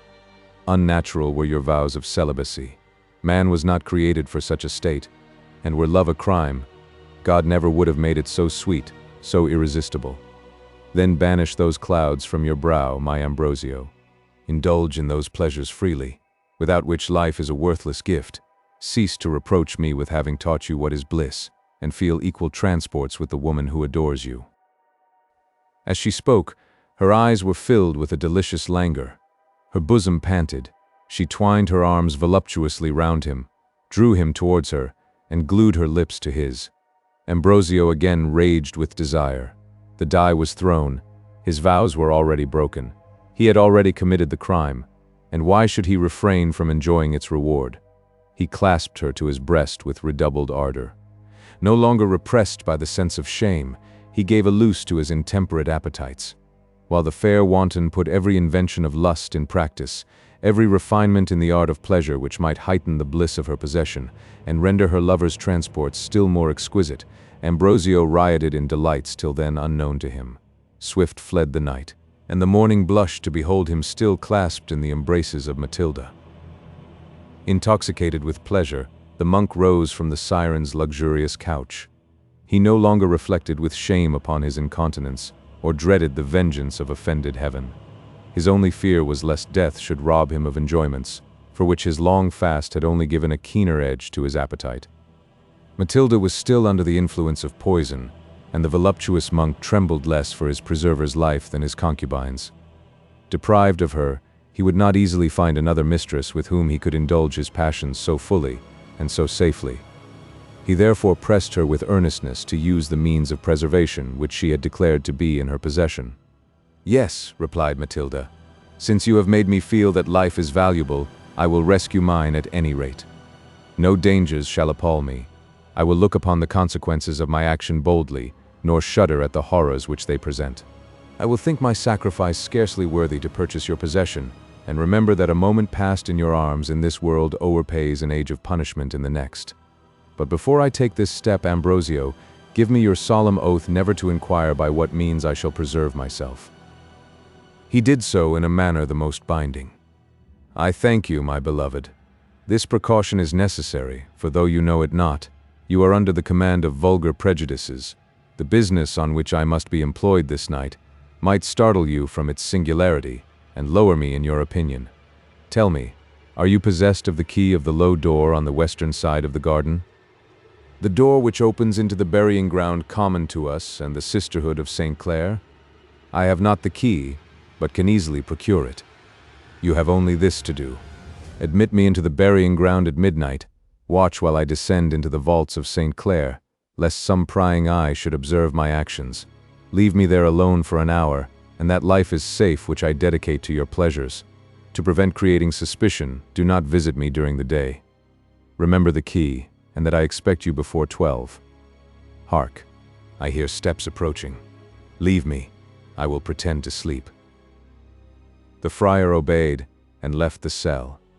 As he opened the door, Father Pablos made his appearance. "I come," said the latter, "to inquire after the health of my young patient." "Hush!" replied Ambrosio, laying his finger upon his lip. "Speak softly. I am just come from him. He has fallen into a profound slumber which doubtless will be of service to him. Do not disturb him at present, for he wishes to repose." Father Pablos obeyed, and hearing the bell ring, accompanied the abbot to matins. Ambrosio felt embarrassed as he entered the chapel. Guilt was new to him, and he fancied that every eye could read the transactions of the night upon his countenance. He strove to pray. His bosom no longer glowed with devotion. His thoughts insensibly wandered to Matilda's secret charms. But what he wanted in purity of heart, he supplied by exterior sanctity. The better to cloak his transgression, he redoubled his pretensions to the semblance of virtue, and never appeared more devoted to heaven as since he had broken through his engagements. Thus did he unconsciously add hypocrisy to perjury and incontinence. He had fallen into the latter errors from yielding to seduction almost irresistible. But he was now guilty of a voluntary fault by endeavoring to conceal those into which another had betrayed him. The matins concluded, Ambrosio retired to his cell. The pleasures which he had just tasted for the first time were still impressed upon his mind. His brain was bewildered, and presented a confused chaos of remorse, voluptuousness, inquietude, and fear. He looked back with regret to that peace of soul, that security of virtue, which till then had been his portion. He had indulged in excesses whose very idea but 24 hours before he had recoiled at with horror. He shuddered at reflecting that a trifling indiscretion on his part, or on Matilda's, would overturn that fabric of reputation which it had cost him 30 years to erect, and render him the abhorrence of that people of whom he was then the idol. Conscience painted to him in glaring colors his perjury and weakness. Apprehension magnified to him the horrors of punishment, and he already fancied himself in the prisons of the Inquisition. To these tormenting ideas succeeded Matilda's beauty, and those delicious lessons which, once learnt, can never be forgotten. A single glance thrown upon these reconciled him with himself. He considered the pleasures of the former night to have been purchased at an easy price by the sacrifice of innocence and honor. Their very remembrance filled his soul with ecstasy. He cursed his foolish vanity, which had induced him to waste in obscurity the bloom of life, ignorant of the blessings of love and woman. He determined at all events to continue his commerce with Matilda, and called every argument to his aid which might confirm his resolution. He asked himself, provided his irregularity was unknown, in what would his fault consist, and what consequences he had to apprehend. By adhering strictly to every rule of his order save chastity, he doubted not to retain the esteem of men and even the protection of heaven. He trusted easily to be forgiven so slight and natural a deviation from his vows, but he forgot that having pronounced those vows, incontinence, in layman the most venial of errors, became in his person the most heinous of crimes. Once decided upon his future conduct, his mind became more easy. He threw himself upon his bed and strove by sleeping to recruit his strength exhausted by his nocturnal excesses. He awoke refreshed and eager for a repetition of his pleasures. Obedient to Matilda's order, he visited not her cell during the day. Father Pablos mentioned in the refectory that Rosario had at length been prevailed upon to follow his prescription, but that the medicine had not produced the slightest effect, and that he believed no mortal skill could rescue him from the grave. With this opinion the abbot agreed, and affected to lament the untimely fate of a youth whose talents had appeared so promising. The night arrived. Ambrosio had taken care to procure from the porter the key of the low door opening into the cemetery. Furnished with this, when all was silent in the monastery, he quitted his cell and hastened to Matilda's. She had left her bed and was dressed before his arrival. "I have been expecting you with impatience," said she. "My life depends upon these moments. Have you the key?" "I have." "Away then to the garden. We have no time to lose. Follow me." She took a small covered basket from the table. Bearing this in one hand, and the lamp, which was flaming upon the hearth, in the other, she hastened from the cell. Ambrosio followed her. Both maintained a profound silence. She moved on with quick but cautious steps, passed through the cloisters, and reached the western side of the garden. Her eyes flashed with a fire and wildness which impressed the monk at once with awe and horror. A determined, desperate courage reigned upon her brow. She gave the lamp to Ambrosio, then taking from him the key, she unlocked the low door and entered the cemetery. It was a vast and spacious square planted with yew trees. Half of it belonged to the abbey, the other half was the property of the Sisterhood of St. Clare, and was protected by a roof of stone. The division was marked by an iron railing, the wicket of which was generally left unlocked. Thither Matilda bent her course. She opened the wicket and sought for the door leading to the subterraneous vaults, where reposed the mouldering bodies of the votaries of St. Clare. The night was perfectly dark. Neither moon or stars were visible. Luckily there was not a breath of wind, and the friar bore his lamp in full security. By the assistance of its beams, the door of the sepulchre was soon discovered. It was sunk within the hollow of a wall, and almost concealed by thick festoons of ivy hanging over it. 3 steps of rough-hewn stone conducted to it, and Matilda was on the point of descending them when she suddenly started back. "There are people in the vaults," she whispered to the monk. "Conceal yourself till they are past." She took refuge behind a lofty and magnificent tomb erected in honor of the convent's foundress. Ambrosio followed her example, carefully hiding his lamp lest its beams should betray them. But a few moments had elapsed when the door was pushed open, leading to the subterraneous caverns. Rays of light proceeded up the staircase. They enabled the concealed spectators to observe 2 females dressed in religious habits, who seemed engaged in earnest conversation. The abbot had no difficulty to recognize the prioress of St. Clare in the first, and one of the elder nuns in her companion. "Everything is prepared," said the prioress. "Her fate shall be decided tomorrow. All her tears and sighs will be unavailing. No. In 25 years that I have been superior of this convent, never did I witness a transaction more infamous."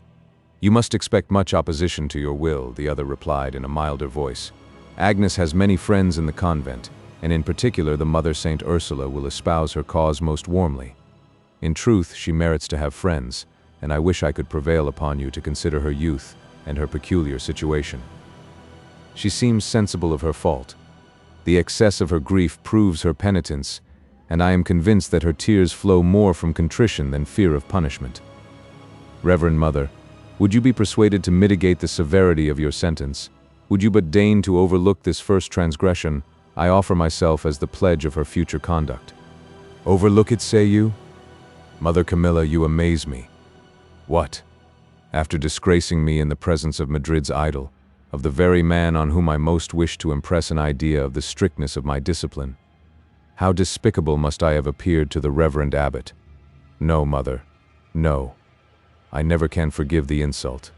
I cannot better convince Ambrosio that I abhor such crimes than by punishing that of Agnes with all the rigor of which our severe laws admit. Cease then your supplications. They will all be unavailing. My resolution is taken. Tomorrow Agnes shall be made a terrible example of my justice and resentment. The mother Camilla seemed not to give up the point, but by this time the nuns were out of hearing. The prioress unlocked the door which communicated with St. Clare's chapel, and having entered with her companion, closed it again after them. Matilda now asked, who was this Agnes with whom the prioress was thus incensed, and what connection she could have with Ambrosio? He related her adventure, and he added that since that time, his ideas having undergone a thorough revolution, he now felt much compassion for the unfortunate nun. I design, said he, to request an audience of the Domina tomorrow, and use every means of obtaining a mitigation of her sentence. Beware of what you do, interrupted Matilda. Your sudden change of sentiment may naturally create surprise, and may give birth to suspicions which it is most our interest to avoid. Rather, redouble your outward austerity, and thunder out menaces against the errors of others, the better to conceal your own. Abandon the nun to her fate. Your interfering might be dangerous, and her imprudence merits to be punished. She is unworthy to enjoy love's pleasures, who has not wit enough to conceal them. But in discussing this trifling subject I waste moments which are precious. The night flies apace, and much must be done before morning. The nuns are retired, all is safe. Give me the lamp, Ambrosio. I must descend alone into these caverns, wait here, and if anyone approaches, warn me by your voice. But as you value your existence, presume not to follow me. Your life would fall a victim to your imprudent curiosity. Thus saying, she advanced towards the sepulchre, still holding her lamp in one hand and her little basket in the other. She touched the door. It turned slowly upon its grating hinges, and a narrow winding staircase of black marble presented itself to her eyes. She descended it. Ambrosio remained above, watching the faint beams of the lamp as they still proceeded up the stairs. They disappeared, and he found himself in total darkness. Left to himself, he could not reflect without surprise on the sudden change in Matilda's character and sentiments. But a few days had passed since she appeared the mildest and softest of her sex, devoted to his will, and looking up to him as to a superior being. Now she assumed a sort of courage and manliness in her manners and discourse, but ill calculated to please him. She spoke no longer to insinuate, but command. He found himself unable to cope with her in argument, and was unwillingly obliged to confess the superiority of her judgment. Every moment convinced him of the astonishing powers of her mind, but what she gained in the opinion of the man, she lost with interest in the affection of the lover. He regretted Rosario, the fond, the gentle, and submissive.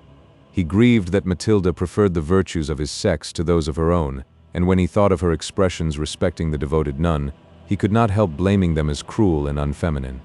Pity is a sentiment so natural, so appropriate to the female character, that it is scarcely a merit for a woman to possess it. But to be without it is a grievous crime. Ambrosio could not easily forgive his mistress for being deficient in this amiable quality. However, though he blamed her insensibility, he felt the truth of her observations, and though he pitied sincerely the unfortunate Agnes, he resolved to drop the idea of interposing in her behalf. Near an hour had elapsed since Matilda descended into the caverns. Still she returned not. Ambrosio's curiosity was excited. He drew near the staircase. He listened. All was silent, except that at intervals he caught the sound of Matilda's voice as it wound along the subterraneous passages and was re-echoed by the sepulchre's vaulted roofs. She was at too great a distance for him to distinguish her words, and ere they reached him they were deadened into a low murmur. He longed to penetrate into this mystery. He resolved to disobey her injunctions and follow her into the cavern.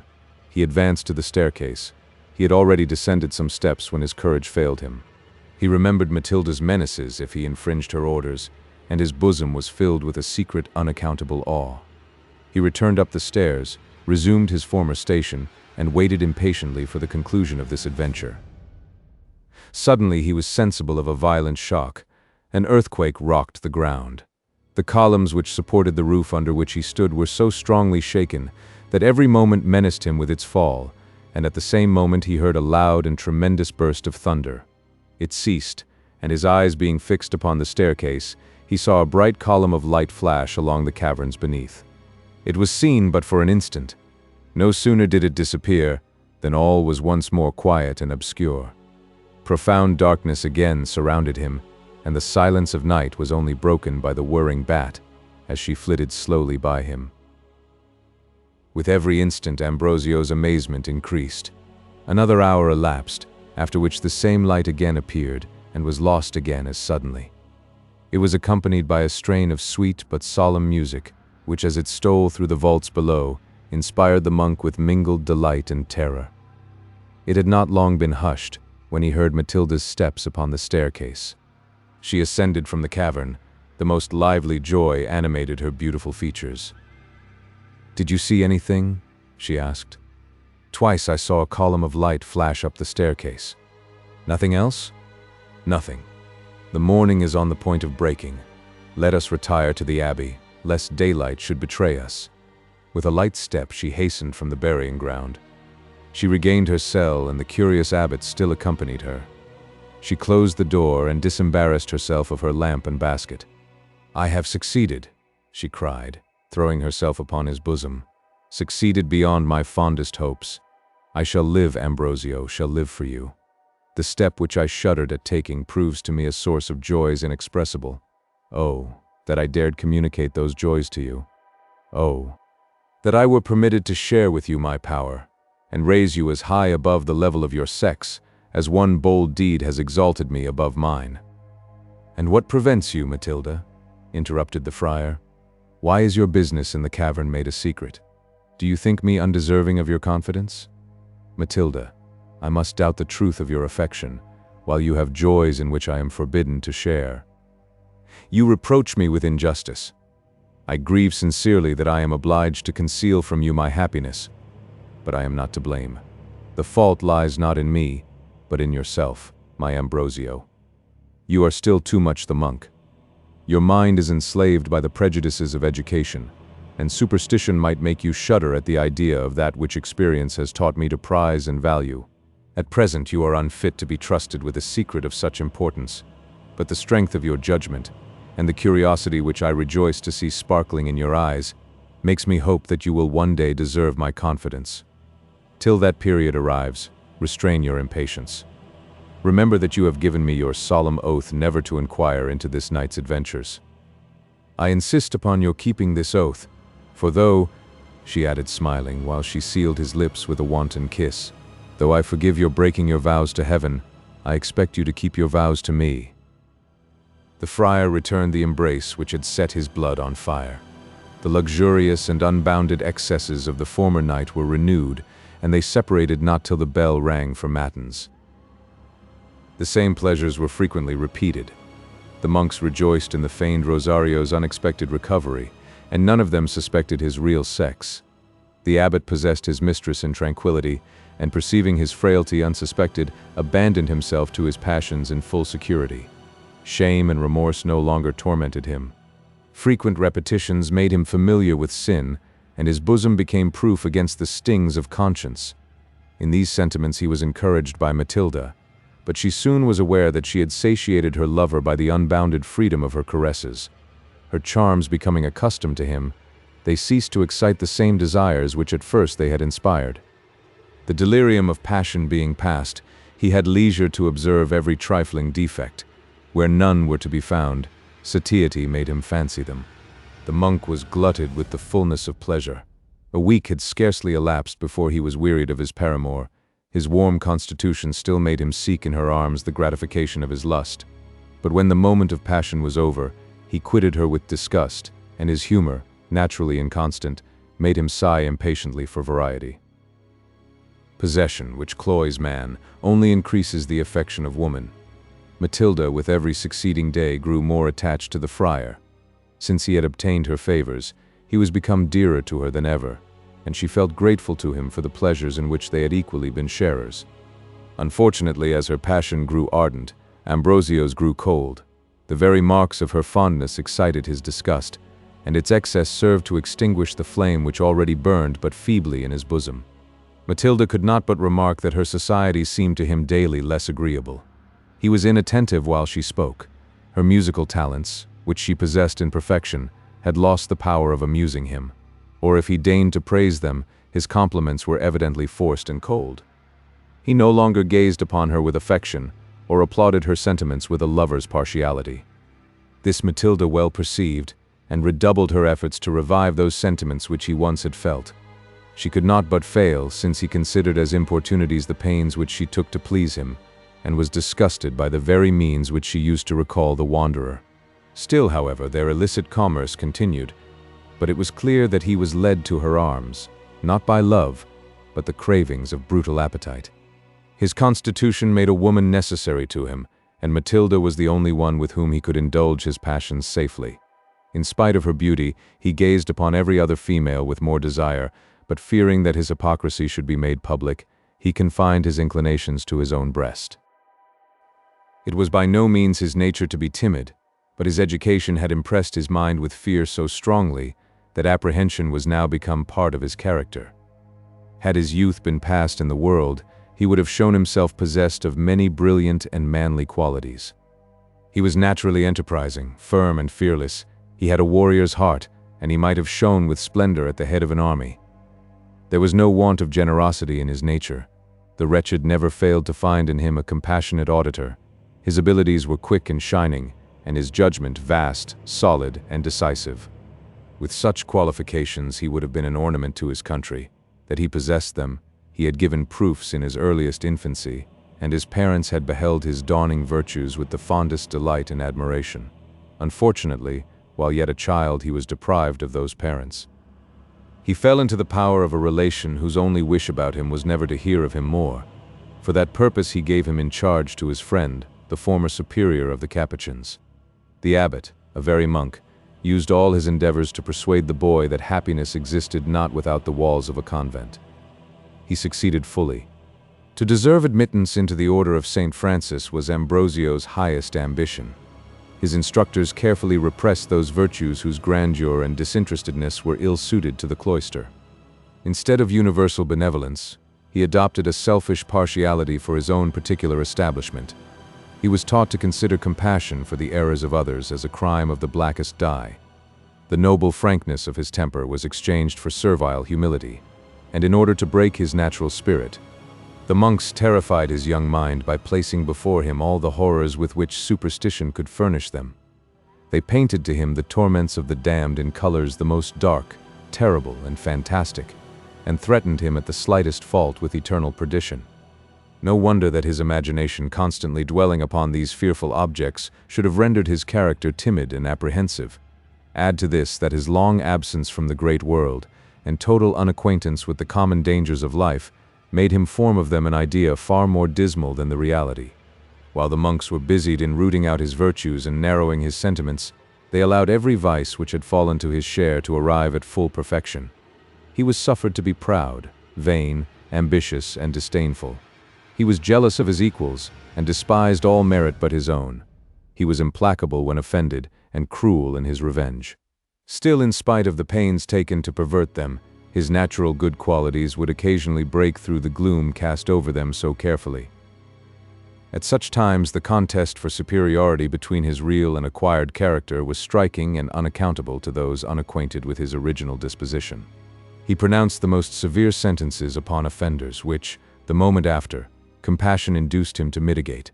He undertook the most daring enterprises, which the fear of their consequences soon obliged him to abandon. His inborn genius darted a brilliant light upon subjects the most obscure, and almost instantaneously his superstition replunged them in darkness more profound than that from which they had just been rescued. His brother monks, regarding him as a superior being, remarked not this contradiction in their idol's conduct.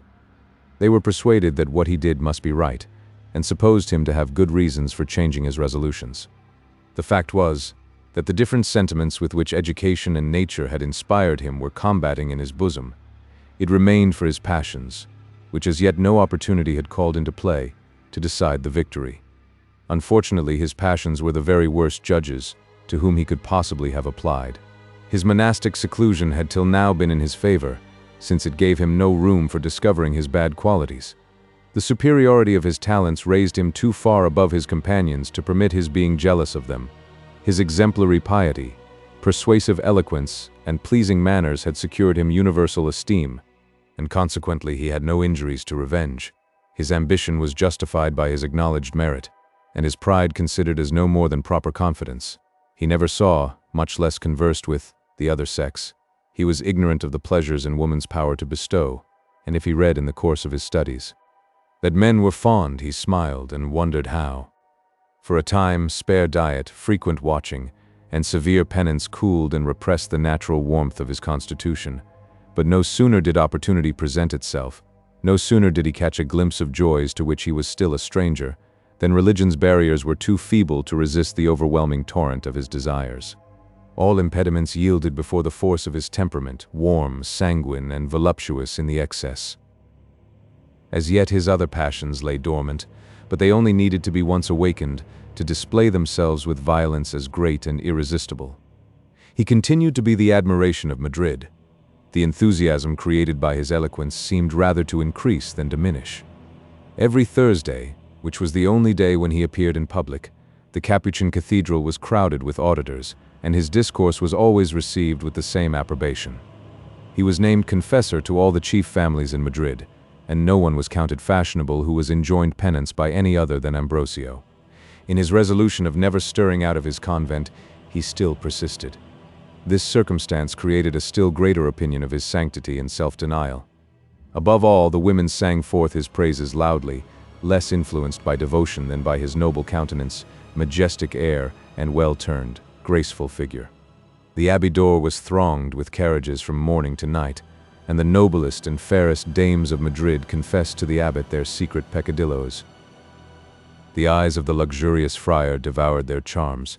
Had his penitents consulted those interpreters, he would have needed no other means of expressing his desires.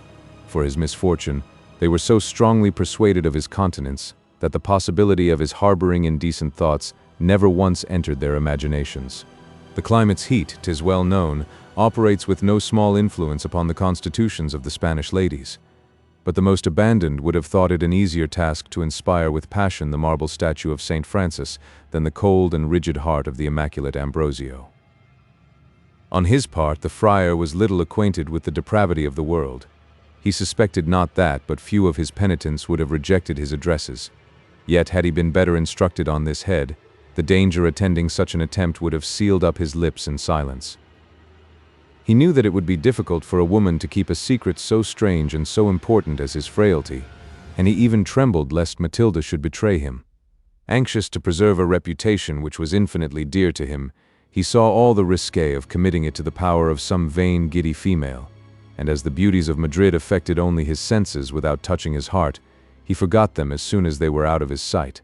The danger of discovery, the fear of being repulsed, the loss of reputation, all these considerations counseled him to stifle his desires, and though he now felt for it the most perfect indifference, he was necessitated to confine himself to Matilda's person. One morning, the confluence of penitents was greater than usual. He was detained in the confessional chair till a late hour. At length the crowd was dispatched, and he prepared to quit the chapel, when two females entered and drew near him with humility. They threw up their veils, and the youngest entreated him to listen to her for a few moments. The melody of her voice, of that voice to which no man ever listened without interest, immediately caught Ambrosio's attention. He stopped. The petitioner seemed bowed down with affliction. Her cheeks were pale, her eyes dimmed with tears, and her hair fell in disorder over her face and bosom. Still her countenance was so sweet, so innocent, so heavenly, as might have charmed an heart less susceptible than that which panted in the abbot's breast. With more than usual softness of manner, he desired her to proceed, and heard her speak as follows with an emotion which increased every moment. "Reverend Father, you see an unfortunate, threatened with the loss of her dearest, of almost her only friend. My mother, my excellent mother, lies upon the bed of sickness. A sudden and dreadful malady seized her last night, and so rapid has been its progress that the physicians despair of her life. Human aid fails me, nothing remains for me but to implore the mercy of heaven. Father, all Madrid rings with the report of your piety and virtue. Deign to remember my mother in your prayers. Perhaps they may prevail on the Almighty to spare her, and should that be the case, I engage myself every Thursday in the next 3 months to illuminate the shrine of St. Francis in his honor. So, thought the monk, here we have a second Vincentio della Ronda. Rosario's adventure began thus, and he wished secretly that this might have the same conclusion. He acceded to the request. The petitioner returned him thanks with every mark of gratitude, and then continued. I have yet another favor to ask. We are strangers in Madrid. My mother needs a confessor, and knows not to whom she should apply. We understand that you never quit the abbey, and alas, my poor mother is unable to come hither. If you would have the goodness, Reverend Father, to name a proper person, whose wise and pious consolations may soften the agonies of my parents' deathbed, you will confer an everlasting favor upon hearts not ungrateful. With this petition also the monk complied. Indeed, what petition would he have refused, if urged in such enchanting accents? The suppliant was so interesting, her voice was so sweet, so harmonious. Her very tears became her, and her affliction seemed to add new luster to her charms. He promised to send to her a confessor that same evening, and begged her to leave her address. The companion presented him with a card on which it was written, and then withdrew with the fair petitioner, who pronounced before her departure 1,000 benedictions on the abbot's goodness. His eyes followed her out of the chapel. It was not till she was out of sight that he examined the card, on which he read the following words. Donna Elvira d'Alfa, Strada di San Iago, 4 doors from the Palace d'Albornoz. The suppliant was no other than Antonia, and Leonela was her companion. The latter had not consented without difficulty to accompany her niece to the abbey. Ambrosio had inspired her with such awe that she trembled at the very sight of him. Her fears had conquered even her natural loquacity, and while in his presence she uttered not a single syllable. The monk retired to his cell, whither he was pursued by Antonia's image. He felt 1,000 new emotions springing in his bosom, and he trembled to examine into the cause which gave them birth. They were totally different from those inspired by Matilda when she first declared her sex and her affection. He felt not the provocation of lust, no voluptuous desires rioted in his bosom, nor did a burning imagination picture to him the charms which modesty had veiled from his eyes. On the contrary, what he now felt was a mingled sentiment of tenderness, admiration, and respect. A soft and delicious melancholy infused itself into his soul, and he would not have exchanged it for the most lively transports of joy. Society now disgusted him. He delighted in solitude, which permitted his indulging the visions of fancy. His thoughts were all gentle, sad, and soothing, and the whole wide world presented him with no other object than Antonia. Happy man, he exclaimed in his romantic enthusiasm, happy man, who is destined to possess the heart of that lovely girl. What delicacy in her features, what elegance in her form. How enchanting was the timid innocence of her eyes, and how different from the wanton expression, the wild luxurious fire which sparkles in Matilda's. Oh, sweeter must one kiss be snatched from the rosy lips of the first, than all the full and lustful favors bestowed so freely by the second. Matilda gluts me with enjoyment even to loathing, forces me to her arms, apes the harlot, and glories in her prostitution. Disgusting. Did she know the inexpressible charm of modesty, how irresistibly it enthralls the heart of man, how firmly it chains him to the throne of beauty, she never would have thrown it off. What would be too dear a price for this lovely girl's affections? What would I refuse to sacrifice? Could I be released from my vows, and permitted to declare my love in the sight of earth and heaven? While I strove to inspire her with tenderness, with friendship and esteem, how tranquil and undisturbed would the hours roll away. Gracious God, to see her blue downcast eyes beam upon mine with timid fondness. To sit for days, for years listening to that gentle voice. To acquire the right of obliging her, and hear the artless expressions of her gratitude. To watch the emotions of her spotless heart. To encourage each dawning virtue. To share in her joy when happy. To kiss away her tears when distressed. And to see her fly to my arms for comfort and support. Yes, if there is perfect bliss on earth, 'Tis his lot alone who becomes that angel's husband. While his fancy coined these ideas, he paced his cell with a disordered air. His eyes were fixed upon vacancy. His head reclined upon his shoulder. A tear rolled down his cheek, while he reflected that the vision of happiness for him could never be realized. "She is lost to me," he continued. "By marriage, she cannot be mine, and to seduce such innocence, to use the confidence reposed in me to work her ruin, oh, it would be a crime, blacker than yet the world ever witnessed. Fear not, lovely girl. Your virtue runs no risque from me. Not for Indies would I make that gentle bosom know the tortures of remorse." Again he paced his chamber hastily. Then stopping, his eye fell upon the picture of his once admired Madonna. He tore it with indignation from the wall. He threw it on the ground and spurned it from him with his foot. The prostitute. Unfortunate Matilda. Her paramour forgot that for his sake alone she had forfeited her claim to virtue, and his only reason for despising her was that she had loved him much too well.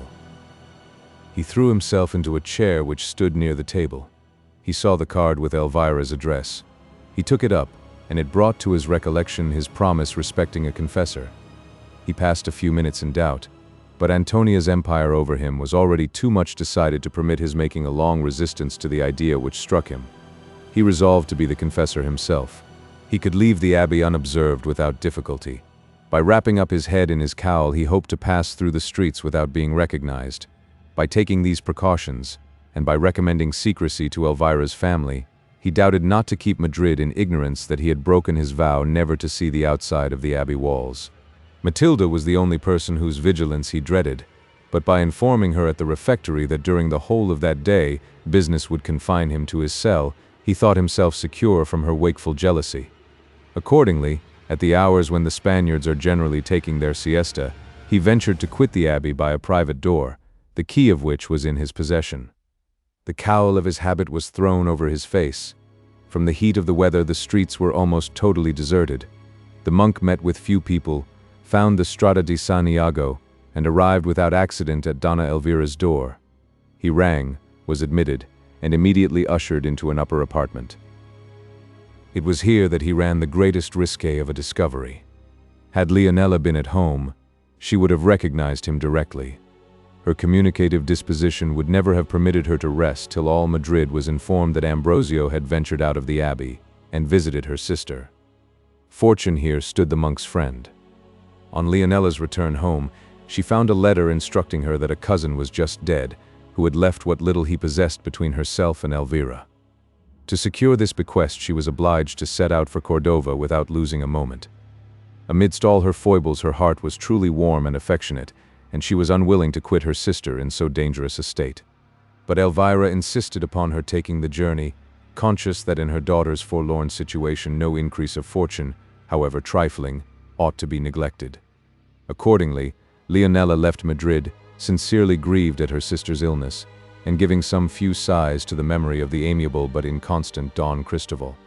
She was fully persuaded that at first she had made a terrible breach in his heart, but hearing nothing more of him, she supposed that he had quitted the pursuit, disgusted by the lowness of her origin, and knowing upon other terms than marriage, he had nothing to hope from such a dragon of virtue as she professed herself, or else, that being naturally capricious and changeable, the remembrance of her charms had been effaced from the Condé's heart by those of some newer beauty. Whatever was the cause of her losing him, she lamented it sorely. She strove in vain, as she assured everybody who was kind enough to listen to her, to tear his image from her too susceptible heart. She affected the airs of a lovesick virgin, and carried them all to the most ridiculous excess. She heaved lamentable sighs, walked with her arms folded, uttered long soliloquies, and her discourse generally turned upon some forsaken maid who expired of a broken heart. Her fiery locks were always ornamented with a garland of willow. Every evening she was seen straying upon the banks of a rivulet by moonlight, and she declared herself a violent admirer of murmuring streams and nightingales, of lonely haunts and twilight groves, places which pale passion loves. Such was the state of Leonela's mind when obliged to quit Madrid. Elvira was out of patience at all these follies, and endeavored at persuading her to act like a reasonable woman. Her advice was thrown away. Leonela assured her at parting that nothing could make her forget the perfidious Don Cristoval. In this point she was fortunately mistaken. An honest youth of Cordova, journeyman to an apothecary, found that her fortune would be sufficient to set him up in a genteel shop of his own. In consequence of this reflection, he avowed himself her admirer. Leonela was not inflexible. The ardor of his sighs melted her heart, and she soon consented to make him the happiest of mankind. She wrote to inform her sister of her marriage, but, for reasons which will be explained hereafter, Elvira never answered her letter. Ambrosio was conducted into the antechamber to that where Elvira was reposing. The female domestic who had admitted him left him alone while she announced his arrival to her mistress. Antonia, who had been by her mother's bedside, immediately came to him. "Pardon me, father," said she, advancing towards him. When recognizing his features, she stopped suddenly and uttered a cry of joy. "Is it possible?" she continued. "Do not my eyes deceive me? Has the worthy Ambrosio broken through his resolution, that he may soften the agonies of the best of women? What pleasure will this visit give my mother? Let me not delay for a moment the comfort which your piety and wisdom will afford her." Thus saying, she opened the chamber door, presented to her mother her distinguished visitor, and having placed an armed chair by the side of the bed, withdrew into another department. Elvira was highly gratified by this visit. Her expectations had been raised high by general report, but she found them far exceeded. Ambrosio, endowed by nature with powers of pleasing, exerted them to the utmost while conversing with Antonia's mother. With persuasive eloquence he calmed every fear and dissipated every scruple. He bade her reflect on the infinite mercy of her judge, despoiled death of his darts and terrors, and taught her to view without shrinking the abyss of eternity, on whose brink she then stood. Elvira was absorbed in attention and delight. While she listened to his exhortations, confidence and comfort stole insensibly into her mind. She unbosomed to him without hesitation her cares and apprehensions, the latter respecting a future life he had already quieted, and he now removed the former, which she felt for the concerns of this. She trembled for Antonia. She had none to whose care she could recommend her, save to the Marquise de las Cisternas and her sister Leonela. The protection of the one was very uncertain, and as to the other, though fond of her niece, Leonela was so thoughtless and vain as to make her an improper person to have the sole direction of a girl so young and ignorant of the world. The friar no sooner learnt the cause of her alarms than he begged her to make herself easy upon that head. He doubted not being able to secure for Antonia a safe refuge in the house of one of his penitents, the Marchioness of Villafranca. This was a lady of acknowledged virtue, remarkable for strict principles and extensive charity. Should accident deprive her of this resource, he engaged to procure Antonia a reception in some respectable convent, that is to say, in quality of boarder, for Elvira had declared herself no friend to a monastic life, and the monk was either candid or complacent enough to allow that her disapprobation was not unfounded. These proofs of the interest which he felt for her completely won Elvira's heart. In thanking him, she exhausted every expression which gratitude could furnish, and protested that now she should resign herself with tranquility to the grave. Ambrosio rose to take leave. He promised to return the next day at the same hour, but requested that his visits might be kept secret. "I am unwilling," said he, "that my breaking through a rule imposed by necessity should be generally known. Had I not resolved never to quit my convent, except upon circumstances as urgent as that which has conducted me to your door, I should be frequently summoned upon insignificant occasions. That time would be engrossed by the curious, the unoccupied, and the fanciful, which I now pass at the bedside of the sick, in comforting the expiring penitent and clearing the passage to eternity from thorns." Elvira commended equally his prudence and compassion, promising to conceal carefully the honor of his visits. The monk then gave her his benediction and retired from the chamber. In the anteroom he found Antonia. He could not refuse himself the pleasure of passing a few moments in her society. He bade her take comfort, for that her mother seemed composed and tranquil, and he hoped that she might yet do well. He inquired who attended her, and engaged to send the physician of his convent to see her, one of the most skillful in Madrid. He then launched out in Elvira's commendation, praised her purity and fortitude of mind, and declared that she had inspired him with the highest esteem and reverence. Antonia's innocent heart swelled with gratitude. Joy danced in her eyes, where a tear still sparkled.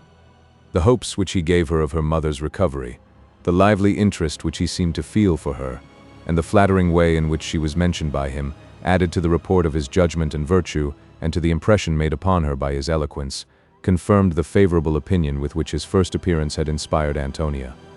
She replied with diffidence, but without restraint. She feared not to relate to him all her little sorrows, all her little fears and anxieties, and she thanked him for his goodness with all the genuine warmth which favors kindle in a young and innocent heart. Such alone know how to estimate benefits at their full value. They who are conscious of mankind's perfidy and selfishness ever receive an obligation with apprehension and distrust. They suspect that some secret motive must lurk behind it. They express their thanks with restraint and caution, and fear to praise a kind action to its full extent, aware that some future day a return may be required. Not so Antonia. She thought the world was composed only of those who resembled her, and that vice existed, was to her still a secret. The monk had been of service to her. He said that he wished her well. She was grateful for his kindness, and thought that no terms were strong enough to be the vehicle of her thanks. With what delight did Ambrosio listen to the declaration of her artless gratitude.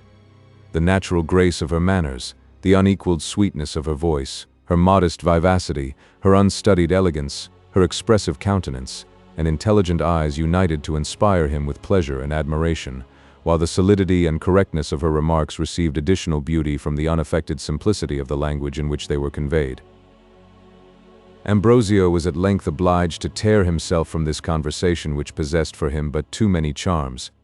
He repeated to Antonia his wishes that his visits should not be made known, which desire she promised to observe. He then quitted the house, while his enchantress hastened to her mother, ignorant of the mischief which her beauty had caused. She was eager to know Elvira's opinion of the man whom she had praised in such enthusiastic terms, and was delighted to find it equally favorable, if not even more so, than her own. "Even before he spoke," said Elvira, "I was prejudiced in his favor. The fervor of his exhortations, dignity of his manner, and closeness of his reasoning were very far from inducing me to alter my opinion. His fine and full-toned voice struck me particularly. But surely, Antonia, I have heard it before. It seemed perfectly familiar to my ear. Either I must have known the abbot in former times, or his voice bears a wonderful resemblance to that of some other, to whom I have often listened. There were certain tones which touched my very heart, and made me feel sensations so singular, that I strive in vain to account for them. My dearest mother, it produced the same effect upon me, yet certainly neither of us ever heard his voice till we came to Madrid. I suspect that what we attribute to his voice really proceeds from his pleasant manners, which forbid our considering him as a stranger. I know not why, but I feel more at my ease while conversing with him than I usually do with people who are unknown to me. I feared not to repeat to him all my childish thoughts, and somehow I felt confident that he would hear my folly with indulgence. Oh, I was not deceived in him. He listened to me with such an air of kindness and attention. He answered me with such gentleness, such condescension. He did not call me an infant, and treat me with contempt, as our cross old confessor at the castle used to do. I verily believe that if I had lived in Murcia 1,000 years, I never should have liked that fat old Father Dominic. I confess that Father Dominic had not the most pleasing manners in the world, but he was honest, friendly, and well-meaning. Ah, my dear mother, those qualities are so common. God grant, my child, that experience may not teach you to think them rare and precious. I have found them but too much so. But tell me, Antonia, why is it impossible for me to have seen the abbot before? Because since the moment when he entered the abbey, he has never been on the outside of its walls. He told me just now that from his ignorance of the streets, he had some difficulty to find the Strada di San Iago, though so near the abbey. All this is possible, and still I may have seen him before he entered the abbey. In order to come out, it was rather necessary that he should first go in. Holy Virgin, as you say, that is very true. Oh, but might he not have been born in the abbey? Elvira smiled. Why, not very easily. Stay, stay. Now I recollect how it was. He was put into the abbey quite a child. The common people say that he fell from heaven and was sent as a present to the Capuchins by the Virgin. That was very kind of her. And so he fell from heaven, Antonia. He must have had a terrible tumble. Many do not credit this, and I fancy, my dear mother, that I must number you among the unbelievers. Indeed, as our landlady told my aunt, the general idea is that his parents, being poor and unable to maintain him, left him just born at the abbey door.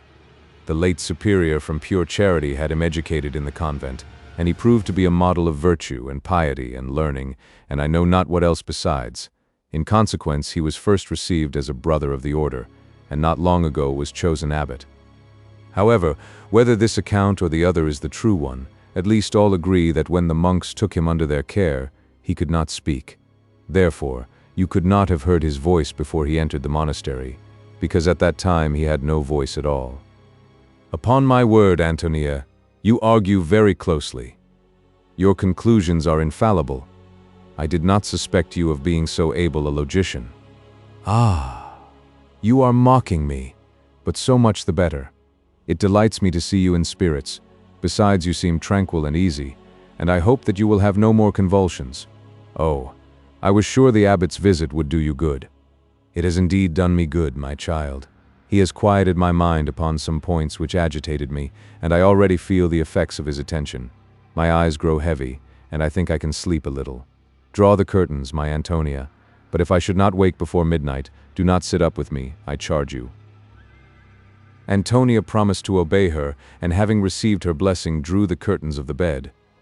She then seated herself in silence at her embroidery frame, and beguiled the hours with building castles in the air. Her spirits were enlivened by the evident change for the better in Elvira, and her fancy presented her with visions bright and pleasing. In these dreams Ambrosio made no despicable figure. She thought of him with joy and gratitude, but for every idea which fell to the friar's share, at least 2 were unconsciously bestowed upon Lorenzo. Thus passed the time, till the bell in the neighboring steeple of the Capuchin Cathedral announced the hour of midnight. Antonia remembered her mother's injunctions, and obeyed them, though with reluctance. She undrew the curtains with caution. Elvira was enjoying a profound and quiet slumber. Her cheek glowed with health's returning colors. A smile declared that her dreams were pleasant, and as Antonia bent over her, she fancied that she heard her name pronounced. She kissed her mother's forehead softly, and retired to her chamber. There she knelt before a statue of Saint Rosolia, her patroness. She recommended herself to the protection of heaven, and as had been her custom from infancy, concluded her devotions by chanting the following stanzas. Midnight Hymn. Now all is hushed, the solemn chime no longer swells the nightly gale. Thy awful presence, hour sublime, with spotless heart once more I hail. 'Tis now the moment still and dread, when sorcerers use their baleful power, when graves give up their buried dead, to profit by the sanctioned hour. From guilt and guilty thoughts secure, to duty and devotion true, with bosom light and conscience pure, repose, thy gentle aid I woo. Good angels, take my thanks, that still the snares of vice I view with scorn. Thanks, that tonight as free from ill I sleep, as when I woke at morn. Yet may not my unconscious breast harbor some guilt to me unknown, some wish impure, which unrepressed you blush to see, and I to own? If such there be, in gentle dream instruct my feet to shun the snare, bid truth upon my errors beam, and deign to make me still your care. Chase from my peaceful bed away the witching spell, a foe to rest, the nightly goblin, wanton fay, the ghost in pain, and fiend unblessed. Let not the tempter in mine ear pour lessons of unhallowed joy. Let not the nightmare, wandering near my couch, the calm of sleep destroy. Let not some horrid dream affright with strange fantastic forms mine eyes, but rather bid some vision bright display the bliss of yonder skies. Show me the crystal domes of heaven, the worlds of light where angels lie. Shew me the lot to mortals given, who guiltless live, who guiltless die. Then show me how a seat to gain amidst those blissful realms of air. Teach me to shun each guilty stain, and guide me to the good and fair. So every morn and night, my voice to heaven the grateful strain shall raise. In you as guardian powers rejoice, good angels, and exalt your praise. So will I strive with zealous fire each vice to shun, each fault correct. Will love the lessons you inspire, and prize the virtues you protect. Then when at length by high command my body seeks the grave's repose, when death draws nigh with friendly hand my failing pilgrim eyes to close. Pleased that my soul has scaped the wreck, sightless will I my life resign, and yield to God my spirit back, as pure as when it first was mine. Having finished her usual devotions, Antonia retired to bed. Sleep soon stole over her senses, and for several hours she enjoyed that calm repose which innocence alone can know, and for which many a monarch with pleasure would exchange his crown. Continued in the next part.